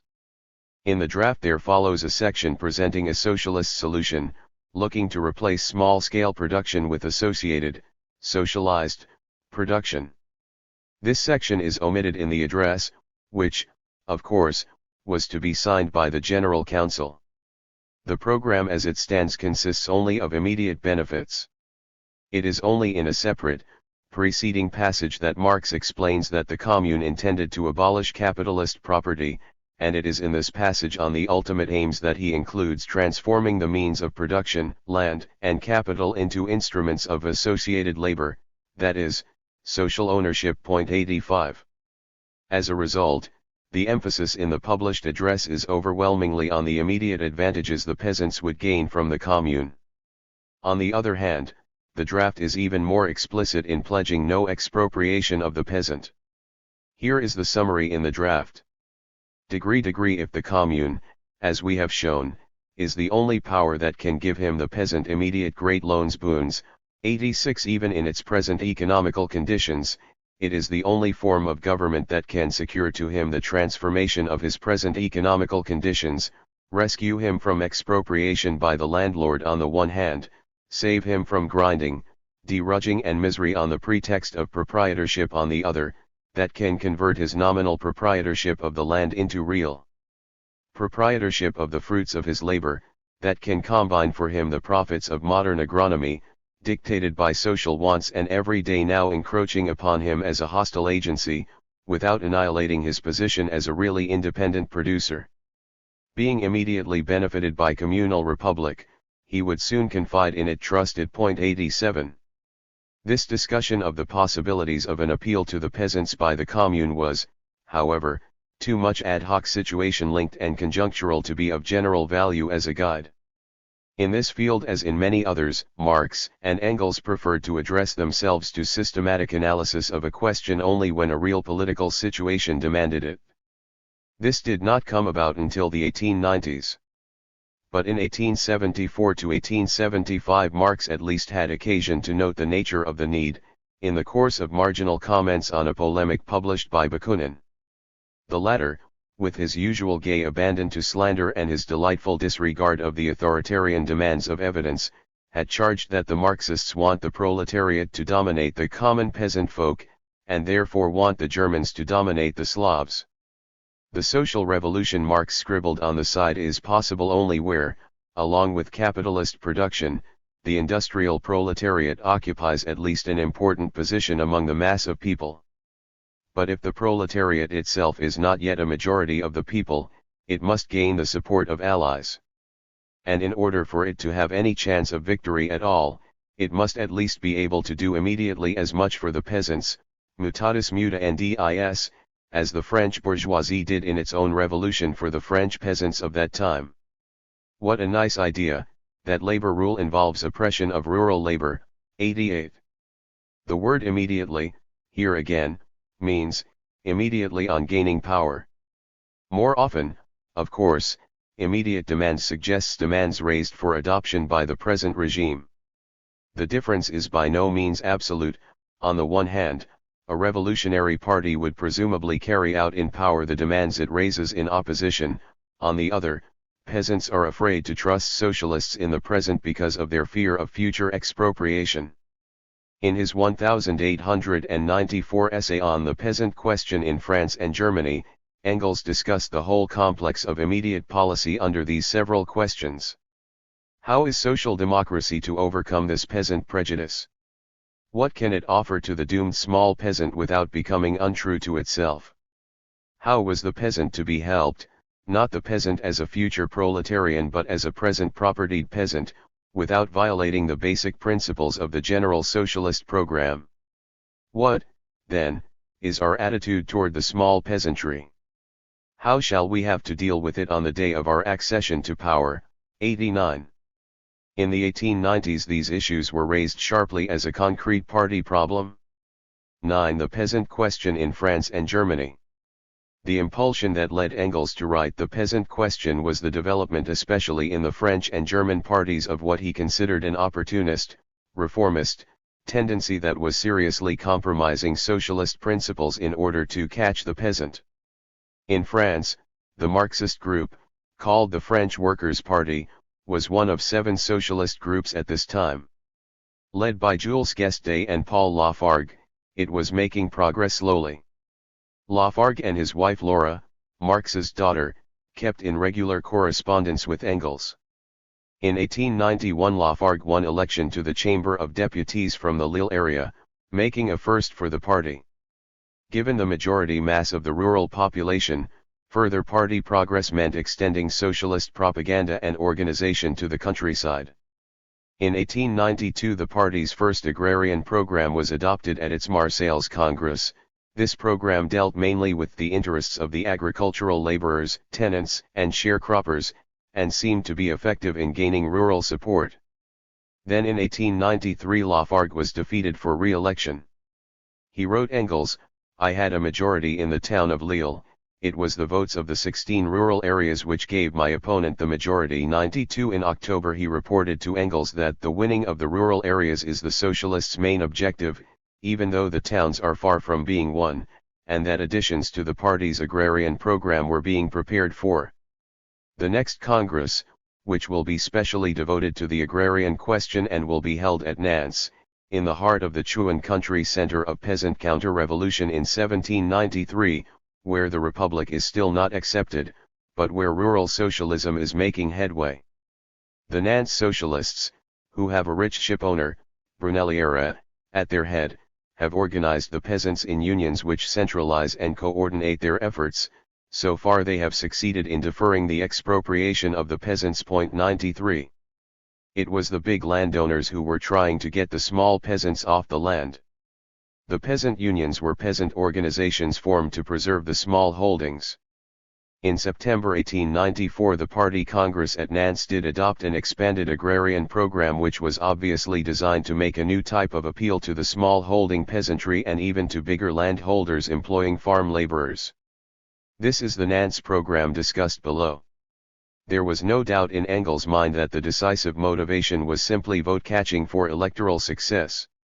The party did such good business among peasants with the Marseilles planks that, since appetite comes with eating, it was moved to increase its wares. 94 After talking to a leading party writer and guest day advisor 95 Engels wrote to Laura, he really believed that it was not only possible but necessary to gain over the mass of the French peasants to socialism between now and the next general elections. 96 The ensuing years, especially up to 1898, were to show that this was not simply an aberration on the peasant question but rather the first big manifestation of the devolution of the party toward parliamentary reformism. 97. A similar development was taking place in the German party, with a difference. While in France the entire party leadership was moving in this direction with some circumspection, in Germany a cruder form of opportunist peasant catching had been adopted by one wing, which however constituted the leadership of the party in South Germany, especially Bavaria. The leader of this tendency, Georg von Vollmar, whose bailiwick was Upper Bavaria, was the real founder of the reformist movement in the German social democracy. Eduard Bernstein came along a little later to provide a theoretical rationale for the process. Thus in Germany, too, the process of parliamentary degeneration in the party broke out first on the peasant question, and for essentially the same reason, the need to win a mass source of votes for immediate electoral success. Unlike the French, however, Vollmar very quickly extended his theoretical views from the special question of the agrarian program to advocating the general transformation of socialism into a movement of gradualist social reform. The German leader, Bebel, complains with reason, wrote Engels, that the party is going bourgeois. That is the misfortune of all extreme parties when the time approaches for them to become possible. But our party cannot go beyond a certain limit in this respect without betraying itself, and it seems to me that in France as in Germany we have now reached that point. Fortunately there is still time to call a halt. 98. Calling a halt became even more imperative when the German Party Congress met at Frankfurt in October 1894, a month after Nantes. Vollmar not only came out more boldly for a reformist peasant policy but also publicly stated falsely that Engels himself had expressly approved the French decisions at Nantes. This news was repeated in the bourgeois press. Engels then felt compelled to come out with a public criticism of the new peasant-catching opportunism on both sides of the Rhine reluctantly, because of the burden of working on his own and Marx's writings. He also had less than a year to live, as it turned out. First he published a letter in the party organ repudiating Vollmar's false statement. Since this letter offers a brief preview of two of the issues, we quote it here. Engels related that he had sent only 2 comments on the Nantes program to French comrades. There was one before the Congress, which he summarizes as follows. The development of capitalism irretrievably destroys small peasant land ownership. Our party is entirely clear on that, but it has absolutely no reason to hasten this process still more by its own intervention. In principle one can take no exception to correctly selected measures which would make the inevitable ruin of the small peasants less painful. If you go further than that, if you want to sustain the small peasant permanently, then in my opinion you are trying to do what is economically impossible, sacrificing principle, and becoming reactionary. The second communication, after the Congress, limited itself to expressing my surmise that our French friends would remain alone in the socialist world in their attempt to perpetuate not only the small peasant property owners but also the small farmers who exploit others' labor. 99. Before the month was up, Engels had written The Peasant Question in France and Germany, and it was published in the Party Theoretical Journal. We have already quoted extensively from this essay on a number of questions discussed up to this point. It was the last word on the view of the peasant question which Marx and Engels had been developing over a span of a half-century. 10 Programmatic issues, principle and practicality. Engels wholeheartedly accepts the immediacy of the peasant problem. He rejects the approach that sees the political problem solved by the predicted decline of the small peasantry and its proletarianization. The greater the number of peasants whom we can save from being actually hurled down into the proletariat, whom we can win to our side while they are still peasants, the more quickly and easily the social transformation will be accomplished. For then the party will have the support of at least a cadre of peasant revolutionists who will facilitate the social revolution on the land. And it will serve us not to wait with this transformation until capitalist production has developed everywhere to its utmost consequences, until the last small handicraftsman and the last small peasant have fallen victim to capitalist large-scale production. 100. Rather, whatever expenditure of effort is devoted to easing the peasant's lot, and easing them into a relationship of confidence, is an excellent investment because it will effect a perhaps tenfold saving in the cost of the social reorganization in general. In this sense we can, therefore, afford to deal very liberally with the peasants. This rejects, also, 2 other approaches that were known to the socialist movement: the crudely sectarian approach, the business of revolutionists is to advocate revolution and nothing else, and Ouvriérisme or proletarian, the business of a proletarian movement is to be concerned only with proletarians. But outside of such infantile leftist tendencies, the mainstream of the socialist movement was certainly in favor of winning the rural population. Winning whom to what, how, at what cost? The political differences involved will be exhibited through a discussion of 8 questions, taken within the framework of the peasant question. But we must keep in mind that this problem complex arose at this time as proxy for a general trend to parliamentary reformism. In more than one area, the increasingly conscious reformist wing was overlaying questions of principle with its own favored problem-posing approach. 1. How can our party be practical, realistic, and above all successful in winning elections, instead of visionary, utopian, romantic, and above all small? 2. In line with this high aspiration, what really attractive measures can we propose to the peasants that will achieve the aims they want to vote for? The latter measures were termed practical. In reading Engels' peasant question, one must understand that there is often an undercurrent of polemic on the meaning of practical politics, that is, opportunist adaptation to short-term gains. If the reformists plumed themselves on their sober practicality, Engels was often intent on stressing that the reformist planks, while practically giving up socialist principles, had no really practical and lasting solution for the rescue of a peasantry struggling to stay afloat in a sea of capitalism and mortgages. Here then are critical issues raised in the peasant question. 1. What exactly do you wish to convince the peasant to do? One or another peasant might be persuaded to a. Join the Socialist Party, b. Vote for its candidates, c. At least carry on a militant fight against the government, preferably in alliance with the working class movement, d. Move close enough to socialism so that, in a revolutionary situation, the upsurge would carry him over to the socialist side, e. Lose enough anti-socialist prejudice so that, in a revolutionary situation, he would at least be neutralized. These different levels of achievement are basic to understanding the difference between Engels' approach and that of the reformists. For the reformists, the first 2, A, B, are everything, the crux being the acquisition of peasant votes, the last 2, D, E, are nothing, and there would be a sliding scale of interest in C. For Engels, the decisive achievement is represented by the last 2, D, E, in the sense that all efforts are fully justified even if these are the sole results. When peasant struggle, C, is stimulated in addition, the cup runneth over. The value of a cadre of supporters among the peasantry, A, B, could be great as a means of achieving the other goals. And finally, whereas the reformists regarded the amassment of peasant votes as requiring peasant party members to herd them to the polls, Engels regarded peasant membership in the party as a good only in a limited quantity like starch in the diet. We will come back to this. 2. To which peasants are you directing your appeal? Which sections of the rural population are you most interested in winning over?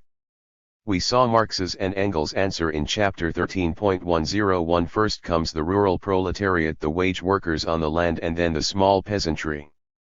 But organizing the agricultural laborers means organizing them against their employers, who are often big and even middle peasants, not only big landowners.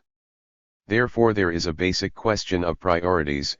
The rural proletariat is most important to the socialist movement, most easily won, and so on. And there is the basic question of the class line of exploitation, productive labor versus exploiters of labor. Aside from unusual individuals, as always, it is not possible for a revolutionary party to englobe both the classes that live by productive labor and also the classes that live by exploiting the latter. This combination literally injects the class struggle into the ranks of the party itself, and the difficulty cannot be conjured away by denying the existence of the class struggle philosophically. At the Marseilles Congress 2 years before Nantes, the French had adopted a program not only for small peasants but also for propertyless rural workers, Engels' article reminds. The demands started with minimum wages fixed by trade unions and community councils, and went on. 102 Experience shows that it is often easier to win such demands from big capitalist interests than from little micro-employers who are scratching for sustenance themselves. In any case, such demands can be realized only in struggle against small employers as well as big landowners. Whom would the party take under its wing? The problem was brought up not so much by the demands in the Nantes program as by the theoretical preamble to the program, and it is against the ideas in the preamble that Engels directs his primary attack. The role of the preamble was permissive. The French did not as yet overtly draw the logical conclusions from their generalities, but the South German reformists did. The Nantes preamble came out for protecting not only the small peasants but also tenant farmers who, if they exploit day laborers, are to a certain extent compelled to do so because of the exploitation to which they themselves are subjected. 103 It is the typical viewpoint of the petty bourgeois small producer or shopkeeper. Please don't object if I have to exploit you, because look at all the troubles I have. If harassed employers are compelled to exploit their hands, they touch the fellow feelings of reformists who are so eager to give employers protection against the vicissitudes of a society dominated by big capital, and if their laborers organized to better their conditions at the employer's expense, they would surely be showing a lamentable lack of practicality. The Nantes preamble also proclaimed a principle which, if applied to the rest of society, would have scrapped socialism completely. The party's aim was to bring together all the elements of rural production, all occupations which by virtue of various rights and titles utilize the national soil, to wage an identical struggle against the common foe, the futility of land ownership. 104 The principle is the solidarity of all rural classes, exploiters and exploited, against a common foe, and the common foe is not even capitalism on the land but rather the enemy of capitalism, the obsolescent remains of the pre-capitalist ruling class. A party that carried out such principles consistently could expect not only to catch a few peasants but also a few more rich ship owners. As yet, the theoretical content of the preamble did not show up in the program except for one plank. But in South Germany the Social Democrats were acting it out in practical politics. They gave priority to winning over the bigger peasants, not the small working peasants and not the farm laborers. As Engels reported to a friend, Vollmer comes along in Frankfurt Party Congress of 1894 and wants to bribe the peasantry as a whole, though the peasant he has to deal with in Upper Bavaria is not the debt-ridden small peasant of the Rhineland, but the middle and even the big peasant, who exploits male and female farm hands and sells cattle and grain in quantity. And that cannot be done without giving up the whole principle. We can win over the Alpine peasants and the Lower Saxon and Schleswig-Holstein big peasants only if we sacrifice the field hands and day laborers to them, and in doing that we lose more politically than we gain. 106. And a little later, the Bavarians, who have become very, very opportunist, and almost are an ordinary people's party, that is, most of the leaders and many of the new party recruits, had voted for the government budget as a whole in the Bavarian Diet, and in particular Vollmer had organized a peasant campaign to rope in the Upper Bavarian big peasant crowd who owned 25 to 80 acres of land, 10 to 30 hectares, and who therefore cannot get along at all without wage laborers but not their farm hands. 107. The appellation People's Party is intended to recall the typical petty bourgeois democratic party, the South German People's Party, which the socialists, especially Wilhelm Liebknecht, had clung to for so long before they were pushed to establish an independent socialist party in a break with it. It specialized in keeping a working-class wing in suspension under the domination of bourgeois reformers. Now the Bavarian reformists were repackaging the same combination under the label of a socialist party. From Engels' standpoint, the dispute was not over practical ways of winning the peasant to socialism but over the class character and basic aim of the revolutionary party. 3. Do you tell the peasants the truth, as you see it, about their position under capitalism, or do you entice them with the illusion that their small holding can really achieve prosperity under the system? Engels came down hardest not on the Nance planks as such but on the deceptive claim with which they were offered. If colored aspirin is sold as a cancer cure, it is no attack on aspirin to impeach the fraud, and if the patient is simultaneously informed that the illness is incurable, still another question arises. This is what the Nance theoretical preamble did.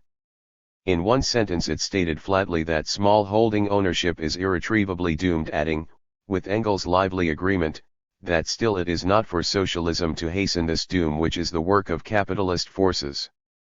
Yet in the next paragraph, after a confused whereas, it proclaims that it is the socialists' imperative duty to maintain the peasants themselves tilling their patches of land in possession of the same as against the fisc, the usurer, and the encroachments of the newly arisen big landowners, and this is even followed by the extension of the same protection to labor exploiters, as we have seen. 109. Engels' comment cuts to the heart of the attempt to give lip service to principles that are being gutted. The preamble thus imposes upon socialism the imperative duty to carry out something which it had declared to be impossible in the preceding paragraph. 110. The contradiction was indubitable, but it could not remain a mere matter of muddle-headedness. Either the peasants' cancer cure was being advocated as cynical social demagogy, hence Engels' repeated statements in this article that this sort of thing should be left to the political anti-Semitic movement which specialized in it, 111, or else the theory would eventually be dropped as outlived dogma as soon as it had performed its function of soothing the party into accepting the opportunist practice. While socialists have no interest in hastening the demise of the small peasant, argues Engels, they also cannot accept the mission, to convert the present sham property of the small peasant in his fields into real property, that is to say, to convert the small tenant into an owner and the indebted owner into a debtless owner. This is not the way to gain real freedom for the peasant. It protects only the particular form of his servitude, it prolongs a situation in which he can neither live nor die. Such planks may gain peasants' support with the desired speed, but only if we make them a promise which we ourselves know we shall not be able to keep, and only to lose him again on the morrow if we cannot keep our promise. As bad as this would be in relation to the small peasant, it would border on treason were we to promise the same to the big and middle peasants. 112. At best the immediate demands offered on behalf of the small peasants in the Marseilles and Nantes agrarian programs could only be presented as palliatives, as measures to ease the suffering of the small producers as long as capitalism remained to oppress them, not as solutions leading to a permanently prosperous existence in the status quo. It was important for the socialists to put forward palliatives, for peasants as for proletarians, but insofar as the peasants insisted on a status quo solution, they became the easy prey of reactionary social demagogues. 11. Programmatic issues, some boundaries. The next group of issues concerns the context in which even the good demands were to be understood. 4 of the immediate reforms proposed, which ones are special peasant demands, and which are general socialist demands that also help the peasant, among others. The question serves to qualify the claim that the reformists, insofar as they do not abandon socialist principles, have unearthed some hitherto undiscovered practical ways to help the peasant. The application of certain general socialist demands to the plight of the peasant was already one of the positive features of the demands of the Communist Party of Germany in 1848. Tax reform is a typical example. The Nance program proposed the substitution of a progressive income tax for direct and indirect taxes. Engels commented that almost every party's program had included this plank for years, but he argued that it could provide no solution to the peasants' problem. 113 Likewise with demands for free health services, and other proposals good in themselves. 114. 5. Which of the immediate demands are really achievable under capitalism and which are not? This question, too, undercuts the claim that the reformist approach provides practical solutions for the peasant right now. The income tax plank applies here as well. Engels argues that if it is a question of raising the entire state budget by the income tax and abolishing all other taxes, no government except a socialist one can undertake any such thing. The same argument is directed against the plank proposing tough laws against excessive interest, usury, a police measure that has always failed everywhere for the last 2,000 years. 115 For as long as the peasant has no alternative to the usurer, the law will be somehow circumvented, and insofar as it is not, then private capital ceases to be interested in giving peasants credit when they need it. Unattainability under capitalism is, of course, not itself a reason for refraining from raising a demand. It is possible that Engels' emphasis in this article might tend to give his readers a contrary impression.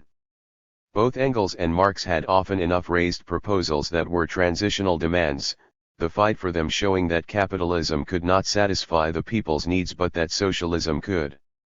The difference from the reformists' approach was not in the legitimacy of the demand but in the political context of the struggle for them, and this was precisely what was beclouded by the Nance preamble. 6. Which of the demands are of little consequence even as palliatives? This is the main sense of Engels' point against the Nance plank on hunting and fishing rights for peasants. Practically speaking, the proceeds could not result in more than one day's catch. 116 Here again, this is not an argument against supporting such a peasant demand, but only against inflating it as a salvation of the peasantry, that is, not telling the truth. Small-scale palliatives could have small-scale advantages that were by no means contemptible, concrete situations required investigation. In a quite different context, Engels once had occasion to write a Russian economist about such palliative measures for peasants. The petty palliative measures which, in Germany, as you have become convinced, and also elsewhere, have done precious little good might perhaps help the people get over the political crisis here and there in Russia and keep their cottage domestic industry going for a while until they themselves get to have a say in things. 117.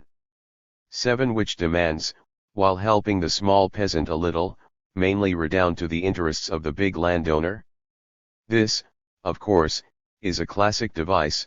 A measure is passed with fanfare on the plea of helping the poor while actually it chiefly benefits the ruling class.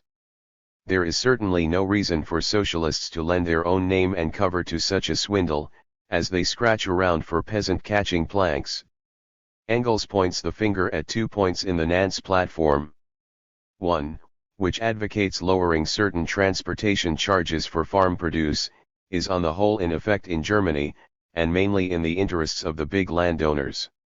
Another, advocating government aid to soil improvement and technical progress in agriculture, is also above all in the interest of the big landed estates. 118. Naturally, the socialists should favor technological progress, but particular measures had to be examined to see how they were financed and for whose benefit. In any case, it was a deception to treat such planks as an answer to the small peasant's plight. With the 8th and last issue, we return to the area of basic principle in a very specific way. 8. Which demands, insofar as they help peasants at all, do so only at the cost of socialist principles? An important case is alluded to only in passing in Engels' 1894 article. He had taken it up bluntly in a letter to Lafargue the previous March. The socialist deputy Jean Jaurès, casting about as usual for a means of saving the peasant from an admittedly inevitable doom, came up with a proposal to give the state a monopoly of grain importing, to keep prices up and prevent speculation. Other socialist deputies, including Guesde, supported this. Engels was appalled. In the first place, Engels showed, the scheme in part had the effect of a protective tariff, purely to the advantage of the big landowners into the bargain, since the small ones have no grain to sell, their produce not even sufficing for their own consumption. The Zurich social reformists had been advocating this measure for years. 119 Even more revealing, a similar proposal for a state monopoly of grain importation was made in the Reichstag by the Prussian Junker, Count Kaunitz. This motion, made in the interest of the landed aristocracy of Eastern Germany, is almost literally the proposition yours which was to show the way to the socialist world how to use their parliamentary position in the interest of the working class and the peasantry. 120. In the second place, the proposal was a gross example of state socialism which represents one of the infantile diseases of proletarian socialism, for application by a state dominated by the very speculators to be controlled. This means that the same elements who enriched themselves from the Panama swindle would be given another means of fleecing the people. You want to present them with several thousand millions and the national credit, so that they can clean out other people's pockets more thoroughly by means of state socialism. 121. As for the tariff-like effect of the proposal, even the peasant advocate Jors agreed theoretically that socialists should not support the protective tariff solution. While this might give some immediate benefit to the peasant, in the course of enriching the big landowners, the small gain would be at the expense of a substantial blow at the conditions of the urban workers. Jors, whom an admirer has praised as a peasant of genius caliber. 122 Characteristically shilly-shallied on the tariff issue as on other basic class questions. Thus the opportunist peasant catching campaign progressed, from protecting big peasant exploiters of labor at the expense of the farm workers to pumping vitality into the peasant economy at the expense of the urban workers. The history of socialism records a constant pattern. Deviations from principle are first justified by opportunists on practical immediate grounds, along with scorn of dogmatists who cling to principle rigidly, and in a second phase the deviation itself is turned into the principle. This was the case in the later working out of the peasant question by German reformism. In France, Jors was pressed by bourgeois attacks on his alleged hypocrisy, really his two-headedness on the peasant question, to explain how he could be for socialization in industry but not on the land, and so he wound up with the lapidary formula that socialism has no systematic preference for one or another way of organizing labor. 123 That is, socialism has no preference for a socialist way of organizing industry. Thus the French socialists launched their peasant program with a contradiction, the imperative duty to carry out something which it had declared to be impossible. But, in real politics, such a contradiction never remains within the sphere of logic and is not settled by debaters. It had to be acted out in political life, where it was gradually revealed that at stake was the difference between a class party of proletarian revolution and a parliamentary People's Party of bourgeois reform. 12 Peasants and the party. All this leaves a number of programmatic planks for immediate reforms on behalf of the small peasant and rural laborer, for integration into a socialist program with the proper theoretical context. Among them are 8 planks from the Marseilles program which Engels summarizes without criticism or objection. The point he makes about them is, again, directed to the opportunists' claim of a new practicality. As we see, the demands made in the interests of the peasants are not very far-reaching. Part of them has already been realized elsewhere. The other points, too, could be carried into effect without any substantial impairment of the existing capitalist order. So much simply in characterization of the program. No reproach is intended, quite the contrary. 124. Other specific demands come up in the course of the article. Of great interest also is this passage of general import, following Engels' rejection of the use of force in changing peasant property relations. Moreover, we can advocate that the struggle of the capitalists and big landlords against the small peasants should be waged from now on with a minimum of unfair means, and that direct robbery and cheating, which are practiced only too often, be as far as possible prevented. In this we shall succeed only in exceptional cases. Under the developed capitalist mode of production nobody can tell where honesty ends and cheating begins. But always it will make a considerable difference whether public authority is on the side of the cheater or the cheated. We of course are decidedly on the side of the small peasant. We shall do everything at all permissible to make his lot more bearable, to facilitate his transition to the cooperative should he decide to do so, and even to make it possible for him to remain on his small holding for a protracted length of time to think the matter over, should he still be unable to bring himself to this decision. We do this not only because we consider the small peasant living by his own labor as virtually belonging to us, but also in the direct interest of the party. 125. Within the boundaries thus marked out by Engels, the elaboration of a program of demands for peasants need not be a difficulty for the party. It was different with a stickier question, the local peasantizing of party membership.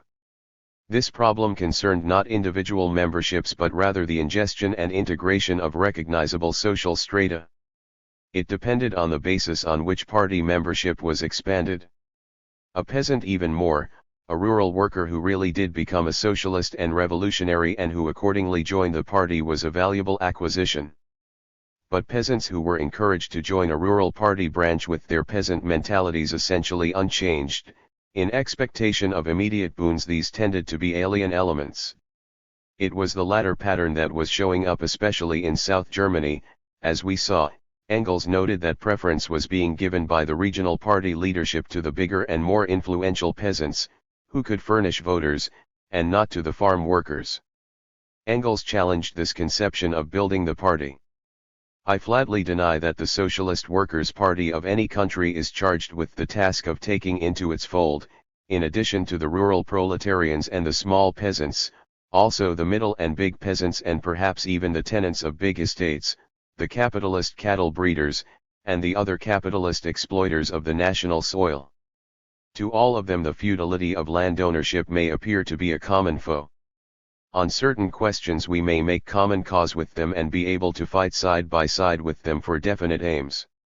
We can use in our party individuals from every class of society, but have no use whatever for any groups representing capitalist, middle bourgeois or middle peasant interests. 126. We have no more use for the peasant as a party member if he expects us to perpetuate his property in his small holding than for the small handicraftsman who would fain be perpetuated as a master. These people belong to the anti-Semites, wrote Engels rather bitterly. 127 For in his opinion the South German section of the party was already becoming a political Frankenstein's monster, as a result of Vollmer's social grafting of transplanted classes on the body of the proletarian party. In the month that saw the publication of Engels' article, the press had carried an open exchange of polemics between Vollmer and Babel. Engels wrote to a correspondent, "The row in the party did not get me stirred up very much. It is much better if something comes up from time to time and gets chewed over regularly than if people go to sleep. It is exactly the ever-increasing and irresistible expansion of the party that entails the fact that the new elements are harder to digest than the earlier recruits. We already have the workers of the big cities, therefore the most intelligent and alert people. Those who come along now are either workers in small towns or rural districts, or students, salesmen, etc., or petty bourgeois who are struggling against ruin, and rural domestic industry people who still have a patch of land of their own or on rental, and now, into the bargain, regular small peasants too. And since in fact our party is the only really progressive party, and besides the only one that is strong enough to force through progressive things, there is ever-present temptation to do a little socialist work also on the debt-ridden middle and big peasants who are becoming rebellious, especially in the rural areas where these people are predominant. That way, next, things go beyond the bounds of what is permissible in principle in our party. Next, there are rows, but our party has so healthy a constitution that all of that hurts nothing. 128. Engels died a few months after writing this valiant attempt to stress the positive side of the conflict in the party. But, as we know in hindsight, the Social Democratic Party was suffering from a fatal disease. That belongs to another story, but it should be borne in mind in connection with the chapters to follow. 15. The lumpen class versus the proletariat. There is another class or class stratum that plays a significant part in the politics of revolution and requires special discussion, a class with no name. At any rate, it has no established name except one devised by Marx half fortuitously and before he had himself begun to understand its nature, and this name has given rise to endless misunderstanding and mistranslation. This is the so-called lumpenproletariat. 1. Genesis of the lumpenproletariat. The first problem about this class is, what is it? Marx did not work this out until 1852, by which time he made this much clear. The label did not mean any sector of the modern proletariat, it did not mean unemployed workers, or pauperized workers, or indeed any kind of genuine workers at all. The initial confusion, however, was not due to unfortunate terminology. There was a tangled and blurred historical period that needed to be understood first, the period in which the elements of the modern proletariat came into existence and took shape.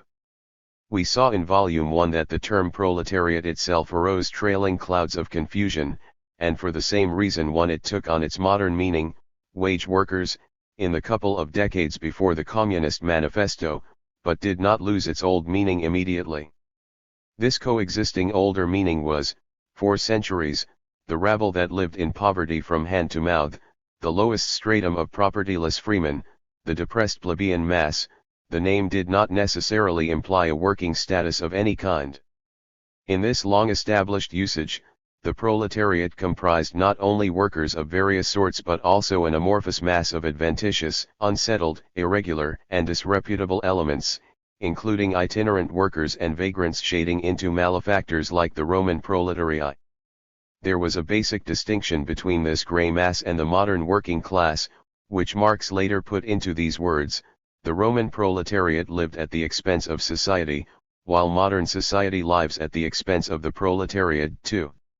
It is this Roman precedent that is the subject when the word lumpenproletariat occurs in the German ideology sometime in 1845. The Roman plebeians, midway between freemen and slaves, never succeeded in becoming more than a lumpenproletariat. 3. But in the same work Marx shows that he is already quite aware of the historical importance of the lumpen who have existed in every epoch and whose existence on a mass scale after the decline of the Middle Ages preceded the mass formation of the ordinary proletariat. 4. And in the next paragraph, this social formation is called a lumpenproletariat. This word, evidently coined for the nonce, is written down as a description, not as a sociological term. This proto-class, this lumpen plebs, was a big constituent of the lowest stratum of urban society during the transitional centuries, without any clear line between producing elements and non-producing or purely parasitic elements. A lumpen class of some kind has accompanied different social systems. It reached new proportions out of the decay of European feudalism. Of the plebeian opposition in the towns at the time of the German Peasant War in the 16th century, Engels wrote that it consisted of ruined burghers, journeymen, and day laborers and other townspeople without civic rights, and also the numerous precursors of the lumpenproletariat, who may be found even in the lowest stages of urban development. The lumpenproletariat is, generally speaking, a phenomenon evident in a more or less developed form in all the phases of society to date. The number of people without a definite occupation and a stable domicile increased greatly at that particular time, due to the decay of feudalism in a society in which every occupation, every sphere of life, was still fenced off by countless privileges. The number of vagabonds in all the developed countries was never so great as in the first half of the 16th century. In wartime some of these tramps joined the armies, others begged their way across the countryside, and others still eked out a meager living in the towns as day laborers or whatever else was not under guild jurisdiction. All three groups played a part in the Peasant War, the first in the armies of princes, which overpowered the peasants, the second in the peasant conspiracies and peasant troops, where its demoralizing influence was evident at all times, and the third in the clashes of the urban parties. It must be recalled, however, that a great many of them, namely those living in the towns, still had a substantial element of sound peasant nature, and had not as yet been possessed by the venality and depravity of the present-day civilized lumpenproletariat. Plainly, the plebeian opposition in the towns of that day was of a mixed nature.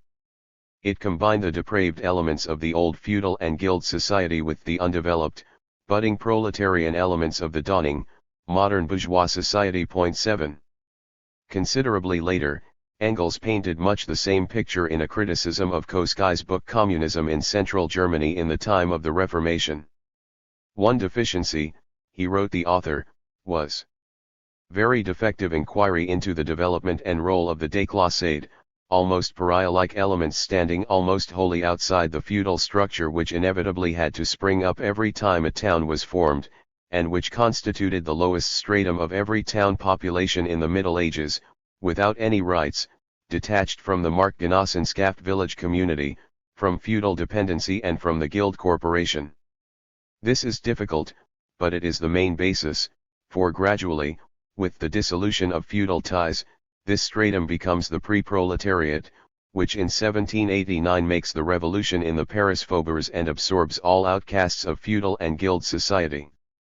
You speak of proletarians, the expression squints and include the weavers, whose importance you depict quite correctly, but only after déclassés and non-guild journeyman weavers came into existence, and only insofar as this happened, can you count them among your proletariat. The expression proletariat was ambiguous when applied to the plebeian mixture making up what Engels here calls the pre-proletariat, and which in the German ideology had been called the latent proletariat. Point 9. The expression squints, he writes, meaning that it looks both ways. But even up to the 1830s and 1840s the term proletariat in its centuries-old inclusive meaning was freely being used for all of the elements we have been discussing. In 1838 a prominent book by A.G. de Cassagnac made this explicit as a result of growing consciousness that wage workers were no longer precisely the same as the rest of this old proletariat. In a spirit of classification he distinguished among four groups making up the proletariat, of which the workers were only one. The other three were the beggars, the thieves, and the prostitutes. Point 10. The French historian-statesman Guizot adopted the same classification. Point 11. Note that in Cassagnac's proletariat 3 out of 4 groups constitute exactly the type of elements that Marx called the lumpenproletariat. But in the world of the 1840s the packaging of these 4 groups under the single label of proletariat, while still the dominant approach by inertia, was intolerable for anyone trying to make sense of the new developments.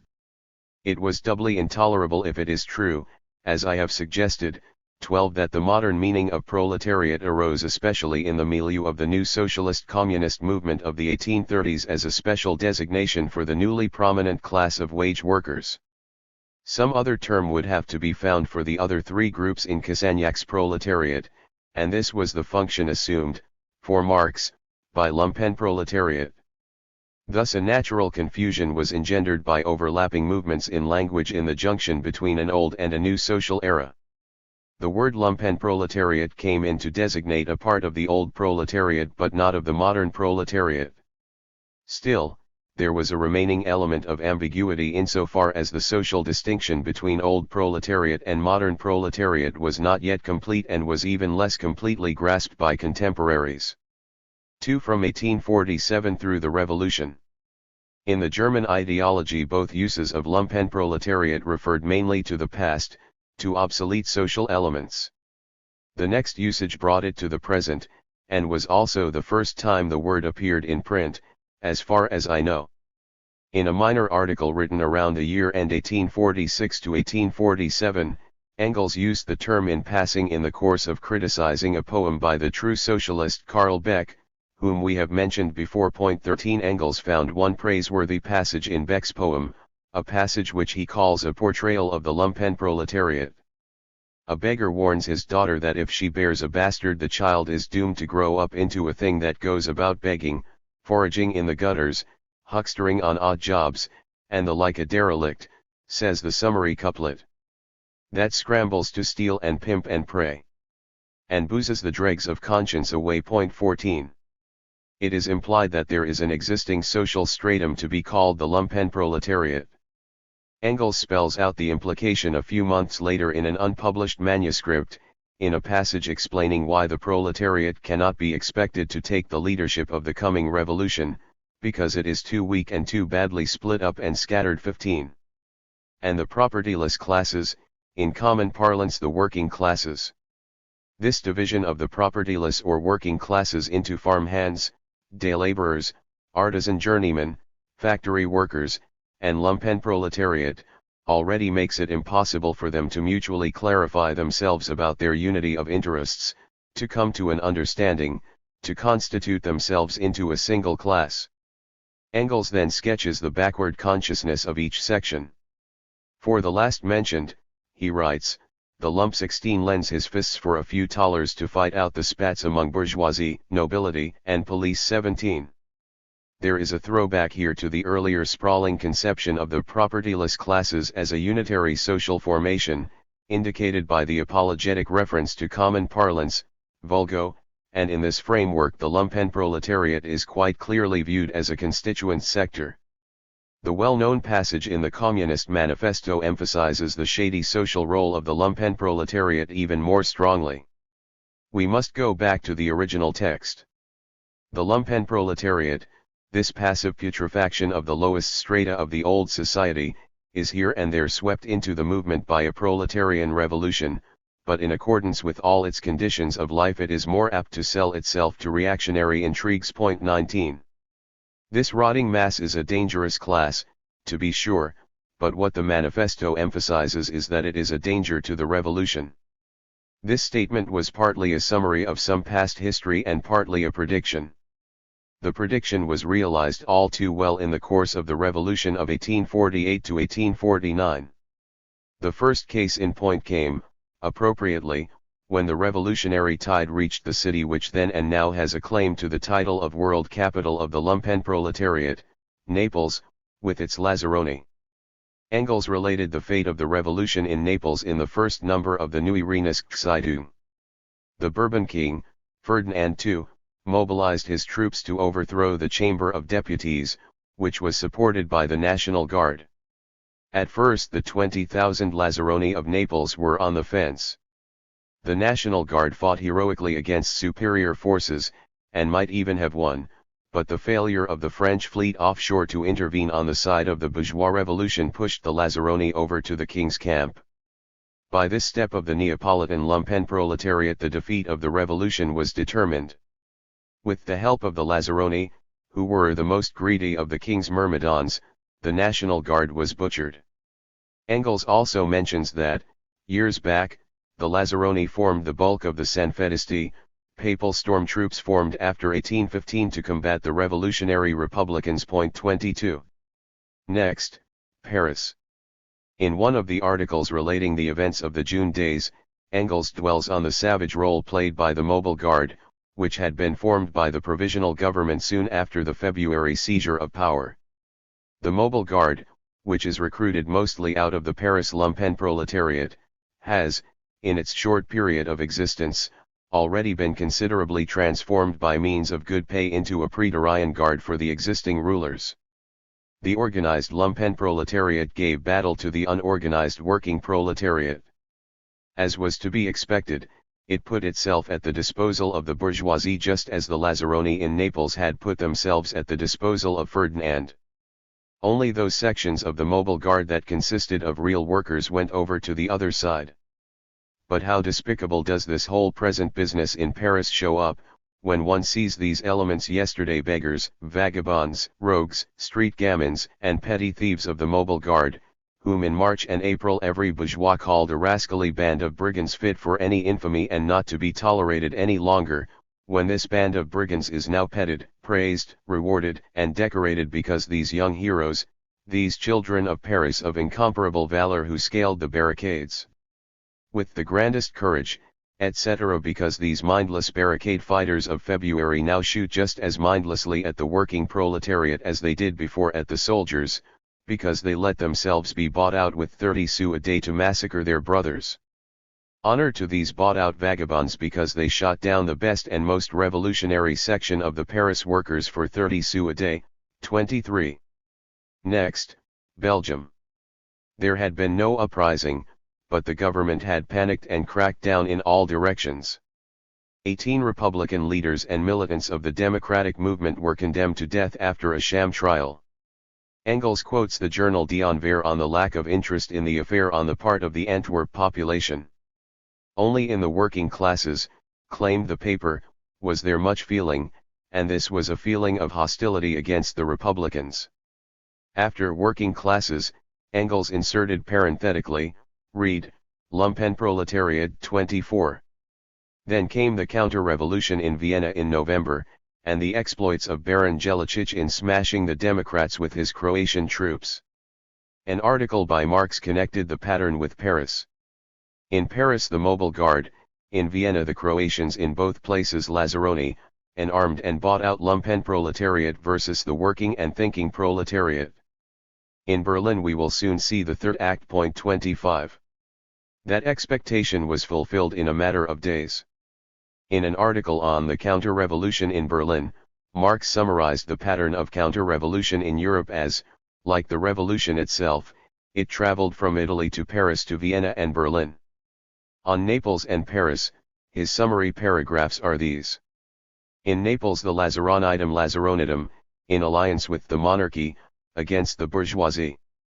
In Paris the greatest historical struggle that has ever taken place. The bourgeoisie, in alliance with the Lazaronitum, against the working class. 26.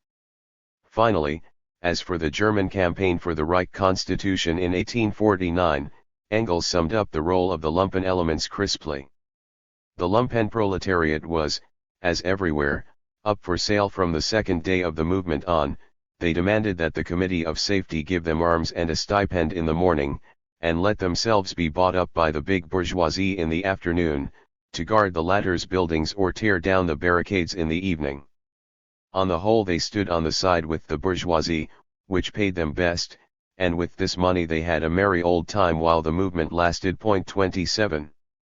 There certainly was no doubt in Marx's and Engels' minds about the dangerous role of the lumpenproletariat as an anti-revolutionary tool, on the basis of the experience of the revolution as well as of history. 3. The refuse of all classes. In a number of passages so far cited for the term lumpenproletariat we may note a certain ambivalence on whether this social stratum is to be regarded as a part of the proletariat or not. When it is contrasted to the working proletariat there is an implication that the lumpen elements may be regarded as a part of the non-working proletariat in some way if only by other people, as no doubt was the case. This confusing implication gets spelled out in Marx's 1850 work on the class struggles in France, for the last time. The case in point is the composition of the Mobile Guard in France, which Engels had discussed on the heels of the June days. Marx explains that, after the February Revolution, the provisional government felt the lack of a reliable armed force to use against the proletariat. He writes, there consequently remained but one way out, to play off one part of the proletariat against the other. He describes two ways in which this was done. The second way was by rallying an army of industrial workers through the so-called national workshops. The first way was by playing off the lumpen elements of the Mobile Guard against the proletariat. For this purpose the provisional government formed 24 battalions of Mobile Guards, each 1,000 strong, composed of young men from 15 to 20 years. They belonged for the most part to the lumpenproletariat, which in all big towns forms a mass sharply differentiated from the industrial proletariat, a recruiting ground for thieves and criminals of all kinds, living on the crumbs of society, people without a definite trade, vagabonds, gens sans foi et sans avis, homeless, rootless people, varying according to the degree of civilization of the nation to which they belong, but never renouncing their Lazzaroni character, at the youthful age at which the provisional government recruited them, thoroughly malleable, as capable of the most heroic deeds and the most exalted sacrifices as of the basest banditry and the foulest corruption. The provisional government paid them 1 franc 50 centimes a day, that is, it bought them. It gave them their own uniform, that is, it differentiated them outwardly from the blue-collars overall-wearing workers. In part it had assigned them officers from the standing army as leaders, in part they themselves elected young sons of the bourgeoisie whose rhodomontades about death for the fatherland and devotion to the republic captivated them. And so the Paris proletariat was confronted with an army, drawn from its own midst, of 24,000 young, strong, foolhardy men. The proletariat regarded it, the Mobile Guard, as the proletarian guard in contradistinction to the bourgeois National Guard. Its error was pardonable. 28. The ambivalence here is plain. On the one hand, the lumpen elements are drawn from its own midst, that is, generated out of the ranks of the proletariat, and on the other hand sharply differentiated from the industrial proletariat. Differentiated as one part is differentiated from another part? The language reflects the confusion of the French workers and their pardonable error. Indeed, it sounds as if it harks back to the terminology of the old proletariat. Viewed historically, the solution of the terminological confusion was also plain. For historically the lumpen proletariat was drawn from the midst of the working masses in the sense of being precipitated out of them, to use a chemical term, by the processes of developing bourgeois society. Engels' later term social scum also suggests a process of separation. But scum separates by floating upward. These waste products of society fall to the bottom, like the detritus that accumulates at the bottom of a canyon by disintegration and decay from all the strata above, making the streams muddy and turbid as it is carried off. About the same time Marx and Engels published a book review with an interesting passage on certain dubious circles on the periphery of society, with only an incidental mention of the lumpen proletariat. It serves to throw light on the subject from a quite different angle. The starting point is a couple of books on the Paris conspiratorial societies, which the reviewers use to explain the banefulness and futility of the Blanquist type of sect. A sharp distinction is made between the rank-and-file workers who follow these conspiratorial sects and the professional conspirators who work at it full-time and live off the proceeds. The latter elements are here called a class, but the term must be taken loosely. This class's position in life conditions its whole character from the outset. The proletarian conspiracy naturally offers them only very limited and uncertain means of livelihood. They are therefore continually forced to dip their fingers into the conspiracy's treasury. Many of them also come into direct collision with bourgeois society in general and cut a more or less graceful figure before the police courts. They are impelled into the circles which Paris calls la bohème, by their precarious existence, which in regard to particulars is more dependent on chance than on their own actions, by their irregular life, whose only fixed stops are the wine shops, the conspirators' meeting places, by their inevitable association with all kinds of dubious people.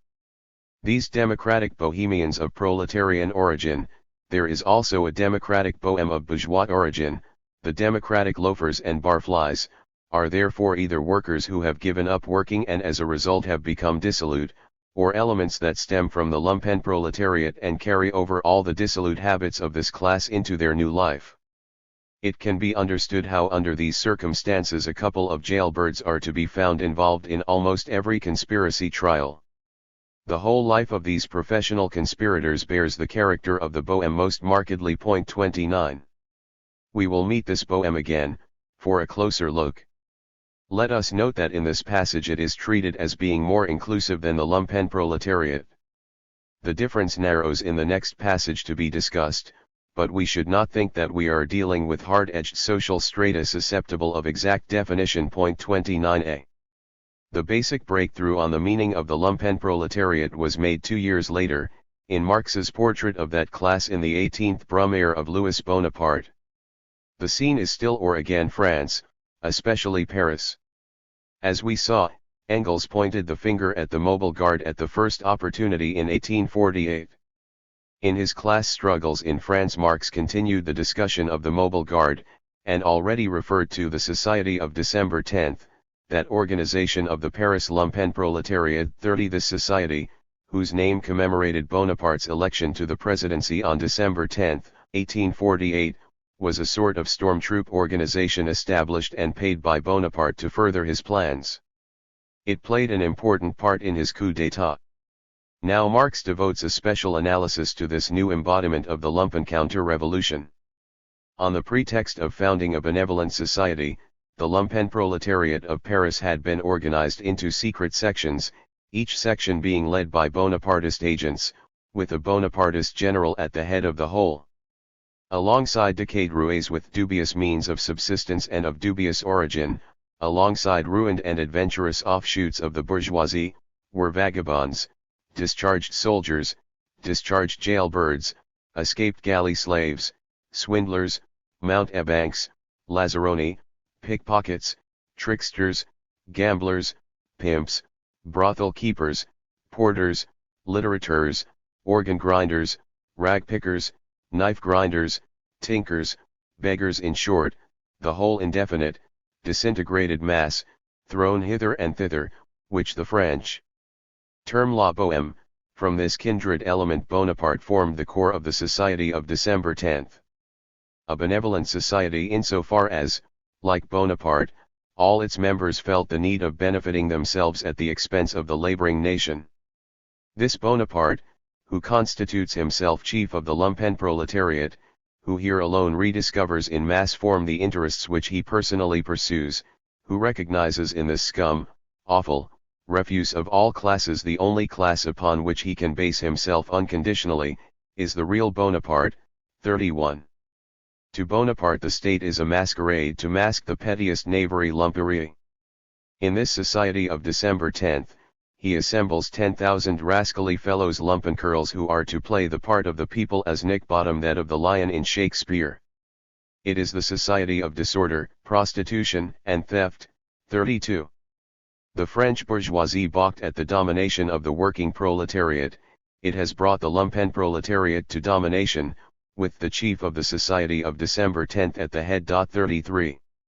The view that is now made clear, and will be consistently repeated, is that this class formed out of social detritus and offscourings is generated as the waste product of all classes. This refuse of all classes is the general sewer of society. It is not only the lowest strata that produce the sediment, and, of the working masses, it is not only the proletariat. It is contrasted to the laboring nation as a whole, in analysis, even though in the third citation above the literary form of the sentence seems to contrast it to the working proletariat once again. For the tools of reaction.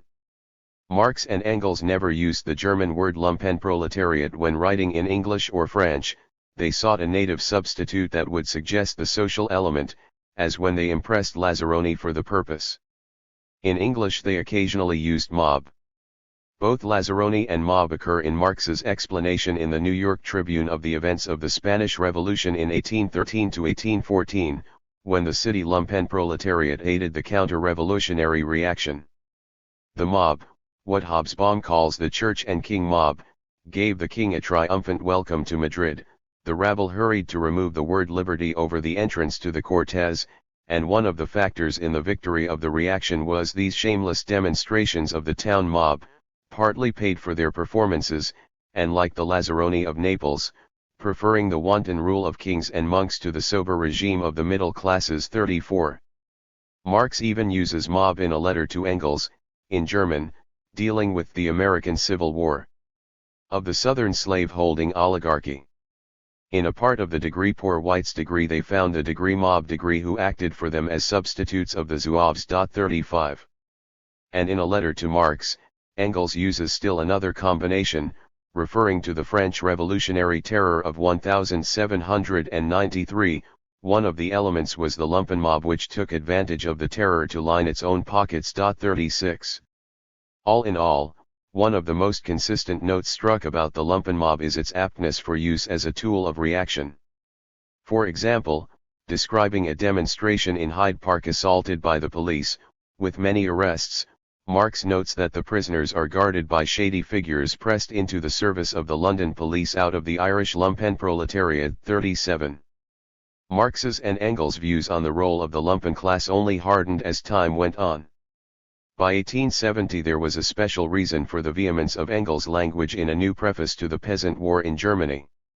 He is stressing that the proletariat, still far from a majority in Germany, is compelled to seek allies.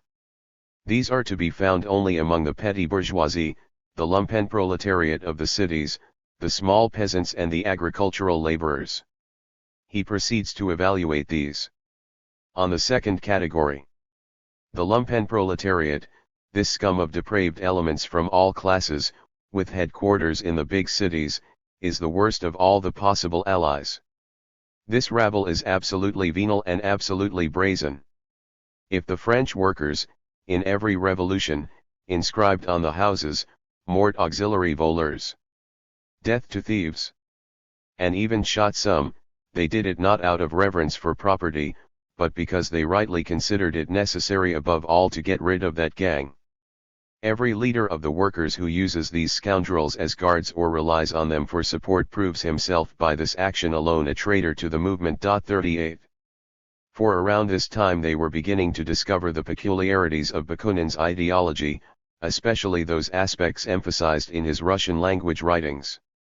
They set forth these elements of the Bakuninist plan of revolution in the exposé which they published in 1873 on behalf of the International. Bakunin, going beyond suggestions in Weitling, was the first figure to systematically proclaim the lumpen elements as the class motor of his revolution, or an important gear in it.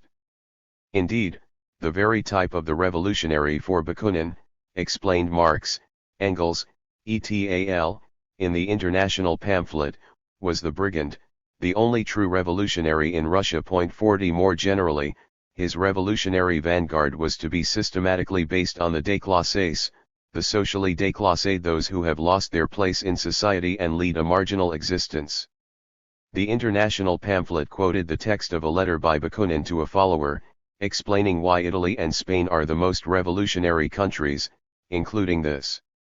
There exists in Italy, Bakunin wrote, what is lacking in other countries, a youth which is ardent, energetic, completely displaced, without a career, without a way out, and which, despite its bourgeois origin, is not morally and intellectually exhausted like the bourgeois youth of the other countries. 41.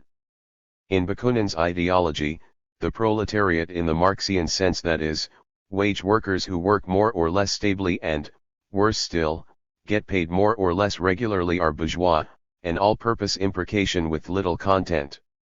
The Bakuninists' stand-in for the proletariat is the lumpen world, which is to play the role as Nick Bottom did that of the lion. 42 These are the urban déclassés of the lower classes.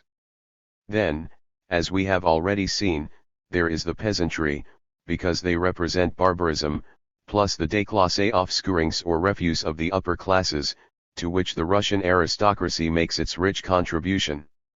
All these make up the marginal class, restless and fierce, which is to make the revolution. 43 That is, these are the class elements which Bakunin believes can be ridden by a conspiratorial vanguard in order to seize power.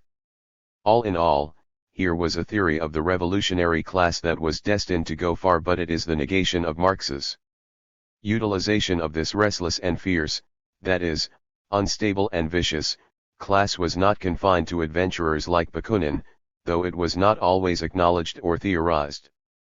For this class is available and it is volatile. These two attractive features are specially tempting to ambitious leaders who have neither the hope nor the desire to move real social forces into motion through a protracted process. A case in point was portrayed by Engels, as he described the operation of the self-styled Marxist group in England, the Social Democratic Federation under H. M. Hyndman, of whom Marx and Engels took the dimmest of views. The occasion was a trough of depression and mounting unemployment in 1886. A reformist workers' group which proposed to cure the crisis by fair trade, retaliatory tariffs, called a demonstration in Trafalgar Square. The SDF called its own meeting for the same place. Engels reports. So 2 meetings took place. Koski was there and went away before the rumpus started.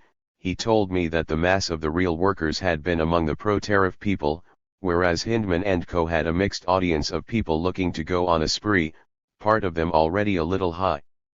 If Koski, who has been here hardly a year, could see this, the gentlemen of the Federation must have seen it even better. Nevertheless, when it already all seemed to be petering out, they put an old favorite idea of Hyndman's into operation, namely, a parade of unemployed through Pall Mall. The unemployed who followed them in order to hold a renewed meeting in Hyde Park were mostly the sort who don't want any kind of work at all, peddlers, street bums, police spies, spivs. During the parade, during this small second meeting, and afterwards, the masses of the lumpen proletariat whom Hyndman had taken for the unemployed surged through some adjoining elegant streets, looted jewelry shops and others, used the bread loaves and mutton joints they had previously looted solely to break in windows, and then scattered, without meeting resistance. 44. In another letter about the same event, Engels describes the crowd as masses of the poor devils of the East End who vegetate in the borderland between working class and lumpenproletariat, and a sufficient admixture of roughs and Aries. 44. This sort of thing was the antithesis of Marx's and Engels' idea of effective revolutionary activity. In any case, it was typical of the lumpen class that the target was jewelry shops, not number 10 Downing Street. 5. Economic meaning, the analysis in Capital. A finishing touch to Marx's view of the relation between the lumpen class and the proletariat is given in the first volume of Capital. The disintegrated mass of social excreta is clearly and definitively distinguished not only from any part of the proletariat but even from the non-working elements of the producing classes. The rife confusion on this point would be hard to account for, therefore, except that translations, into English and other languages, have helped to obscure the meaning of the passage. We shall see that Marx refers here to the lumpenproletariat proper, a phrase which signals a careful distinction, but it is replaced, in the more Aveling translation edited by Engels, by the phrase the dangerous classes, which we discuss elsewhere. 46. The context is Marx's analysis of the industrial reserve army as a basic phenomenon of the capitalist system. The brief reference to the lumpenproletariat will be clear only if we start a little way back. Developed capitalism, in Marx's analysis, needs a surplus laboring population surplus in relation to capitalism's ability to utilize this population productively. It forms a disposable industrial reserve army, a mass of human material always ready for exploitation.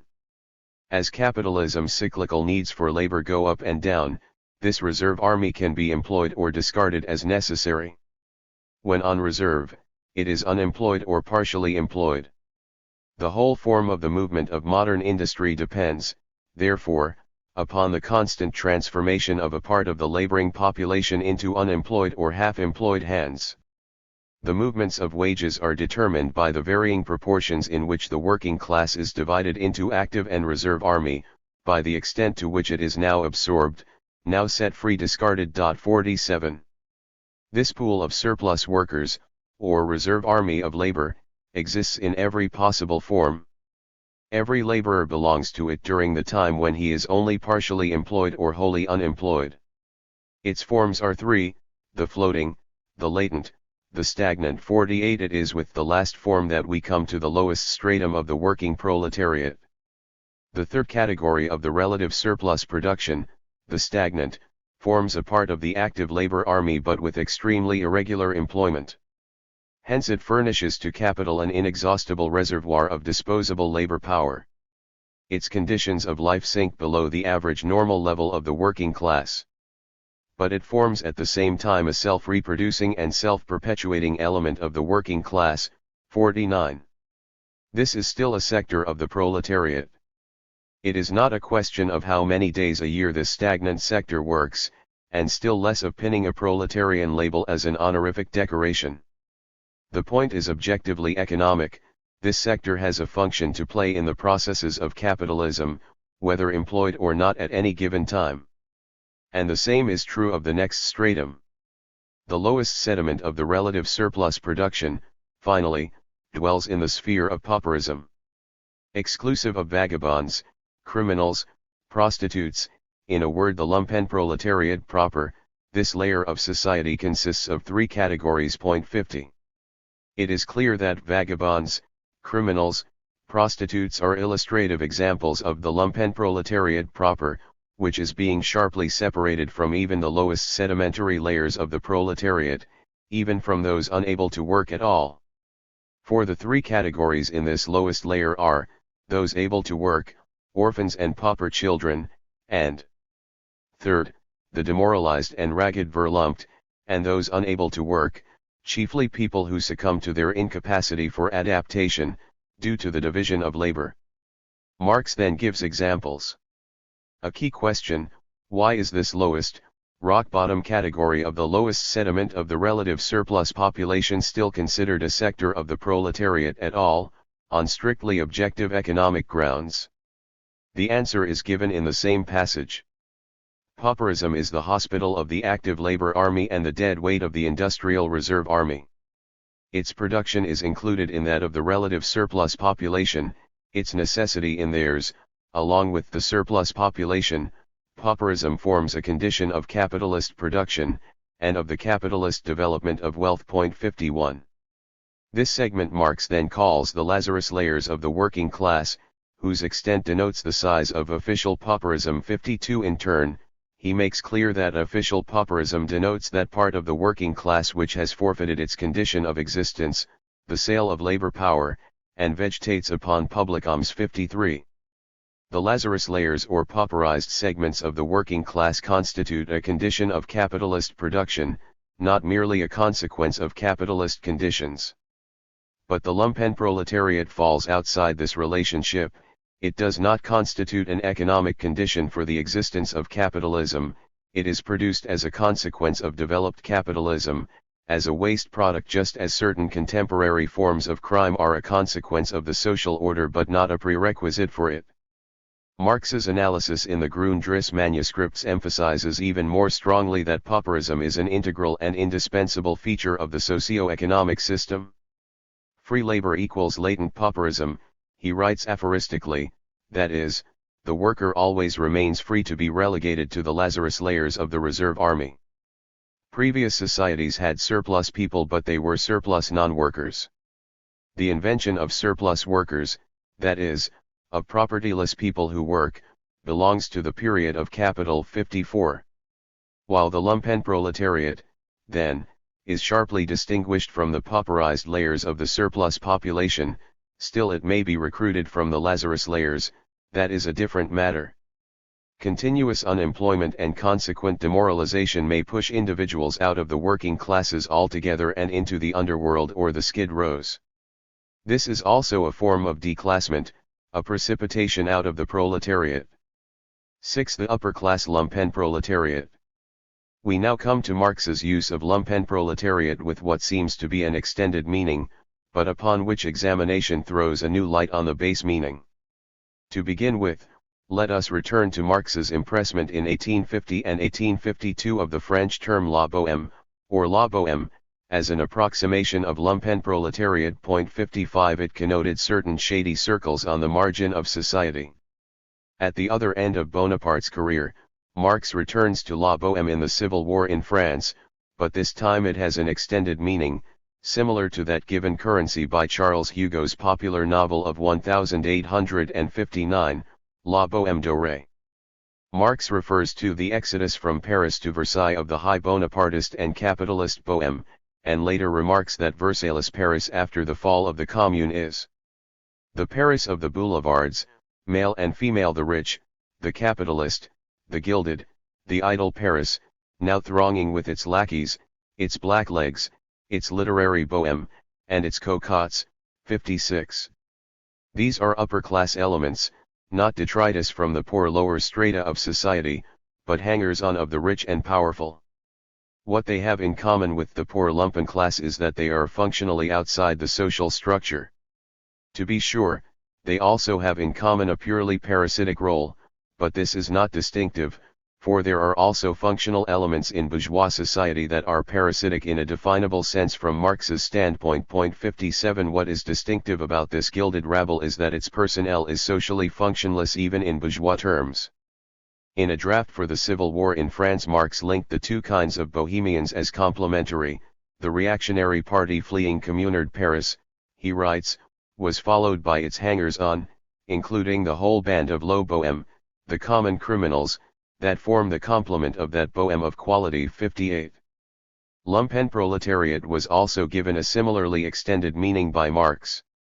This should be distinguished from a merely metaphorical usage, as when Marx in 1848 called the writing staff of the Bourgeoisie, Zeitung a literary lumpenproletariat. 59, read, knavish hacks, or when he denounced a certain journalist as a notorious literary lumpenproletarian. 60. When Gottfried Kinkel established a German émigré organ in London, Marx opined that its editors are recruited wholly out of the literary lumpenproletariat, and raked the lumpenproletarian gang of rogues that has gathered round Gottfried Kinkel.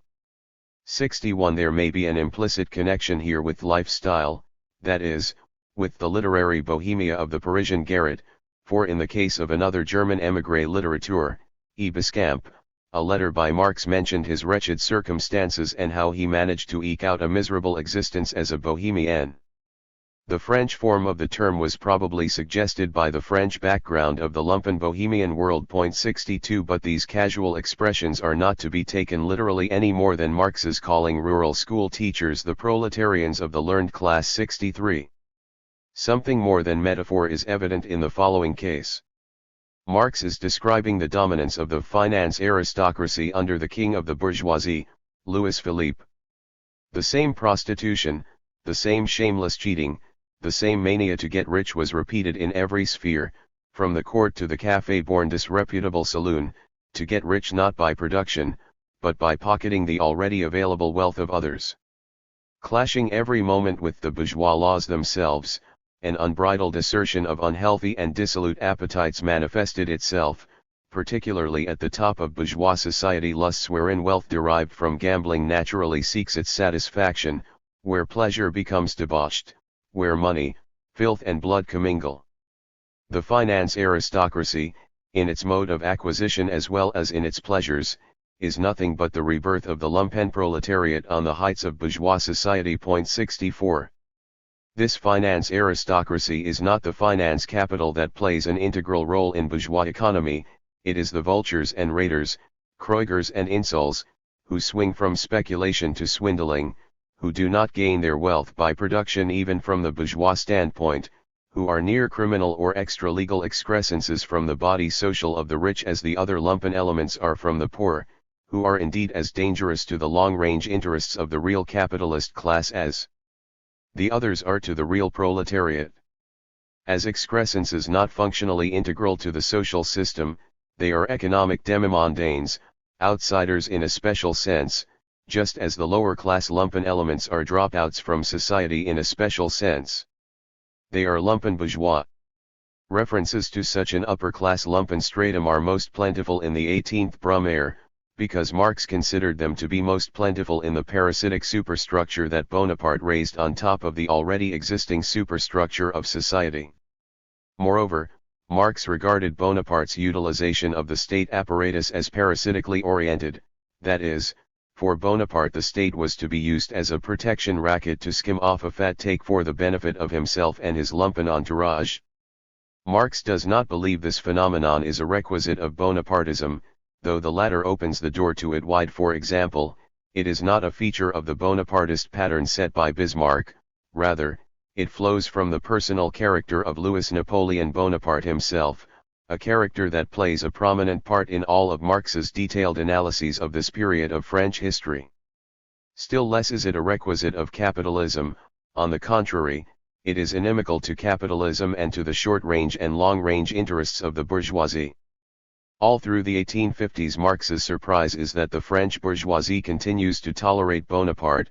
66 While capitalism does not require this type of parasitism, it leaves society not only open to this cancer but even especially susceptible to it. Bonaparte was not only the emperor of the lumpen proletarians, 67 that is, the leader of this class reservoir of reaction, but he himself was a bohemian, a princely lumpen proletarian. 68 Bonaparte himself was the source of this phenomenon at this particular time and place. The same applies to his personally selected tools, his mob. But, above all, Bonaparte looks on himself as the chief of the Society of December 10, as the representative of the lumpen proletariat to which he himself, his entourage, his government and his army belong, and whose prime consideration is to benefit itself. The bourgeoisie has to prosper, to be sure, but above all the Bonapartist lumpen proletariat is to enrich itself. 69 The regime's financial measures are similarly motivated, handing out presents or going into hock, that is all there is to the financial science of the lumpen proletariat, the upper-class kind of lumpen proletariat or the common kind. 70. Writing for the Chartist press, Engels as always avoided using lumpen proletariat in English, and, just as in other cases he used mob for the lower class kind, so here he resorted to the Briticism swell mob. stylishly dressed pickpockets, to describe the upper-class scum around Bonaparte. Besides the mass of the peasantry, Louis Napoleon, himself a species of lofty swell mob's man, and surrounded by the elite of the fashionable swell mob, found support in the most degraded and dissolute portion of the population of the towns. 71. Bonaparte, added Engels, relied upon the peasantry for votes, upon the mob for noisy demonstrations, and upon the army for coercion.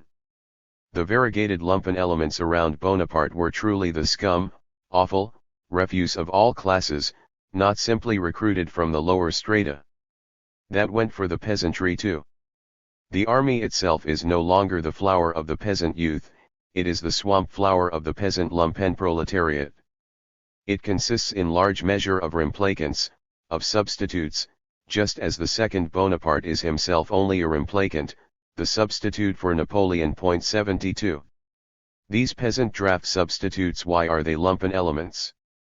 Certainly not because of underworld activity. The label here derives from the central idea of the classification. They are elements that are being squeezed out of the peasant economy and hence out of a place in society. They are being exuded, extruded, excreted from the class structure and onto the scrap heap. This is the conception to be borne in mind when next we hear of lumpen aristocrats. Dealing with a period in Polish history when big peasants developed into a sort of peasant middle class, the equestrian order which eventually collapsed, Marx writes that this equestrian order, incapable of playing the role of a real middle class, is transformed into the lumpen proletariat of the aristocracy. 73. Writing much later, Engels is describing the formation of the Prussian Junkerdom. There is the petty landowning gentry, there are the younger sons in the army or civil service who make up the less wealthy petty nobility, and on the lower fringes of all this clique of nobles, there naturally emerges a numerous parasitic nobility, a noble lumpen proletariat, which lives on debts, dubious gambling, importunate begging, and political espionage. 74. It emerges naturally because every class and social formation throws off its disjecta. These waste product elements may find a new social birth on a lower class level, declassment, as when the indigent scion of aristocracy becomes a schoolteacher, the parson's son goes into trade, or the bankrupt shopkeeper goes to work in a factory. But the déclassé who succeeds in relocating socially thereby avoids falling into the lumpen class. 7. The class cloaca. With some additional illustrations from the writings of Marx and Engels, let us emphasize a point that has already been made in the preceding section. The lumpen class is not only a social formation outside the proletariat, it is best defined as the class cloaca that is functionally outside the ongoing social structure.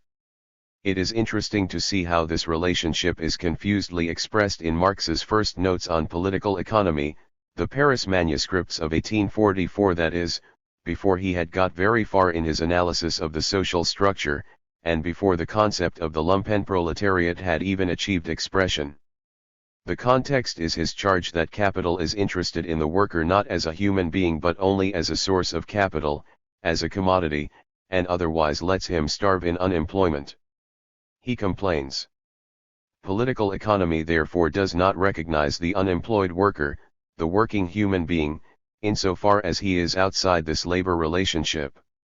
The rascal, swindler, beggar, the unemployed or starving or down and out or criminal worker/human being, are figures that do not exist for political economy. 75. Since the unemployed and pauperized workers are here put in the same bag with criminals and beggars, he does not yet understand that the latter, typifying the lumpen class proper, are outside the purview of political economy, that is, outside the social system of which a political economy is the theoretical expression. This is an objective feature of the society, not a defect of the political economists. It may seem callous to group criminals and beggars together, but the criterion is not a moral or juridical one, which may have force in some other connection. For that matter, it is important to understand that there are working lumpen elements too, even though Marx began by contrasting the lumpen proletariat to the working proletariat. We have seen working lumpen proletarians listed as examples more than once, from peddlers and knife grinders to prostitutes and brothel keepers, the latter approximating lumpen bourgeois. This category is specifically noted in the Grundrisse notebooks, as Marx explains the distinction between productive and unproductive labor. From the whore to the pope, there is a mass of such riffraff doing unproductive labor. But the honest and working lumpen proletariat falls under this head too, example big gang of hangers-on offering service etc. in port cities etc. 76. The example, as often, is that of casual and irregular labor, like that of a tramp who offers to cut wood for a meal. Another reference to the lumpen class in the Grundrisse, a dozen pages away, speaks however only of the dishonest lumpen proletariat.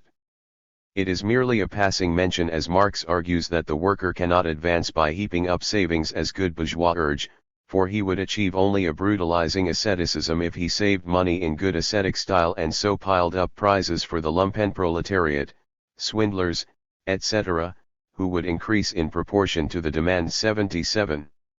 The casual laborer without ties or roots is also the subject of a reference in a chatty tourist note from Marx, visiting Cannes. The town is monumental, since it consists only of hotels. Here there are no plebeian masses, outside of the garçons de hotels, de café, etc. and domestics belonging to the lumpen proletariat. The whole town is a den of idlers or adventurers, a dreary hangout. 78. Marx sees Cannes as a concentration of parasitic excrescences, where even the serving personnel are adventitious hangers-on. What all these elements, honest or dishonest, have in common is that they are functionless outsiders, as discards of the system or self-discards. To be sure, a non-working status may be the indicator, as when the Roman plebs degenerated into lumpen elements. When the free peasants of ancient Rome were stripped of land and livelihood, says Marx, the Roman proletarians became not wage laborers but a mob-fainéant mob of do-nothings more abject than the former poor whites in the South of the United States. 79. Individuals who are torn from their social roots and left treading air are natural candidates for the lumpen class, and therefore we have seen Marx use the term more than once about émigrés. Lest it be thought that its use is always derogatory, let us note that it occurs in a bleak comment about a sympathetic figure, an émigré Pole on whose fate Marx reported sadly in a letter to Engels. Having fallen into the deepest poverty, he had sunk down to being a lumpen proletarian in Whitechapel, and was finally burned to death in a slum fire.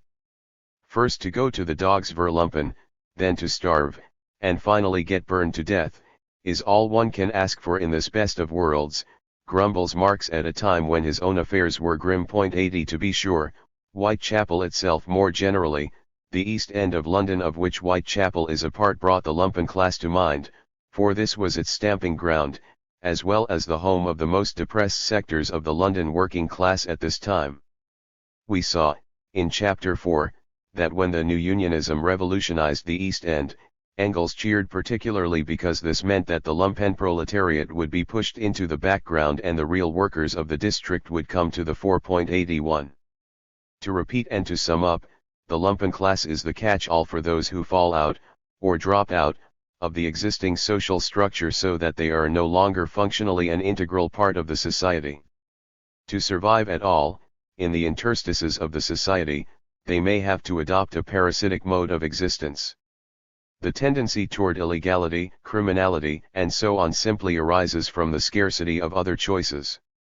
Experience demonstrated to Marx and Engels that, on the whole, the elements of the lumpen class tend to be inhospitable to social ideals socially implemented for what is society to them, or they to society, and that they are typically moved by cynical self-interest on the most vulgar level, however rationalized, hence they tend to be venal, available to the highest bidder, attracted to the bandwagon of the winner, or distracted by circuses with or without bread, unlikely to become serious about any social cause or motivated by any political vision, untrustworthy even when bought up, and dangerous even as tools, the worst of all possible allies.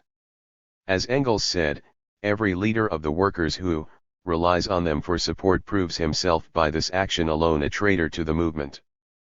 3. Mixed class elements.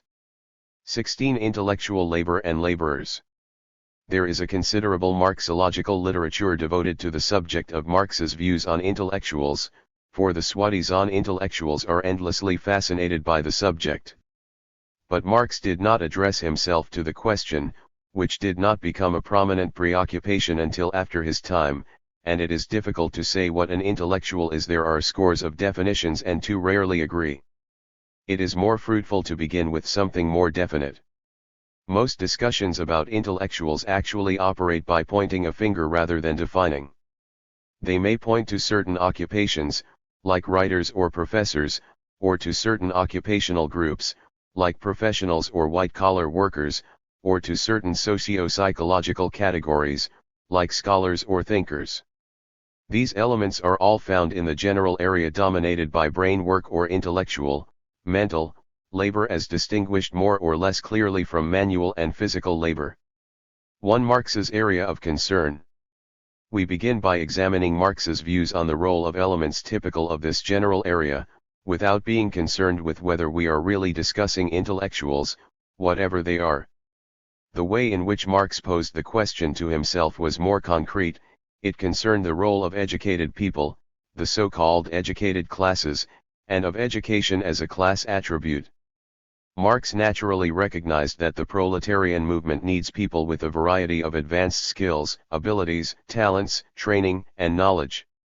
In many or most cases these attributes are furthered by a more or less high degree of education. Moreover, some occupations which socialists want to effect, or which they need for the new social order, depend heavily on a high level of formal training. Scientists and technologists, professionals of many sorts, teachers on several levels, academics in general, students in particular, writers and artists, and others who are primarily engaged in the production and dissemination of ideas. Especially in Marx's time, this type of ability was usually to be sought among the so-called educated classes, which meant the social strata that could afford long schooling for their science. The working classes tend to suffer from relatively poor access to formal education, both because of deliberate discrimination and because of biases built into the system. For example, workers' families cannot so easily afford long abstinence from paid work even if education is free. Hence the above-listed occupations, especially because of the educational prerequisites, tended to be filled by the progeny of the upper classes, from the more affluent reaches of the petty bourgeoisie through the bourgeoisie onto the aristocracy or its remnants. The consequence was a serious disadvantage for the proletarian movement for many practical purposes. The class background of the proletariat prepared it well for many movement needs: organizational efficiency and militancy, for instance, but poorly for the struggle in the arena of national opinion using the available instruments of publicism. Therefore the acquirement of educated recruits took on a special importance. But these tended to be bourgeois elements, however sympathetic to the working class. A potentiality was created, an extra class tension was introduced into the proletarian movement, reflecting class antagonisms outside the movement. This was the nature of the problem. This problem concerns educated recruits, not necessarily people called intellectuals. Unless, of course, an intellectual is defined as an educated person, as has been done, but this empties the word of any special meaning. The focus of Marx's interest, then, was not on the disjunction intellectuals versus workers, whatever that may be defined to mean. That view of the problem was invented later by intellectuals. Marx's concern was directed to the class background, hence the class-biased training and predispositions, of the educated elements who could be useful to the proletarian movement if they could be assimilated. This is the main subject of the next 3 chapters. In this chapter we consider Marx's views on the role of intellectual, mental, labor in general. There is going to be a constant problem with the ambiguity of the English word intellectual, which leads to ambiguous English translations from the German. For example, geistige Arbeit means intellectual or mental labor or brain work as distinct from manual or physical labor, but it does not mean the work specifically performed by an intellectual, which as a noun in English acquires a specially portentous meaning. Geistig has a scope not easily duplicated by any single English word: mental, spiritual, moral, intellectual, psychological, all in the sense of pertaining to the mind rather than the body. But in English one no longer says spiritual labor when one means intellectual or mental labor, as is done in the extant translation of Marx's theories of surplus value. 3. When intellectual becomes a noun, the German equivalent is not a derivative of Geist but rather intellektuell, intelligence. In the following pages, intellectual as an adjective, as in intellectual labor, never means pertaining to intellectuals, it is used much as Marx uses the German Geistig. 2. Integral human labor. The distinction between intellectual and physical labor, between the labor of head and hand, is a real one, even if not absolute. It is their separation which, to Marx, is a distortion of humanity. The labor of the whole person involves both. Marx takes this as a fundamental proposition in Capital.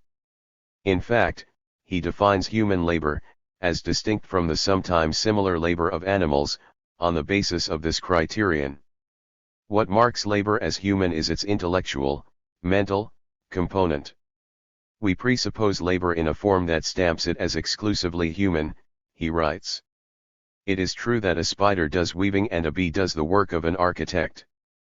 But what distinguishes the worst architect from the best of bees is this, that the architect raises his structure in imagination before he erects it in reality. At the end of every labor process, we get a result that already existed in the imagination of the laborer at its commencement, hence already existed in idea form ideal. He not only effects a change of form in the material on which he works, but he also realizes a purpose of his own that gives the law to his modus operandi, and to which he must subordinate his will. Point 4. The alteration of the material in the labor process was designed from the commencement, he adds. The material is adapted to the wants of man. 5. In his essay on the part played by labor in the transition from ape to man, Engels later emphasized the evolutionary task performed by labor, but it must be added, by human labor. While stressing the decisive role of the hand, he writes, thus the hand is not only the organ of labor, it is also the product of labor. The mental component of labor was itself an attribute of a physical advance, the human brain. Engels writes that only through a long and complex evolution in which physical change, of the hand, for instance, interacted with mental physical change in the brain and senses, only through this process of change has the human hand attained the high degree of perfection that has enabled it to conjure into being the pictures of Raphael, the statues of Thorwaldsen, the music of Paganini. 6. Just as, for Marx, the labor process is not merely an exertion of muscle, so also the process of artistic creation is not merely an activity of little gray cells. The whole person is involved in both cases, and to the extent that this is not true, the person is being crippled. The combination of intellectual and physical labor is natural when one is working purely individually, but the combination of laborers permits separation. So far as the labor process is purely individual, one and the same laborer unites in himself all the functions that later on become separated. As in the natural body head and hand wait upon each other, so the labor process unites the labor of the hand with that of the head. Later on they part company and even become deadly foes. The product ceases to be the direct product of the individual, and becomes a social product, produced in common by a collective laborer, i.e., by a combination of workmen. 7. Such separation reaches a high point in capitalism, and its most extreme forms are characteristic of capitalism. Physical and intellectual labor remain associated in the labor process only in the collective laborer, the aggregate of workers producing a particular commodity, but for the individual worker, intellectual labor is increasingly divorced from physical. This separation has nothing to do with the distinction between laborers who are directly engaged in working on material and those who are not. For instance, following an example given by Marx, janitors or floor sweepers have nothing directly to do with working up the raw material, yet are just as much a part of the living production machine, the collective laborer, as are the others. So too the works engineer has yet another relation and in the main works only with his brain, and so on, but is also a part of the collective laborer. Point 8. It is indeed the characteristic feature of the capitalist mode of production that it separates the various kinds of labor from each other, therefore also mental and manual labor or kinds of labor in which one or the other predominates and distributes them among different people. This however does not prevent the material product from being the common product of these persons. 9. Brain workers or manual workers, touching the material or not, they are all producing the commodity, in the same economic relation to it and to the capitalist, they are all producing surplus value and hence producing capital, their embodied labor, they are all parts of the collective laborer, all proletarians, intellectual and manual laborers alike. In short, included in the labor that goes to enhance the value of a commodity are all intellectual labors which are directly consumed in material production. Not only the laborer working directly with his hands or a machine, but overlooker, engineer, manager, clerk, etc. In a word, the labor of the whole personnel required in a particular sphere of material production to produce a particular commodity, whose joint labor, cooperation, is required for commodity production. Point 10. And for the same reason intellectual labor may be embodied also in immaterial commodities, such as services, from operating an elevator to opera singing for a profit-making enterprise. 3. Capitalism and intellectuals. Intellectual labor, or brain work, is, then, a necessary and integral part of the process of production, as much an attribute of the collective laborer as manual labor is. But in popular parlance, including that of many sociologists, intellectual activity is often viewed as something typically outside of the process of production, something external to the workaday world. For example, the work of sociologists in discussing the definition of intellectual. More generally, it is often considered something distinctive when it is detached not only from manual labor but from any practice. From Marx's standpoint, the important line of demarcation runs not between manual and intellectual labor but through two other pairs. There is an important line between work in the process of production and work outside of production. There is another between socially useful and necessary work as against work that is socially useless or harmful. It is class society that separates out the category of intellectual labor so sharply and that gives a special honorific weight to intellectual activity detached from practice. This is one aspect of the tendency of class society to intensify the division of labor in socially deleterious forms. Marx wrote in the German Ideology, expounding his new thesis that the ruling ideas are the ideas of the ruling class. The division of labor, which we already saw above, as one of the chief forces of history up to now, manifests itself also in the ruling class as the division of mental and material labor, so that inside this class one part appears as the thinkers of this class, its active, conceptive ideologues, who make their main livelihood out of cultivating the class's illusion about itself, while the other's relation to these ideas and illusions is more one of passive receptivity, since they are the active members of this class in reality and have less time to make up illusions and ideas about themselves. Within this class, this cleavage can even develop into a certain opposition and hostility between the two parts, but given any practical collision endangering the class itself, this passes away of itself, whereupon there also vanishes the appearance that the ruling ideas were not the ideas of the ruling class and had a power distinct from the power of this class. Point 11. It is widely recognized that the intellectual as a social type seems to come into historical prominence with the beginnings of the bourgeois era. Yet previous classes had their ideologues and thinkers, who made their main livelihood out of cultivating the class's illusion about itself or imposing this set of illusions on all of society.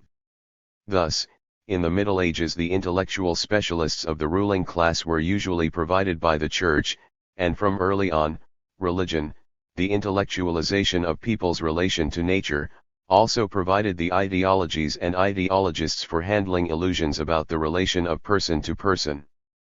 The first form of ideologists, priests, Marx noted, were coincident with the appearance of a division between material and intellectual labor. And the division of labor implies the possibility, nay the fact, that intellectual and material activity, that enjoyment and labor, production and consumption, devolve on different individuals. 11a. What, then, makes this kind of intellectual specialist a prominent outgrowth of the bourgeois era. What must have changed was the division of labor between the establishment's thinkers and doers, a division so visibly deepened in modern times that a new label was required for a newly important social element. In the Middle Ages, the Church, main source of intellectual operatives, was itself the biggest landowner and lord in the ongoing system. The case is different with capitalism in this respect as in others. The same reasons that produce the political inaptitude of the capitalist class 12 also make it less likely than other ruling classes to provide its own intellectual rationalizers from its own ranks. Capitalists qua capitalists are interested in profits, not philosophy, and in cotton spinning as against theory spinning. It leaves far more room than ever before for the assignment of ancillary duties to professional specialists, in the one case, professional politicians, in the other, professional ideology fabricators. Point 13. Thus, on the highest level of the system, it introduces a division of labor between those who stuff money bags and those who stuff heads. This appears as the difference between doing and thinking. Consequently, the rise of a newly prominent social stratum produces intellectual as a noun. As an adjective, intellectual has naturally pointed in different directions depending on what it is counterposed to. If counterposed to physical, it means pertaining to the mind; if counterposed to emotional, as in a purely intellectual response to music, it emphasizes reason or logic, and by extension may also be counterposed to moral. But it is also commonly counterposed to practical. For example, a merely intellectual revolutionary is charged with failing to put ideas into practice or action, with divorcing thinking from doing. It is this usage that generally gives rise to the noun intellectual, as actually used by most people, other than intellectuals trying to fabricate an acceptable definition. The label an intellectual tends to connote the one-sidedness of a specialist in the manipulation of ideas and abstract rationalization divorced from the responsibility of performance. Counterposing Men of Ideas, the title of a well-known sociological work on the subject, to Men of Action, it is the obverse of the practical man or woman who scorns ideas and dismisses theory. Which explains why intellectualism and anti-intellectualism are Siamese twins. The growth of a stratum of intellectuals is connected with the deepening of class differentiations in society. Marx quotes Necker on the contrast between wealth that does not labor and poverty that labors in order to live, and then comments that this contrast also gives rise to a contrast of knowledge. Knowledge and labor become separated. The former confronts the latter as capital, or as a luxury article for the rich. 14. Marx then quotes an interesting passage from Necker which ends as follows: "Is it not certain that this inequality of knowledge has become necessary for the maintenance of all the social inequalities which gave rise to it?" Certainly Marx did not conceive of the analysis of capitalist production as the province only of something narrowly called economics. Man himself is the basis of his material production, as of any other production that he carries on. All circumstances, therefore, which affect man, the subject of production, more or less modify all his functions and activities, and therefore too his functions and activities as the creator of material wealth, of commodities. In this respect it can in fact be shown that all human relations and functions, however and in whatever form they may appear, influence material production and have a more or less decisive influence on it. 15. The widened split between intellectual and physical labor has far-reaching cultural as well as socio-economic effects, and so presents a basic challenge to the socialist reorganization of society. From this viewpoint it will be taken up again in Volume 3 of this work. Suffice to say now that, for Marx, this disjunction is an offense to the humanness of labor and destructive of the wholeness of the human being, and must therefore be overcome. Confinement to purely intellectual labor detached from practice means a distorting one-sidedness in the conditions of life as well as of labor. Insofar as the intellectual emerges as a distinctive social type, this is a pathological symptom. Just as modern class society called it into being on such a scale, Marx points in the direction of abolishing it. We will see that the abolition more accurately, the transcendence of the intellectuals as a pathological social element is one of the goals of the good society, along with the elimination of criminals, racists, feeble-minded, and other undesirables.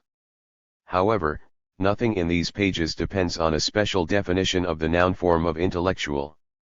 Where it is used, especially in the next two chapters with reference to the problems of the socialist movement in Marx's time, it refers in a general way to educated recruits of bourgeois background who aspire to specialize in the manipulation of ideas, or conceive this to be their special contribution.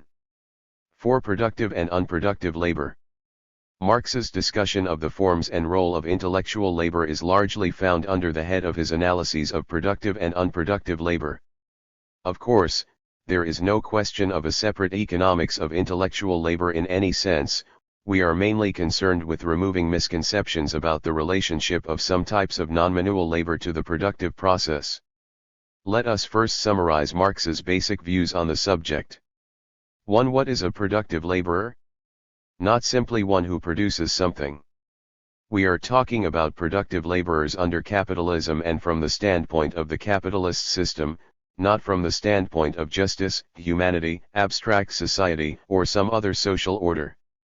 2. In terms of capitalism, only those laborers are productive who produce capital, by producing surplus value. Capitalist production is not merely the production of commodities, it is essentially the production of surplus value. That laborer alone is productive who produces surplus value for the capitalist, and thus works for the self-expansion of capital. 16. Working out the proposition in his notebook, Marx enlarged on the statement that productive labor is simply labor that produces capital.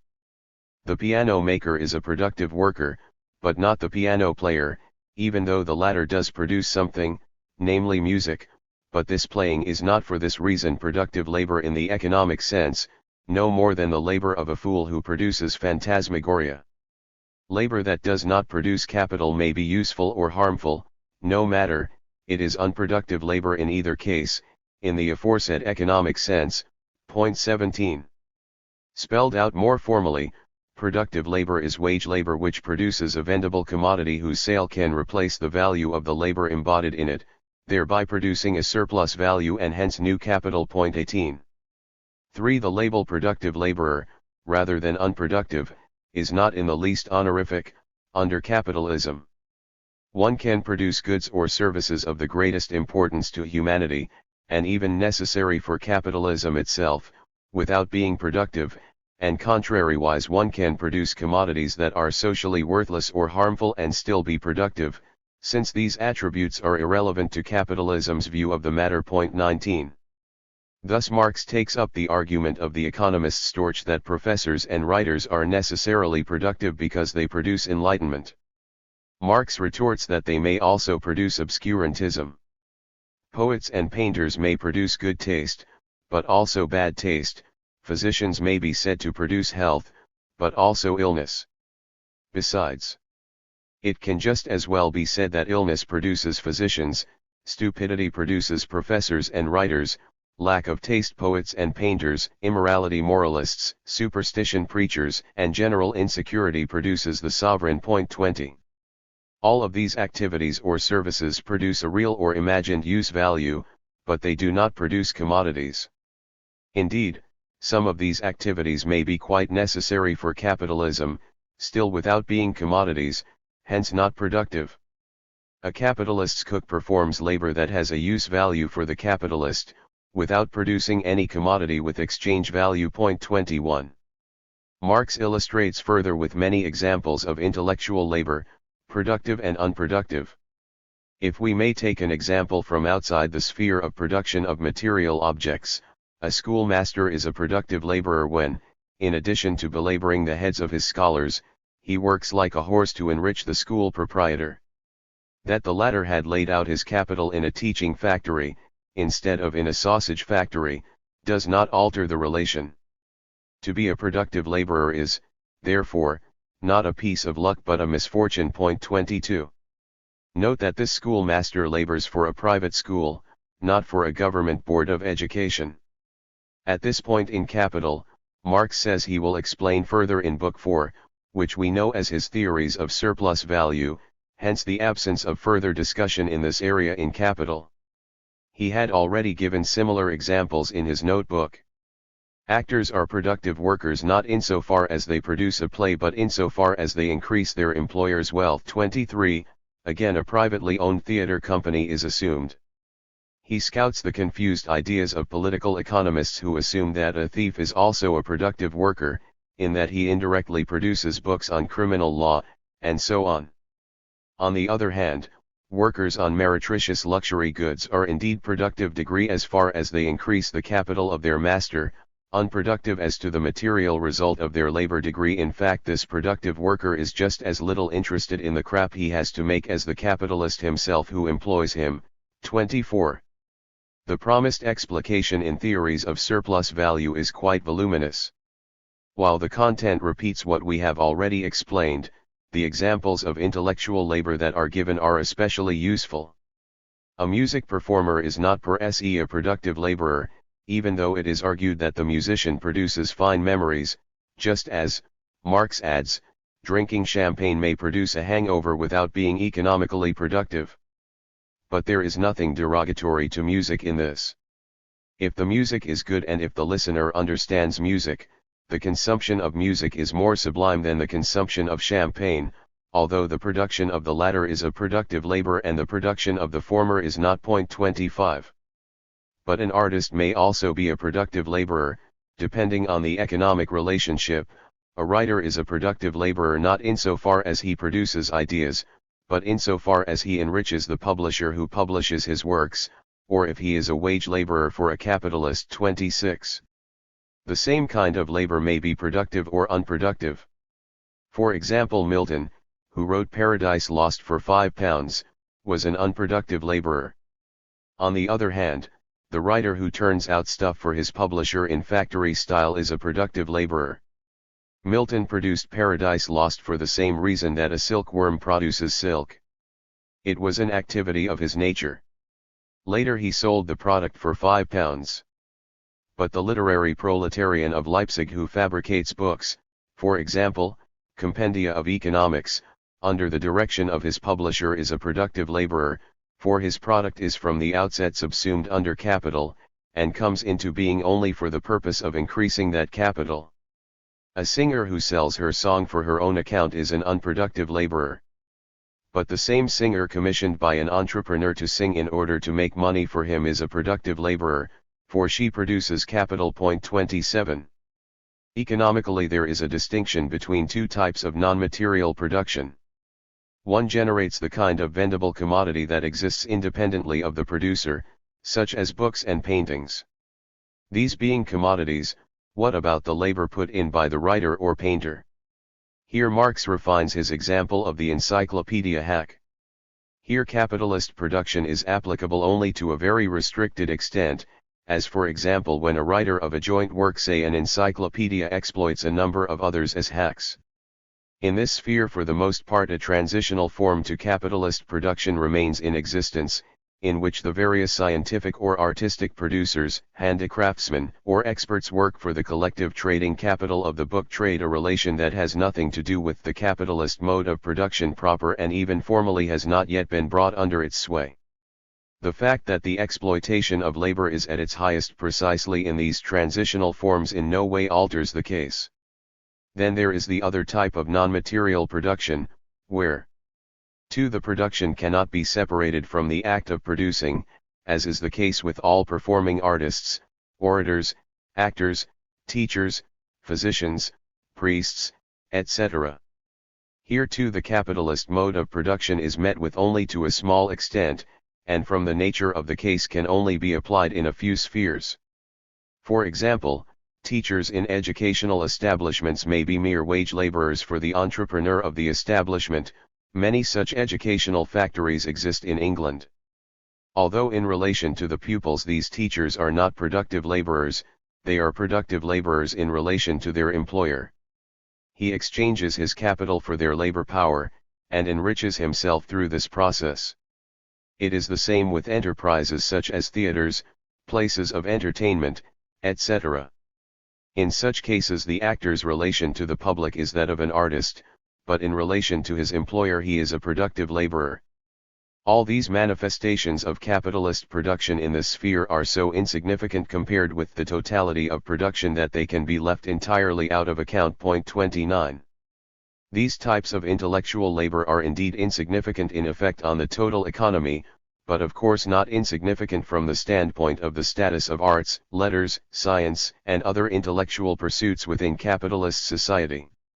How is this intellectual sphere affected by its economic relations, as distinct from other, social and political, channels by which the ruling social powers subordinate the intellectual world to their own interests? 5. Bourgeois attitudes and rewards.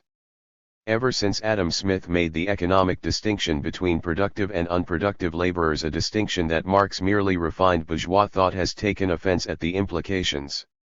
If productive laborer is not an honorific term within the framework of capitalism but a badge of misfortune, this reflects something damaging about capitalism. The English economist Senior resented the idea that Moses would have to be classed as an unproductive laborer, and Marx took the occasion to discredit unhistorical economics.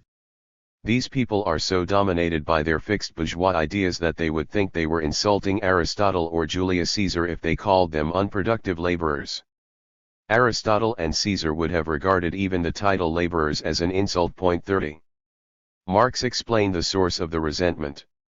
The great mass of so-called higher-grade workers such as state officials, military people, artists, doctors, priests, judges, lawyers, etc., some of whom are not only not productive but in essence destructive, but who know how to appropriate to themselves a very great part of the material wealth, partly through the sale of their immaterial commodities and partly by forcibly imposing the latter on other people, found it not at all pleasant to be relegated economically to the same class as clowns and menial servants, and to appear merely as people partaking in the consumption, parasites on the actual producers, or rather agents of production. This was a peculiar profanation precisely of those functions which had hitherto been surrounded with a halo and had enjoyed superstitious veneration. Since Adam Smith thought that the expenses for these unproductive laborers should be cut down to the indispensable minimum. In the first place, therefore, it becomes a principal task for the sycophants of this society, and especially of the upper classes, to restore in theoretical terms even the purely parasitic section of these unproductive laborers, or to justify the exaggerated claims of the section which is indispensable. The dependence of the ideological, etc., classes on the capitalists was in fact proclaimed. 32. But why did Adam Smith put forward this offensive view? Why was he, unlike his successors, able to write that the labor of some of the most respectable orders in the society is, like that of menial servants, unproductive of any value, that kings and generals and such are unproductive, hence maintained out of the product of other people's industry, that in the same class must be ranked, churchmen, lawyers, physicians, men of letters of all kinds, players, buffoons, musicians, opera singers, opera dancers, etc. This is the language of the still revolutionary bourgeoisie, which has not yet subjected to itself the whole of society, the state, etc., explained Marx. But when on the other hand the bourgeoisie has conquered the field, partly itself taking over the state, partly making a compromise with its former possessors, and has likewise given recognition to the ideological orders as flesh of its flesh and everywhere transformed them into its functionaries, of like nature to itself, when it itself no longer confronts these as the representative of productive labor, but when the real productive laborers rise against it and moreover tell it that it lives on other people's industry, when it is educated enough not to be entirely absorbed in production, but to want also to consume in a cultured way, when the intellectual labors themselves are more and more performed in its service and enter into the service of capitalist production, then things take a new turn, and the bourgeoisie tries to justify economically, from its own standpoint, what it had previously criticized and fought against. In addition to this, these economists, who themselves are priests, professors, etc., are eager to prove their productive usefulness, to justify their wages economically. 33. the bourgeoisie comes to accept the necessity of a superstructure of ideological orders functioning in its behalf. 34 But this does not mean that all types of intellectual production share equally in the rewards. Different social systems favor different types of intellectual production. Thus, for example, different kinds of intellectual production correspond to the capitalist mode of production and to the mode of production of the Middle Ages. If material production itself is not conceived in its specific historical form, it is impossible to understand what is specific in the intellectual production corresponding to it and the reciprocal influence of one on the other. Otherwise one cannot get beyond inanities. Further, from the specific form of material production arises in the first place a specific structure of society, in the second place a specific relation of men to nature. Their state system and their intellectual outlook are determined by both. Therefore also the kind of their intellectual production. 35. The relation between material and intellectual production is not a simple one, but some things can be said about capitalism. For instance, capitalist production is hostile to certain branches of intellectual production, for example art and poetry. If this is left out of account, it opens the way to the illusions of the French in the 18th century. This refers to the illusion that because we are further ahead than the ancients in mechanics, etc., why shouldn't we be able to make an epic too? Along with the conclusion that a dull poetic epic of Voltaire's, Marx mentions the Henriade, must be greater than the Iliad. 36 In other words, Marx is denying that socio-economic progress entails intellectual advance in some automatic way. But if capitalist production is hostile to certain branches of intellectual production, it is on the other hand usually thought to favor other branches, for example, science. 6. The place of scientific labor. No one doubts that a would-be epic writer in modern Los Angeles, Liverpool, Lyons, or Leipzig has a specific historical disadvantage compared with a bard in an ancient pre-literate society. Modern society is hostile to this form of intellectual production. But isn't the case different for those intellectual laborers of today who produce an immaterial good, knowledge, far more important to capitalist interests, namely, scientists? The case is indeed different for certain scientists and for certain fields of knowledge, specifically those that affect the forms and level of production. In fact, so basic is this difference that Marx's Capital makes this type of intellectual labor into an economic category of its own, called general labor, differentiated from collective labor. General labor is all scientific labor, all discovery, and all invention.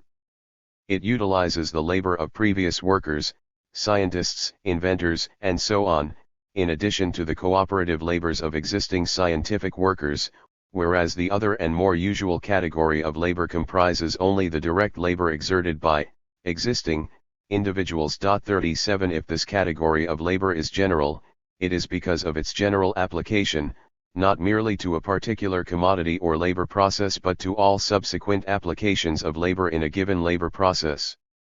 Through this means, the productive power of ordinary, collective, labor is increased by progress in the field of intellectual production, notably natural science and its practical application. 38. Marx points to other cases where society develops powers that cost the capitalist nothing, yet increase the power of production, for example, development of the division of labor, or the growth of population. Another force of production which costs it capital nothing is degree, scientific power degree.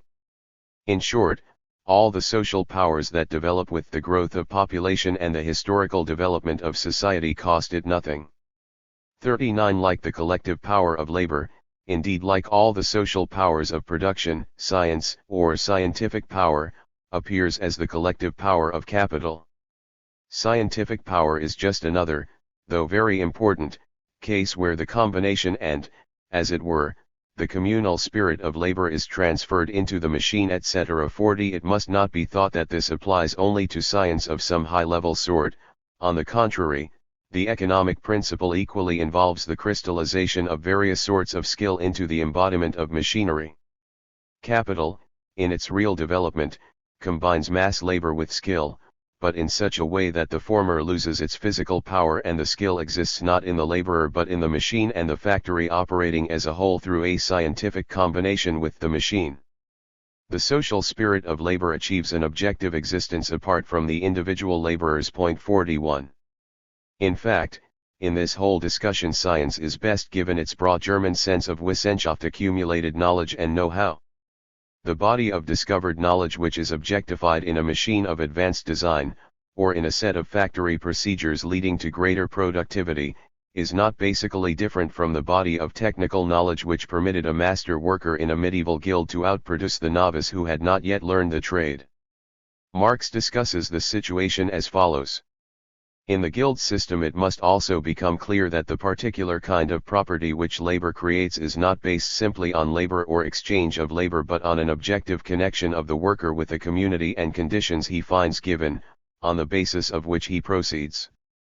These two are products of a certain labor, of the labor of world history, of the labor of the community of its historical development, which does not proceed from the labor of individuals nor the exchange of their labors. Point 42. The contribution to capital made by this type of intellectual labor is, then, immense and beyond question, but to an equally immense degree it costs capital nothing. Marx generalizes on the tendency of capitalism toward undervaluing this type of intellectual labor. The product of mental labor science always stands far below its value, because the labor time needed to reproduce it has no relation at all to the labor time required for its original production. For example, a schoolboy can learn the binomial theorem in an hour. Point 43. For another example, the intellectual labor time needed to develop the transistor has no relation at all to the labor time required to produce it once the knowledge has been communicated. Everyone knows the slight reward to an inventor as compared with the harvest reaped by the entrepreneur who exploits the invention, but in addition Marx points out that even an initial entrepreneur often goes bankrupt. It is typically not the trailblazer who makes money out of a contribution by intellectual labor, but rather a later entrepreneur who benefits from a cheap buy-up. It is, therefore, generally the most worthless and miserable sort of money capitalists who draw the greatest profit out of all new developments of the general labor of the human intellect and their social application through combined labor. Point 44. Of course, the intellectual laborer may be compensated for a lack of monetary reward by honors, prizes, and luxuriously inscribed scrolls. 7. Intellectual labor and socialism. But in scientists, inventors, and such technological innovators we have been discussing the cream of intellectual laborers, from the standpoint of capitalism. The case is quite different with those laborers in the intellectual fields who are only an overhead expense or drain on the wealth produced by others, poets, for example, whose production of poems has exactly the same economic meaning for capital as a lunatic's production of hallucinations. These intellectual producers have essentially the same economic relation to the capitalist as the latter's valet, mistress, or bodyguard. The same goes for intellectual operatives who may be of far more value to the bourgeoisie than poets, for example, economics professors, ecclesiastical prelates, or eclectic philosophers. But these are valuable in the same way that the statesman or soldier is valuable. Marx takes up an economist's challenge: the soldier who protects the harvest, is he not as productive as the farmer who reaps it? Marx's answer, omitting the argumentation, is that the soldier certainly does produce something. He produces defense, but he does not produce surplus value, that is, wealth in the capitalist form. Hence, in the framework of capitalism, he is not a productive worker.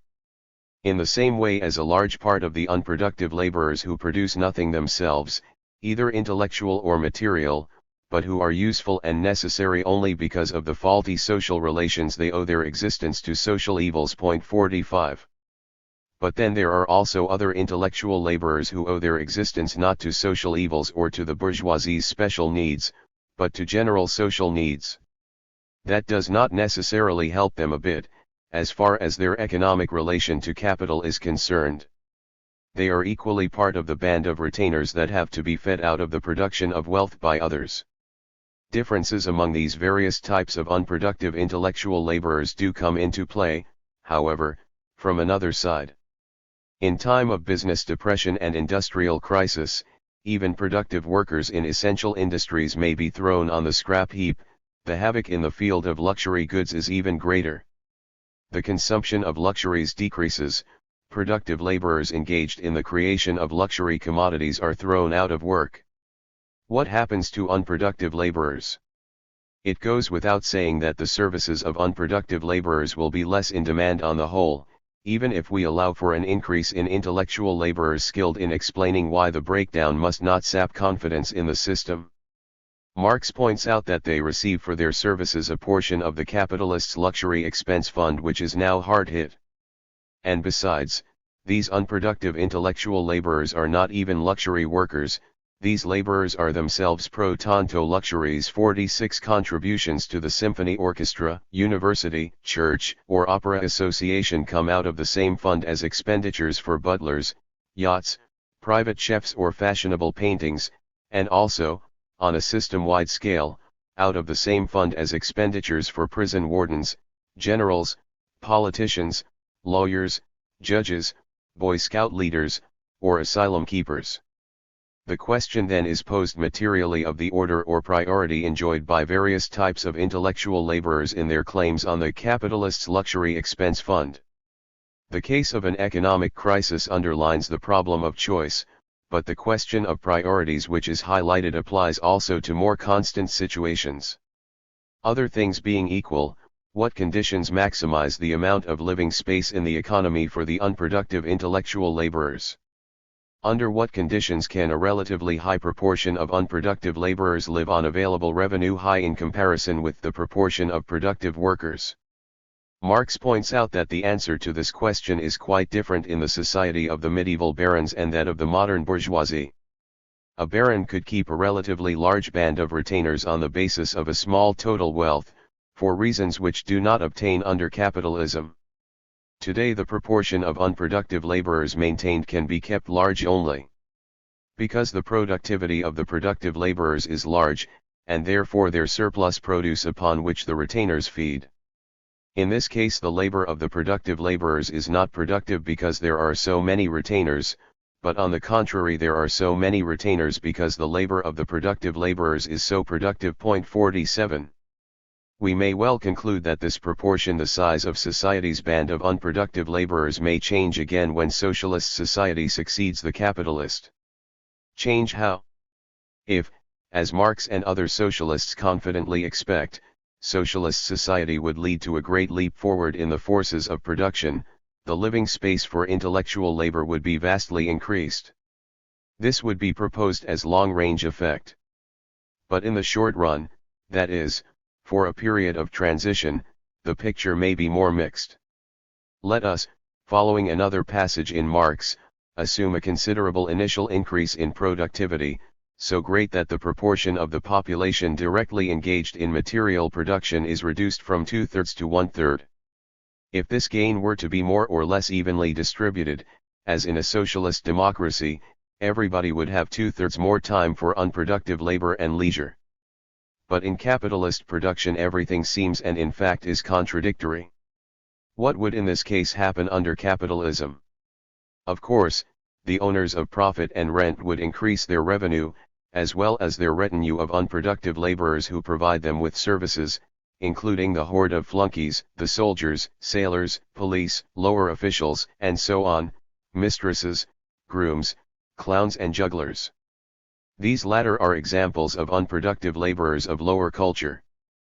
But in addition there will also be an increase in ill-paid artists, musicians, lawyers, physicians, scholars, schoolmasters, inventors, etc., who on the whole have a higher level of culture than the unproductive workers had previously. 48.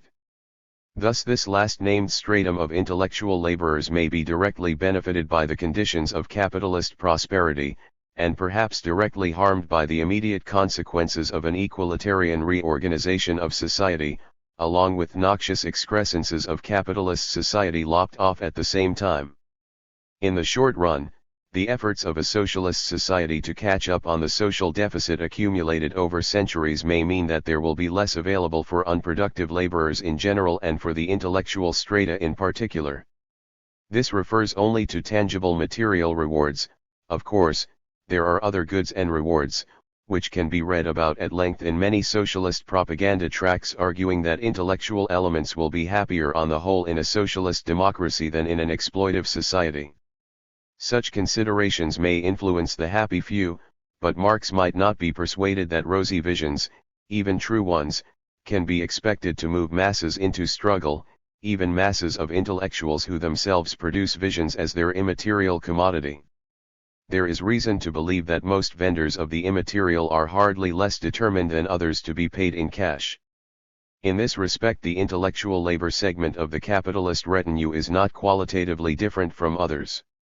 They are far from homogeneous and far from single-minded in their service, but it is no common material interest as intellectuals, in any sense, that alienates them from it. A very minor conclusion from Marx's analysis of intellectual labor is the pointlessness of the frequently posed question: are the intellectuals a class? If class is used in a popular non-technical sense, meaning classification, as we have seen Marx or Engels do more than once, and if some meaningful definition of intellectual is fixed on, then an affirmative answer is as irrefutable as it is immaterial to our present subject. But if a socio-economic class in the Marxist sense is meant, the answer is plainly no. 17. The social role of intellectual elements. Now let us focus not on intellectual laborers in general but more narrowly on the particular intellectual stratum that became prominent with the rise of the bourgeoisie, as identified in the previous chapter. Point 1. If, as Marx thought, the ruling ideas of an epoch tend to be the ideas of the ruling class, here we have the human agents of this process. They provide a service to society, that is, to the class whose interests are usually identified with the interests of society, and this service primarily consists in providing and manipulating ideas. Such a service, to be eligible for reward, must be necessary or congenial to the continued well-being of the dominant powers in society. 1. The servants of power. The foregoing simply restates Marx's basic view of class society and historical change, historical materialism. But principles of social dynamics are implemented not by theories but by human beings, hence by social strata. The sway of bourgeois ideology is exerted in the last analysis through people, not through ethereal forces. And this is the social sense in which the intellectuals who perform this service are properly regarded as bourgeois intellectuals, regardless of personal origin, the ideological representatives and spokesmen of the given classes, their learned men, lawyers, physicians, etc., in short, their so-called Capicites, men of talent. 2. One must not imagine, warned Marx, in a context discussing the French petty bourgeoisie but in words applying broadly, that the political or ideological representatives of this class are indeed all shopkeepers or enthusiastic champions of shopkeepers. According to their education and their individual position they may be as far apart as heaven from earth. What makes them representatives of the petty bourgeoisie is the fact that in their minds they do not get beyond the limits which the latter do not get beyond in life, that they are consequently driven, theoretically, to the same problems and solutions to which material interest and social position drive the latter practically. This is, in general, the relationship between the political and literary representatives of a class and the class they represent. Point 3. And it is in this spirit that Marx refers, in the same work, to capital, with its retinue of lawyers, professors, and smooth-tongued orators. For as early as the German ideology, Marx had pointed to the intellectual strata whose social function it was to foster suitable fantasies. Kant's philosophy, he wrote, reflected the need, in the German society of the time, to convert French bourgeois liberalism into purely ideological concepts and moral postulates, at a time when both bourgeoisie and aristocracy were swathed in illusions about Germany's role in the Napoleonic era. Given these universal illusions, it was quite in order that the professions stand privileged in illusions, the ideologists, the schoolmasters, the students, the Tugendbund patriotic society members, should talk big and give a suitable high-flown expression to the universal fantasy spinning and indifference. Point 5. They were the illusion makers. Thus Marx directs attention to the social role of these ideological servicemen, not their individual motivation or psychology. It is best to assume that all upstanding intellectuals are motivated by the search for truth and light, just as all bureaucrats desire justice. However, those seekers for truth and light whose search leads them counter to the interests of the dominant class are less likely to be heard from, and so the objective result for society is scarcely determined by good intentions.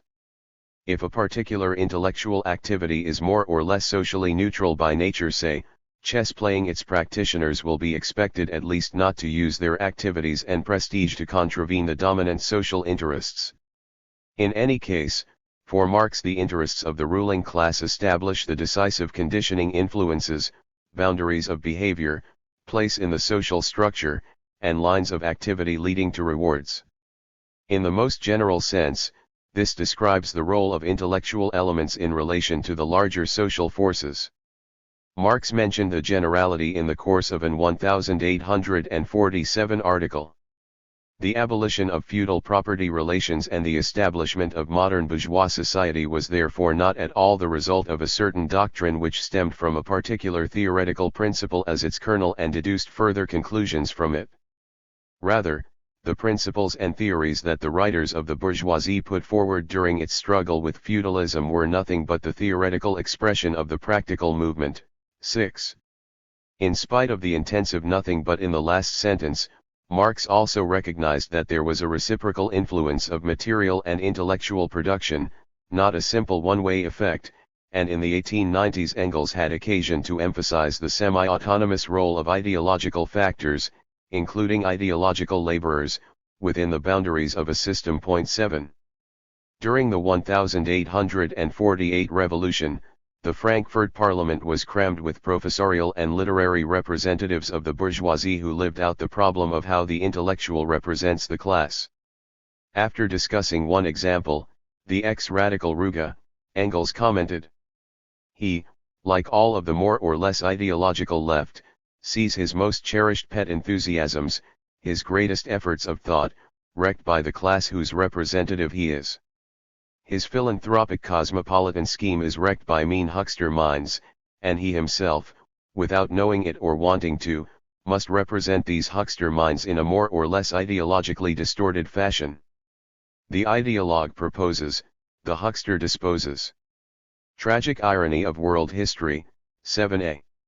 However, Marx devoted no general theoretical work to this question any more than to dozens of others, and in practice we find that his ad hoc references to this sort of ideological labor were more often provoked by the offenses of particularly objectionable apologists of the status quo than by broad historical considerations. The provocations were plentiful. Thus he wrote about the Franco-Prussian War, "It has given our professors the best opportunity of discrediting themselves in the eyes of the whole world for being servile pedants." 8. Then, in his second address on the war, he noted that when the Prussian king abandoned his promise of defensive war only, the stage managers arranged for the appearance of public pressure on him. They at once gave the cue to the liberal German middle-class bourgeoisie, with its professors, its capitalists, its aldermen, and its penmen. 9. In his notebook on the economist Adolf Wagner, he waxed sarcastic about the academic mind. "German society," he wrote, "has emerged out of feudal into capitalist economy, but the professors still stand with one foot in the old crap, as is natural. From being serfs of the landowners they have changed over to being serfs of the state, vulgo in popular parlance the government." 10. In the 1850s Marx saw Bonaparte's regime losing the support not only of the bourgeoisie but of virtually every stratum of civil society and therefore, at long last, of the intellectuals. Degree liberty, not only in its bodily forms, but in its very soul, its intellectual life, has shriveled at the coarse touch of these resurrectionists of a bygone epoch, the Bonapartists. Consequently, the representatives of intellectual France, by no means distinguished by too nice a delicacy of political conscience, never failing to gather around every regime, from the Regent to Robespierre, from Louis XIV to Louis Philippe, from the First Empire to the Second Republic, have, for the first time in French history, seceded in mass from an established government. 11. Among the more violent imprecations is Engels' treatment, in an unpublished 1847 manuscript, of the whole tribe of pen-pushers, the Herrenlederiten, as this lowest of all venal classes 12. To be sure, it was probably Marx's opinion that the mass of the intellectual hacks who made their living as camp followers of the established social powers constituted the large majority of the trade, therefore this type is of more significance in establishing the character of an intelligentsia as a social stratum than is, for example, a discussion of Goethe's relationship to the society of his time. Two remarks are necessary for perspective. Firstly, there is obviously an element of emotional and even intestinal revulsion in Marx's and Engels' reaction to the role of the intellectual laborers who provide a system's rulers with their ideological cover, and while the reasons for and justification of this revulsion need no explanation, it must be separated from a comprehension of the socio-economic place of intellectual laborers of this sort. Secondly, the present subject merges into another one which is not in our purview, namely, how the needs and pressures of the status quo and its establishment are reflected not in the services performed by the hacks but in the intellectual products of the most high-minded of philosophers, writers, artists, and ideologists, a subject on which there is a considerable literature. For some purposes it is enlightening to examine the relation to social issues of Balzac, Byron, Beethoven, or Bacon, but geniuses do not constitute a social stratum. Is the offense of ideological laborers the fact that they act as intellectual sycophants of a bad system and society? Would their souls be saved if they did the same job for a good system, say, socialism, that is, transferred their apologetic role from the overthrown capitalists to the ascendant proletariat? Not in Marx's view. The great significance of social emancipation is that it also emancipates the thinker from a fate as a class instrument into a free agent of thought. In the following passage Marx is discussing the stake of middle-class elements, of various sorts, in the victory of the Paris Commune, that is, in the coming of a socialist society. Although written in rough English, it uses science with the wider meaning of Wissenschaft, knowledge and learning, as well as science in the usual sense. Degree they feel that only the working class can emancipate them from priest rule, convert science from an instrument of class rule into a popular force, convert the men of science themselves from the pandarus to class prejudice, place hunting state parasites, and allies of capital into free agents of thought. Science can only play its genuine part in the Republic of Labor. 13. Clearly, intellectuals are not free agents of thought today. Tomorrow they can hope to be independent vis-a-vis the new state and social powers. None of this implies that intellectual operatives necessarily play their roles consciously. Systematic hypocrisy of a conscious sort is exceptional, and it is undesirable, since sincerity and a projection of personal righteousness is a great aid to persuasiveness. No hypocrite can be a first-rate apologist. Lack of conviction makes advocates ineffective even if it does not make them alcoholics. It is therefore an occupational necessity for intellectuals to reject Marx's view of their social role and class dependency. One of the ideas they cannot entertain is the idea that they are the servants of power. If the indentured men of ideas must cling to the feeling of independence from class power, they must also ascribe the same independence to the realm of ideas itself. The notion that social ideas are not autonomous creations of the intellect but intimately related to class domination, this notion is seen to be as abhorrent as the attendant idea that they themselves are servitors of a power outside their skulls. Marx's method of interpreting social change and its ideologies, a class analysis of history, comes to look like a personal insult.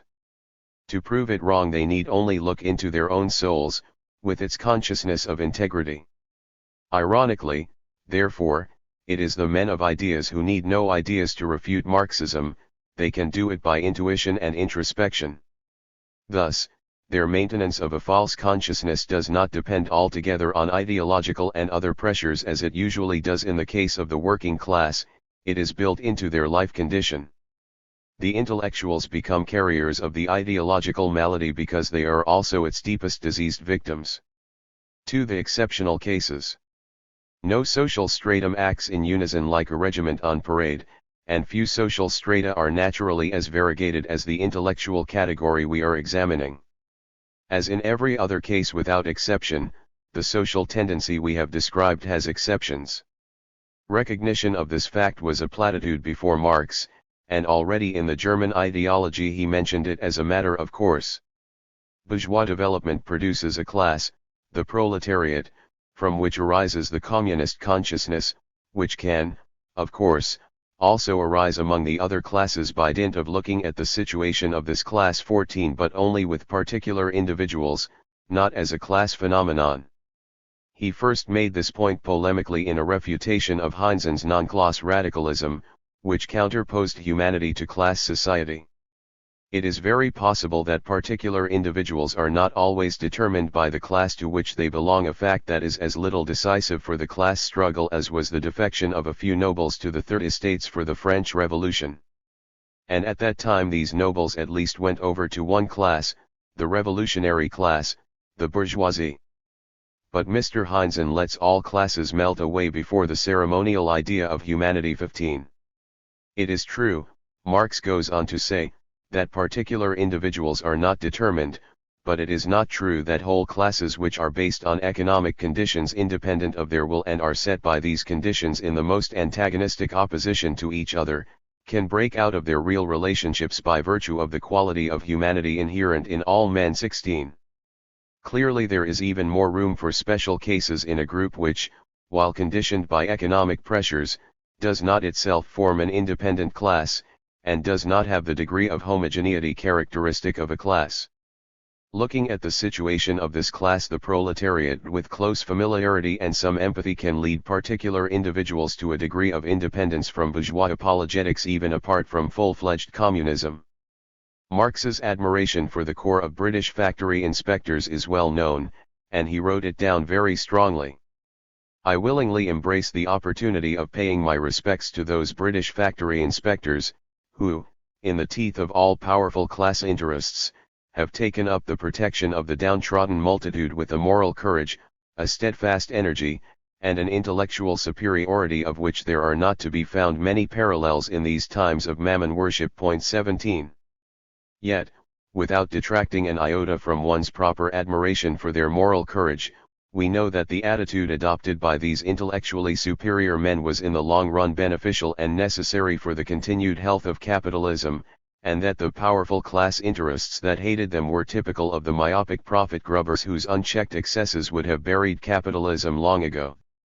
Without following this thought further, we only note that a distinction must be observed between admirable bourgeois friends of labor, who do not make a basic break with their own class, and social revolutionaries of bourgeois origin, who do. The Communist Manifesto is concerned with the latter type, and specifically with the recruitment of trained personnel. There are 3 paragraphs on the question, how does the proletarian movement acquire educated elements? It sees 3 ways in which such elements are gained from the bourgeoisie. Firstly, in its struggle against the aristocracy, the bourgeoisie seeks help from the proletariat and thus drags it into the political arena. The bourgeoisie itself, therefore, supplies the proletariat with its own elements of education, i.e., with weapons against itself. Secondly, further, as we have already seen, entire sections of the ruling classes are, by the advance of industry, precipitated into the proletariat, or are at least threatened in their conditions of existence. These also supply the proletariat with a mass of elements of education.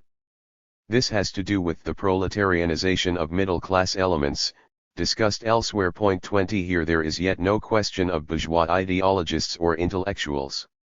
That comes in the next paragraph only. Finally, in times when the class struggle nears the decisive hour, the process of dissolution going on within the ruling class, in fact within the whole range of old society, assumes such a violent, glaring character, that a small section of the ruling class cuts itself adrift, and joins the revolutionary class, the class that holds the future in its hands. Just as, therefore, at an earlier period, a section of the nobility went over to the bourgeoisie, so now a portion of the bourgeoisie goes over to the proletariat, and in particular, a portion of the bourgeois ideologists, who have raised themselves to the level of comprehending theoretically the historical movement as a whole. 21.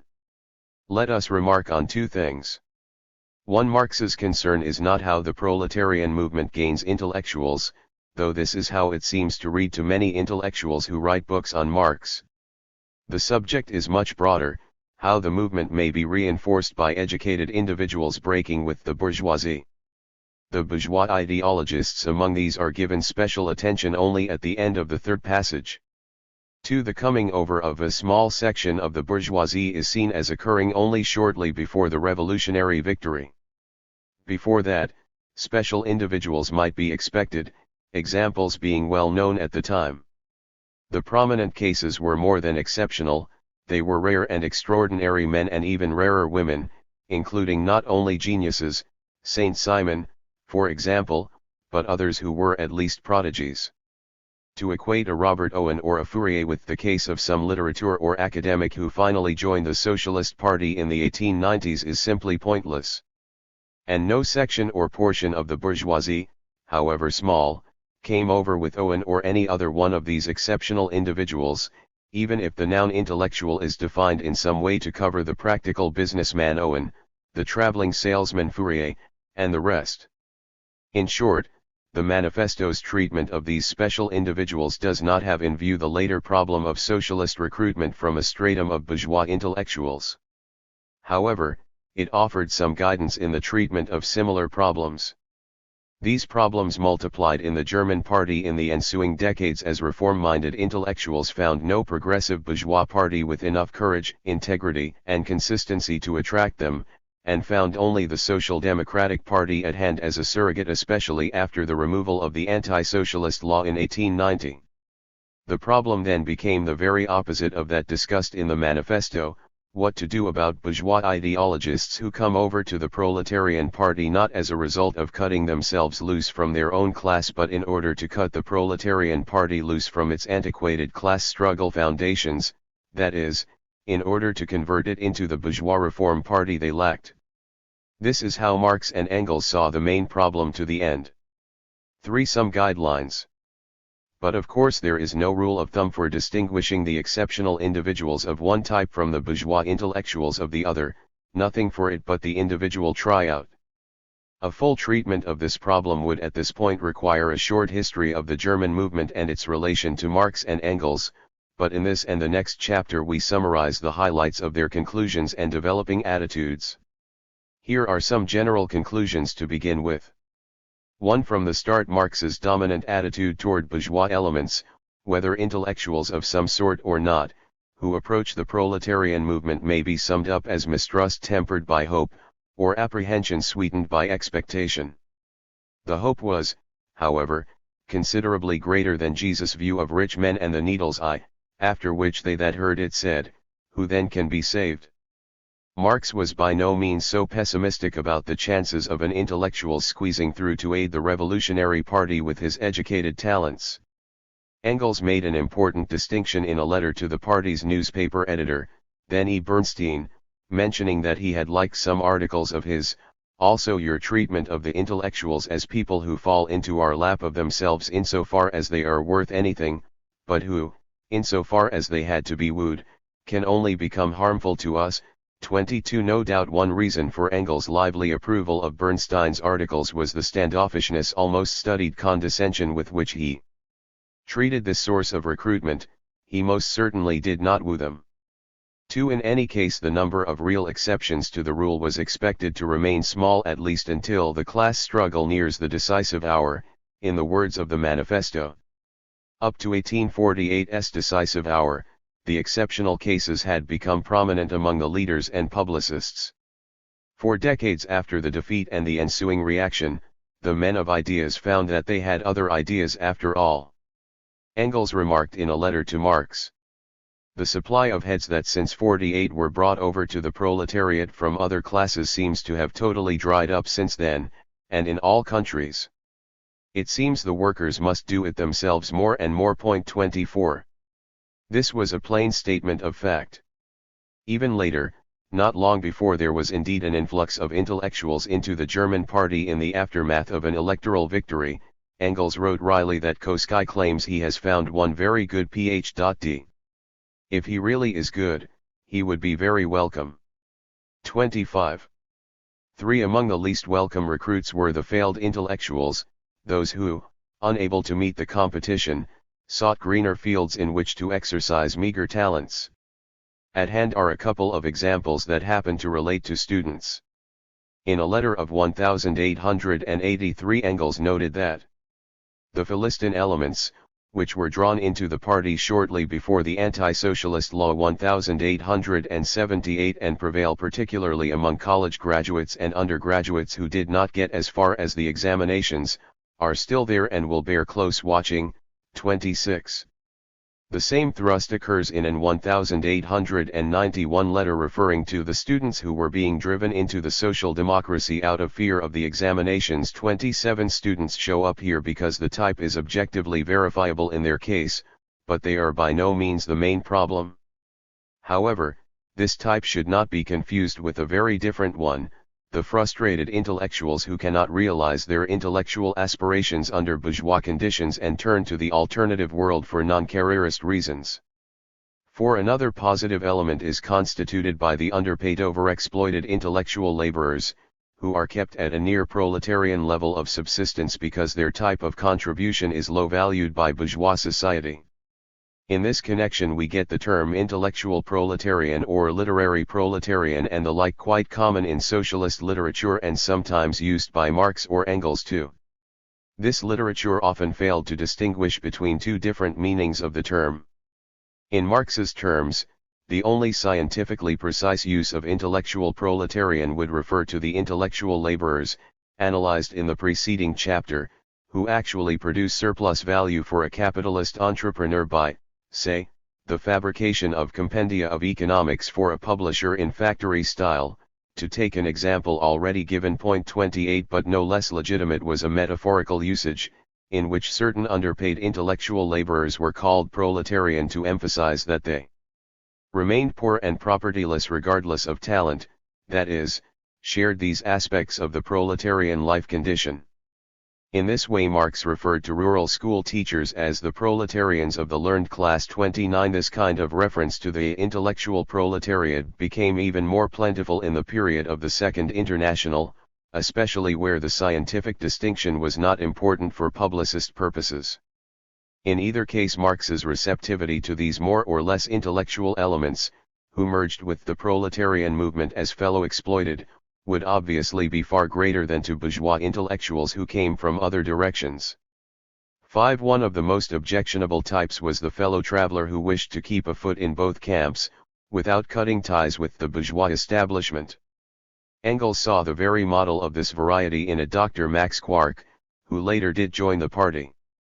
This Quark is one of half a dozen young literati who hover about the boundary land between our party and the Cathedra Socialismus academic state socialism, take jolly good care to keep clear of all the risks involved in being connected with our party, and yet expect to reap all the benefits that may accrue from such connection. They make a lively propaganda for das Soziale Kaiserdom der Hohenzollern, the social monarchy of the Hohenzollerns, which Quark has dithyrambically celebrated, for Rodbertus against Marx, and especially for each other. 30.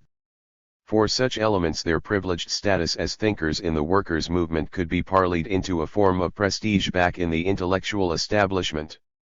Engels warned against the characterless types who are driven by the need to come forward, not in the eyes of the workers but of the Philistines, as a very important worthy, who doesn't long remain the terrible man-eater for which he passes. 31. 6. An intellectual's motivation for coming over to the proletarian movement was, then, always important for the prognosis, but why often translated into when. When the party had an electoral success, career opportunities opened for ideologues, when the trade union movement became respectable, the pen pusher and the porte-parole could enjoy safe jobs, when the party became legal, progressive politicians could give free rein to their good intentions without being inconvenienced by the police, and moreover be sure of a good press when they denounced narrow class struggle dogmas which would harm the party by depriving it of such splendid recruits as themselves. We shall see examples of the conjunctures at which this occurred. 4. Tendencies among radical intellectuals. The German party began making its first impressive gains after Marx's death, and so the problem of radical intellectuals in its most acute forms fell mostly to Engels. However, the first big episode pointing to the coming problem came in 1879, the Manifesto of the Three Zurichers, or Hochberg tendency, and we shall see Marx's violent reaction in several connections. A good introduction to the overall patterns is provided by an open letter Engels published in 1890. It was evoked by a faction of young intellectuals in the German party self-styled the Jungen, youth, whose positive side was that it attacked the beginnings of opportunist degeneration among the social democratic parliamentarians, but the standpoint it counterposed was elitist and sectarian. The group's leaders mostly wound up eventually as authoritarian rightists. 32 Engels stayed out of the melee until the group's paper made public use of his name as if he were a supporter, in a ploy common to literary clique wars. He was then forced to state his opinion equally publicly. We are interested here in his analysis of the group as a coterie of radical intellectuals. Engels' open letter mapped a good deal of the terrain. As for theory, I find in it the group's paper, a strenuously distorted Marxism, characterized, in the first place, by a big misunderstanding of the viewpoint they claim to represent, in the second place, by gross ignorance of the always decisive historical facts, in the third place, by the consciousness of their own immeasurable superiority which is so profitably evident to German litterateurs.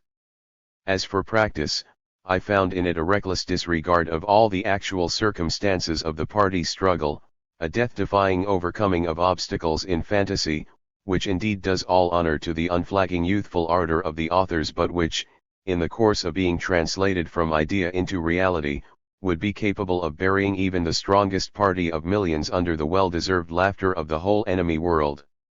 And that even a little sect cannot allow itself such acrobatic politics without paying a penalty on this the gentlemen have since had their own experiences. Above all, in summary, let them understand that their academic education, which in any case needs a basic, critical self-review, gives them no officer's commission with a claim to a corresponding post in the party, that in our party everyone must serve in the ranks, that posts of responsibility in the party will be won not simply by literary talent and theoretical knowledge, even if both of these are present beyond a doubt, but that in addition what is required is thorough familiarity with the conditions of the party. Struggle and seasoning in its forms, tested personnel reliability and sound character, and, finally, willing enlistment in the ranks of the fighters, in short, that they, the academically educated people, have far more to learn from the workers, all in all, than the latter have to learn from them. 33. This touches on or suggests some of the major tendencies arising out of the entrance of these academically educated people into a movement dominated by a working-class membership and built by working-class activists. Let us enlarge on 5 such tendencies, beginning with one not directly exemplified by the Jungen. 1. Reformism and bourgeoisification. While the Jungen had begun with an appearance of leftism, the main tendency of intellectual recruits to the German party was to the right, that is, toward accommodation with the bourgeois world from which they were not breaking. In 1879, in response to the imposition of the anti-socialist law by Bismarck the previous year, a trio of leading party literati, to use Marx's favorite designation, came out with a programmatic article making the first open proposal to turn the party into a bourgeoisified social reform party of parliamentarism. The matter was quite serious since it was likely that the trio's leader, Karl Hochberg, rich scion of a banking family, was going to be entrusted with launching the party's organ in emigration, since he could provide the money to do it. In this article, wrote Engels to a friend, they come out as wholly ordinary bourgeois, peaceful philanthropists. They accuse the party of having been too exclusively a workers' party, of having provoked the hatred of the bourgeoisie, and they lay claim to the leadership of the movement for educated bourgeois of their own stamp. 34. In mid-September Marx and Engels sent a circular letter on this crisis to the party leadership. It is one of the 3 or 4 most important political statements ever drawn up by them, and we shall have several occasions to come back to it. To a friend Marx wrote that the party needed editorial talent of a quite different sort, an editor who would keep at arm's length the pack of PhDs and students, etc., and the professorial socialism Katbitter Sozialismus crew that strut about in the Zuckenfeed Hochbergs bi-monthly. The Hochberg trio, on the contrary, fostered parliamentary cretinism.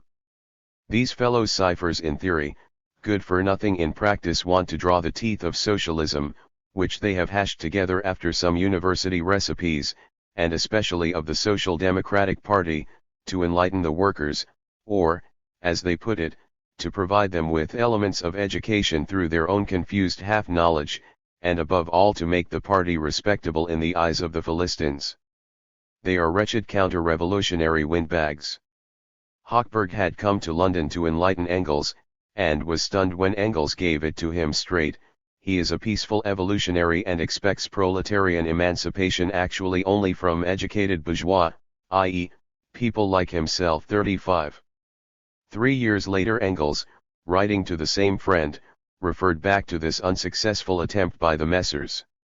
Literati of the party to carry out a turn toward a reactionary, bourgeois, tame, and educated tendency. The Hochberg program had demanded that the party's behavior be more educated and respectable, more presentable in the drawing room. They would like to beg off the anti-socialist law at any price through mildness and softness, cringing and tameness, because it makes short work of their literary livelihood. He expected that when the anti-socialist law was abolished, they will form a separate right wing, in which case we can then treat with them from case to case, until they finally and definitively fall on their asses. 36. But the problem became worse as the party showed electoral strength, and thus became possible for left-wing intellectuals who retained prudent regard for their standing in the bourgeois world. By 1884 Engels was expressing the following view, as he opined that the possible demise of a party magazine was no misfortune. It is becoming more and more apparent that the great majority of the literary party people in Germany belong to the opportunists and pussyfooters, who feel in quite the right atmosphere from the literary standpoint. However disagreeable the anti-socialist law may be to them from the pecuniary standpoint, they can express themselves without let or hindrance. We are hindered from giving them a whack. Hence, merely filling up such a magazine every month requires an enormous amount of patient forbearance, and gradually gets it overrunning with philanthropism, humanitarianism, sentimentalism, and whatever all the anti-revolutionary vices of the Freewalds, Quarks, Schippels, Rosses, etc. are called. 37. A year later came one of the many attempts by the party parliamentarians to steer the movement toward the peaceful haven of reform politics.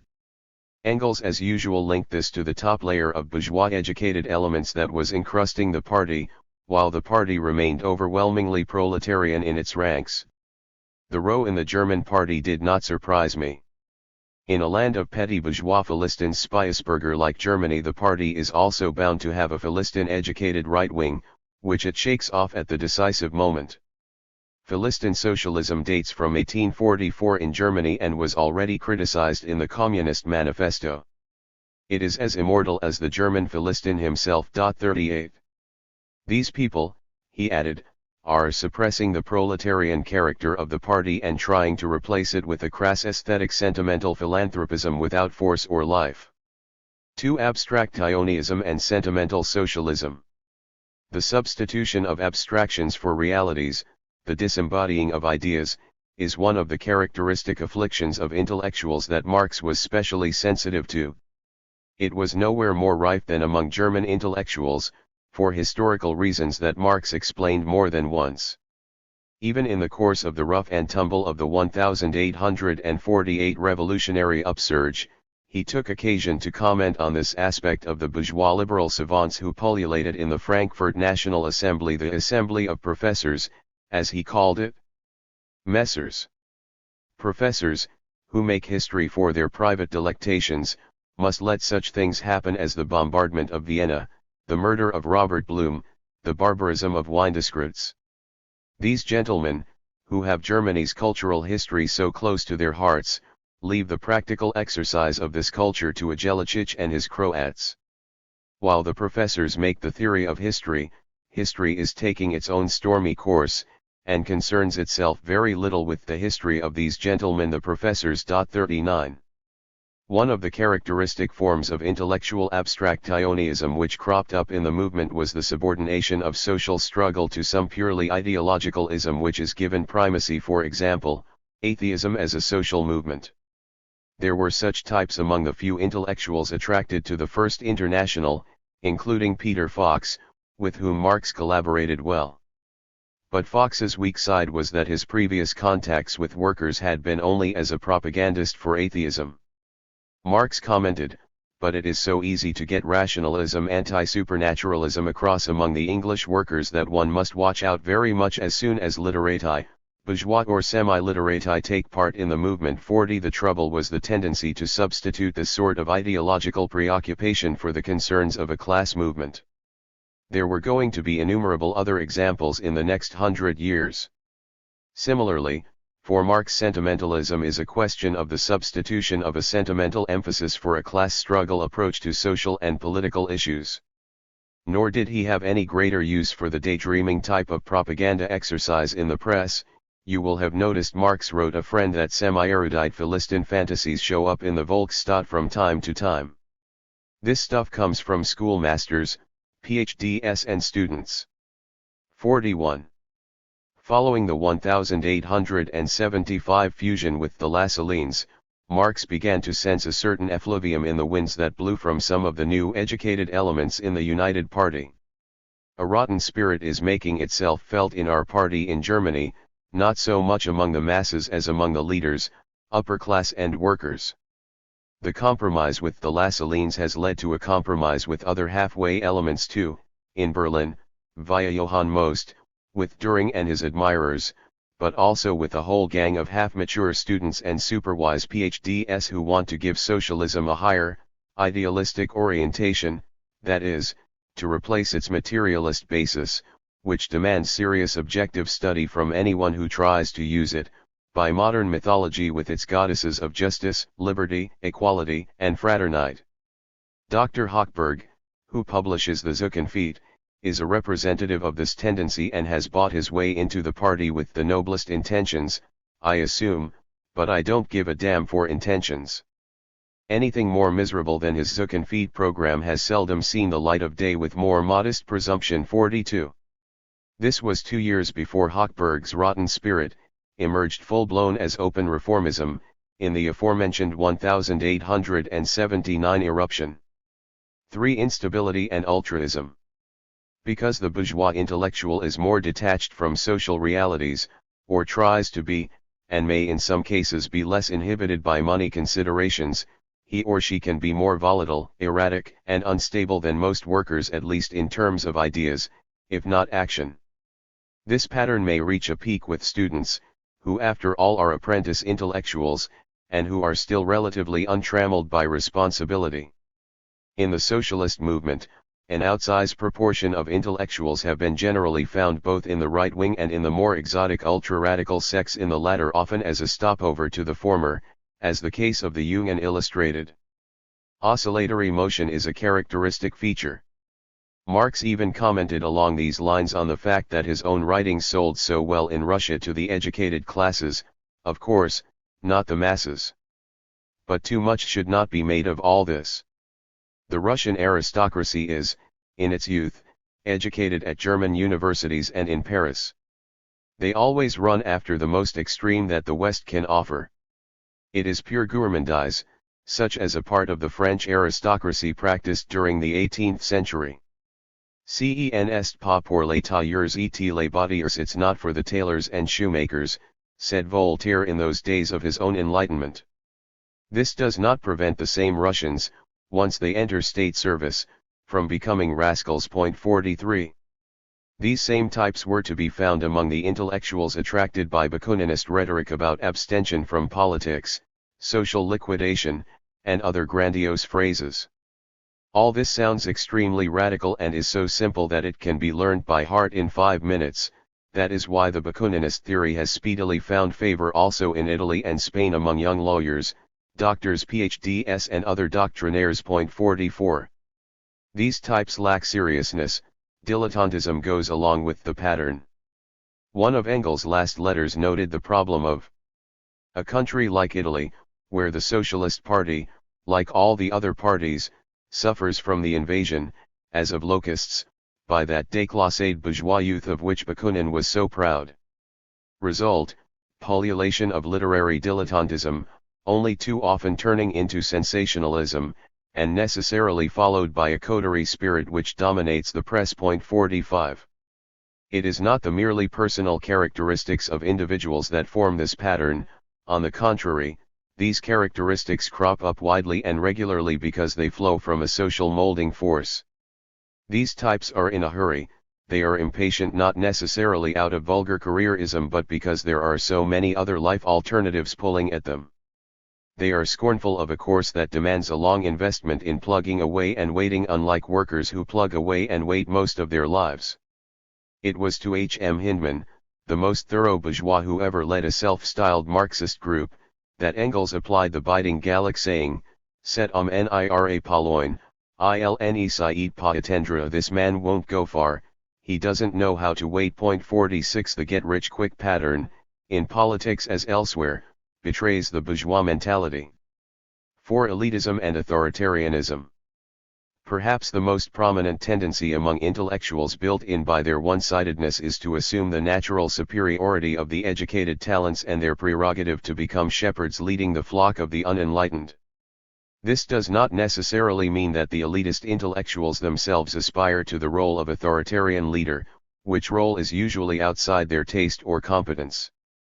It does mean their tendency to support, justify, or accept the necessity of some sort of control from above over the inferior masses, especially if the leader is enlightened enough to recognize the intellectual's claim to special status as first lieutenant.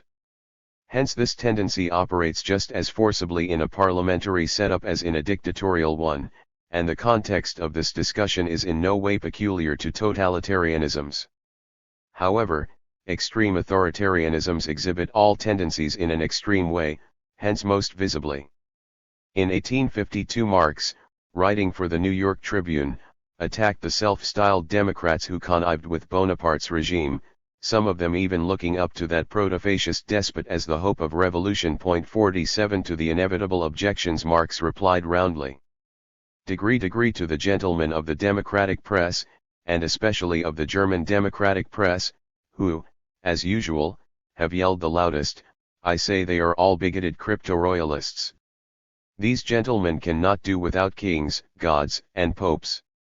Scarcely got out of the leading strings of their old rulers, they manufacture new ones for themselves, and grow indignant at those infidels and rebels who render themselves obnoxious by publishing unpleasant truths, revealing compromising facts and thus committing lèse-majesté and sacrilege against the newly elevated democratic gods and kings. 48. Marx's target was the tendency of the bourgeois literati to grab the coattails of power and to look for salvation to a savior ruler, a suitably enlightened one, but in any case not to the ignorant masses, who might be so barbaric as even to rebel against their intellectual superiors. This was a pervasive issue in Marx's and Engels' explosive denunciation of the Hochberg tendency in 1879. In their aforementioned circular letter, they drew a bead on the following passage in what they called the Manifesto of the Three Zurichers. The movement wrote the trio, which Lassalle regarded as an eminently political one, to which he summoned not only the workers but all honest Democrats, at the head of which were to march the independent representatives of science and all men imbued with true love of humanity, was lowered, to a one-sided struggle of the industrial workers in their own interests. The emphasis is by Marx as he quotes this. 49. This openly stated an appeal to eradicate the class struggle character of the movement and replace proletarian socialism with an allegedly non-class socialism officered by bourgeois intellectuals of the educated classes. Marx and Engels underlined this. In the opinion of these gentlemen, then, the Social Democratic Party should not be a one-sided workers' party but an all-sided party of all men imbued with true love of humanity. It must prove this above all by laying aside coarse proletarian passions and placing itself under the guidance of educated, philanthropic bourgeois in order to cultivate good taste and learn good form. Then, too, numerous adherents from the circles of the educated and propertied classes will make their appearance. The Hochberg article indicated further that such elements among the so-called upper strata of society are needed, especially because the party still lacks men fit to represent it in the Reichstag. Only in rare cases can the simple worker be entrusted with the deputy's mandate. In this way the Hochberg group specifically linked party leadership by educated bourgeois to the development of reformist parliamentarism. In short, concluded Marx and Engels in the circular letter, the trio's viewpoint amounts to this: the working class of itself is incapable of its own emancipation. For this purpose it must place itself under the leadership of educated and propertied bourgeois who alone possess the time and opportunity to acquaint themselves with what is good for the workers. 50. The de facto domination of the party's Reichstag group by educated bourgeois opportunists was precisely what Marx and especially Engels after Marx's death continued to attack, as the immediate manifestation of the rotten spirit that permeated the party leadership and created the need for a split. All during the decade before his death, Engels inveighed against the schoolmarmish supercilious snobbery of our so-called educated people 51 as the great danger to the party, reiterating the warning that this destroyed the principle of self-emancipation. It's always these people who consider their bit of an education as absolutely indispensable, thanks to which the workers are not to emancipate themselves but rather gain salvation through it. The emancipation of the working class is, to them, possible only by the educated bourgeois Philistine. How are the poor, helpless, uneducated workers to take care of it themselves? 52. In 1890 the worsening of the situation was exemplified by the Union faction. There has been a students' revolt in the German party. For the past 2 to 3 years, a crowd of students, littérateurs and other young déclassés bourgeois has rushed into the party, arriving just in time to occupy most of the editorial positions on the new journals which pullulate, and, as usual, they regard the bourgeois university as a socialist Saint Cyr which gives them the right to enter the party's ranks with an officer's commission if not a general's. These fine fellows, whose impotence is equalled only by their arrogance, have found support in the new recruits of the party in Berlin. Typical Berlinism, comprising cheek, cowardice, bluster, and gift of the gab all rolled into one, seems to have come to the surface again for a moment. It formed the chorus for the student gentry. 53. The party is afflicted in Germany, Engels wrote to an American comrade, with the arrogant Germans who want to play schoolmaster and commander in one, and make the natives disgusted with learning even the best things from them. 54. With this ironical use of natives for the workers, the bourgeois educated commanders are implicitly compared in attitude with colonialists who see themselves as the benevolent masters of inferiors. This intellectualist syndrome was by no means peculiar to the educated snobs of Germany. In Britain they had formed an organization, the Fabian Society, which Engels observed over a number of years. Yukoski see something unfinished in the Fabian Society.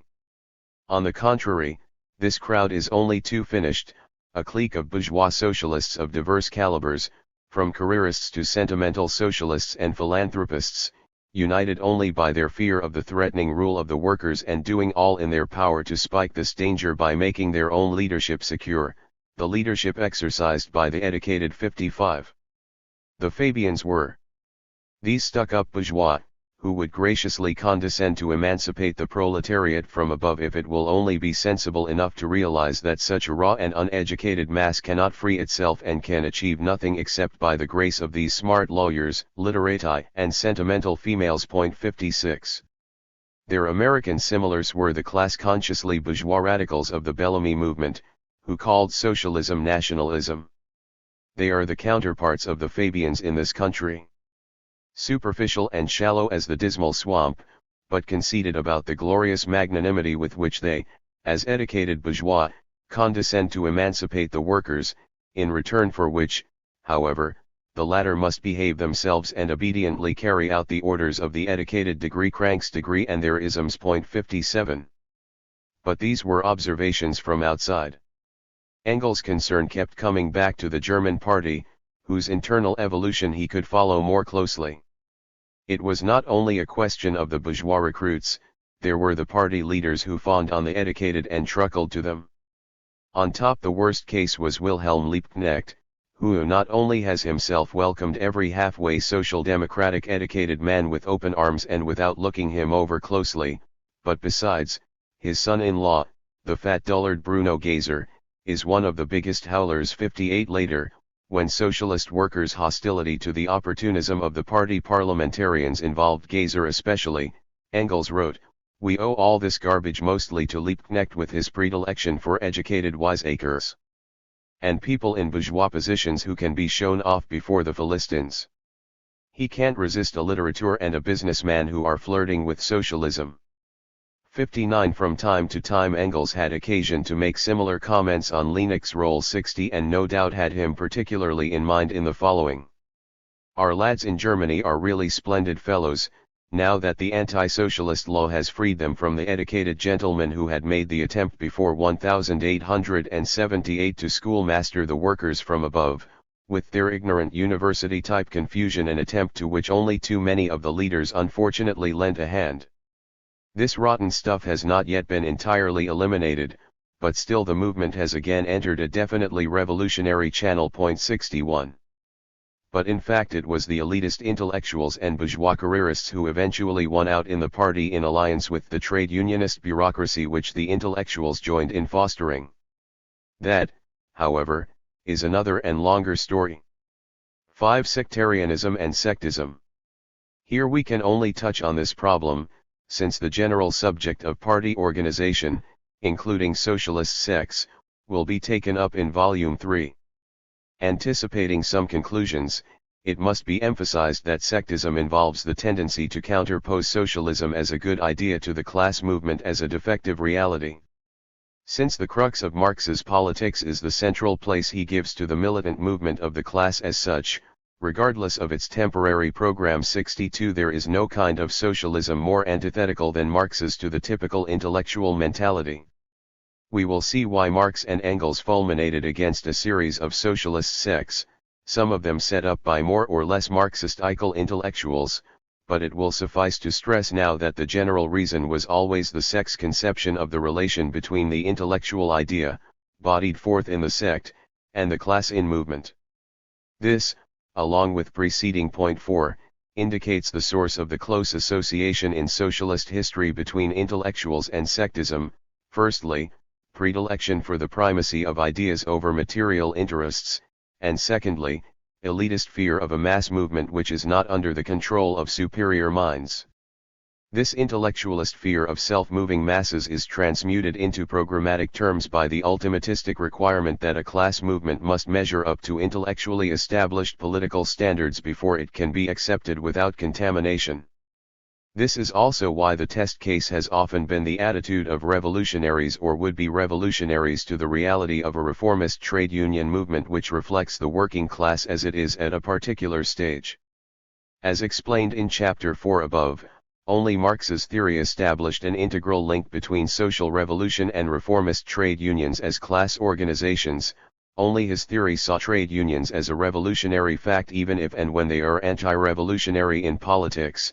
Only it saw the social struggle as one in which the basic division was not along idea lines but along class lines. To put it still another way, sectists saw socialism primarily as a concept to convince people of, that is, they looked at socialism in the same way that intellectuals habitually look at the world. Marx saw socialism as the necessary outcome of the proletariat's struggle. His theory argued that it was this class whose own struggle, even under non-socialist leadership and on a relatively low level, shakes the foundations of capitalist society. Marx and Engels reiterated that every step of real movement is more important than a dozen programs. 63 Radical intellectuals often hear this as expressing contempt for ideas and glorification of pragmatic short-sightedness, that is, they have no idea what it means. This is not to say that the only source of sectism in the history of socialism is the influence of intellectuals.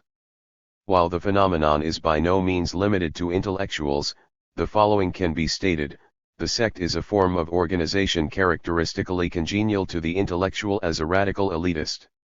In non-radical and mass party contexts, the analogous form is often the clique or academic coterie. The sect provides an organizational package to express the predilection of intellectuals for elitist modes of influence, for their strength lies in their heads rather than in numbers, money, or brawn, to express their insistence on the primacy of the idea over material interests, for they have only the former to offer, to express their propensity to seek insulation against the masses, the dark masses who impinge on their consciousness mainly as a dangerously uncontrollable beast organism. 5. Intellectual elitism, the case of La Salle. Conflicts with intellectual elitist tendencies peppered Marx's career. We have already discussed Marx's earliest attack on a tendency embodying a full-blown intellectual elitism, his polemic against the Bauer Group in the Holy Family. 64. By this time, the latter part of 1844, young Engels too was becoming conscious of the patronizing arrogance of the intellectual circles with which he and Marx were beginning to break. In a letter to Marx, only his second, he satirically predicted that the Bauer Group was due to discover a new Messiah who would erect a new Jerusalem, complete with well-planned privies, after which it would declare that it is all in all, that it unites capital, talent, and labor in its own head, that everything produced is produced by it and not by the impotent masses, and commandeer everything for itself. 65. But, as Marx's friend Heine was singing around this same time, other times, and other birds. Other birds, and other songs. 66. When the German Social Democratic movement was founded in the 1860s under the leadership of Ferdinand Lassalle, this clever man was not singing the rather simple-minded songs of the Bauerite elitists, who were so naive as to denounce the stupid masses openly.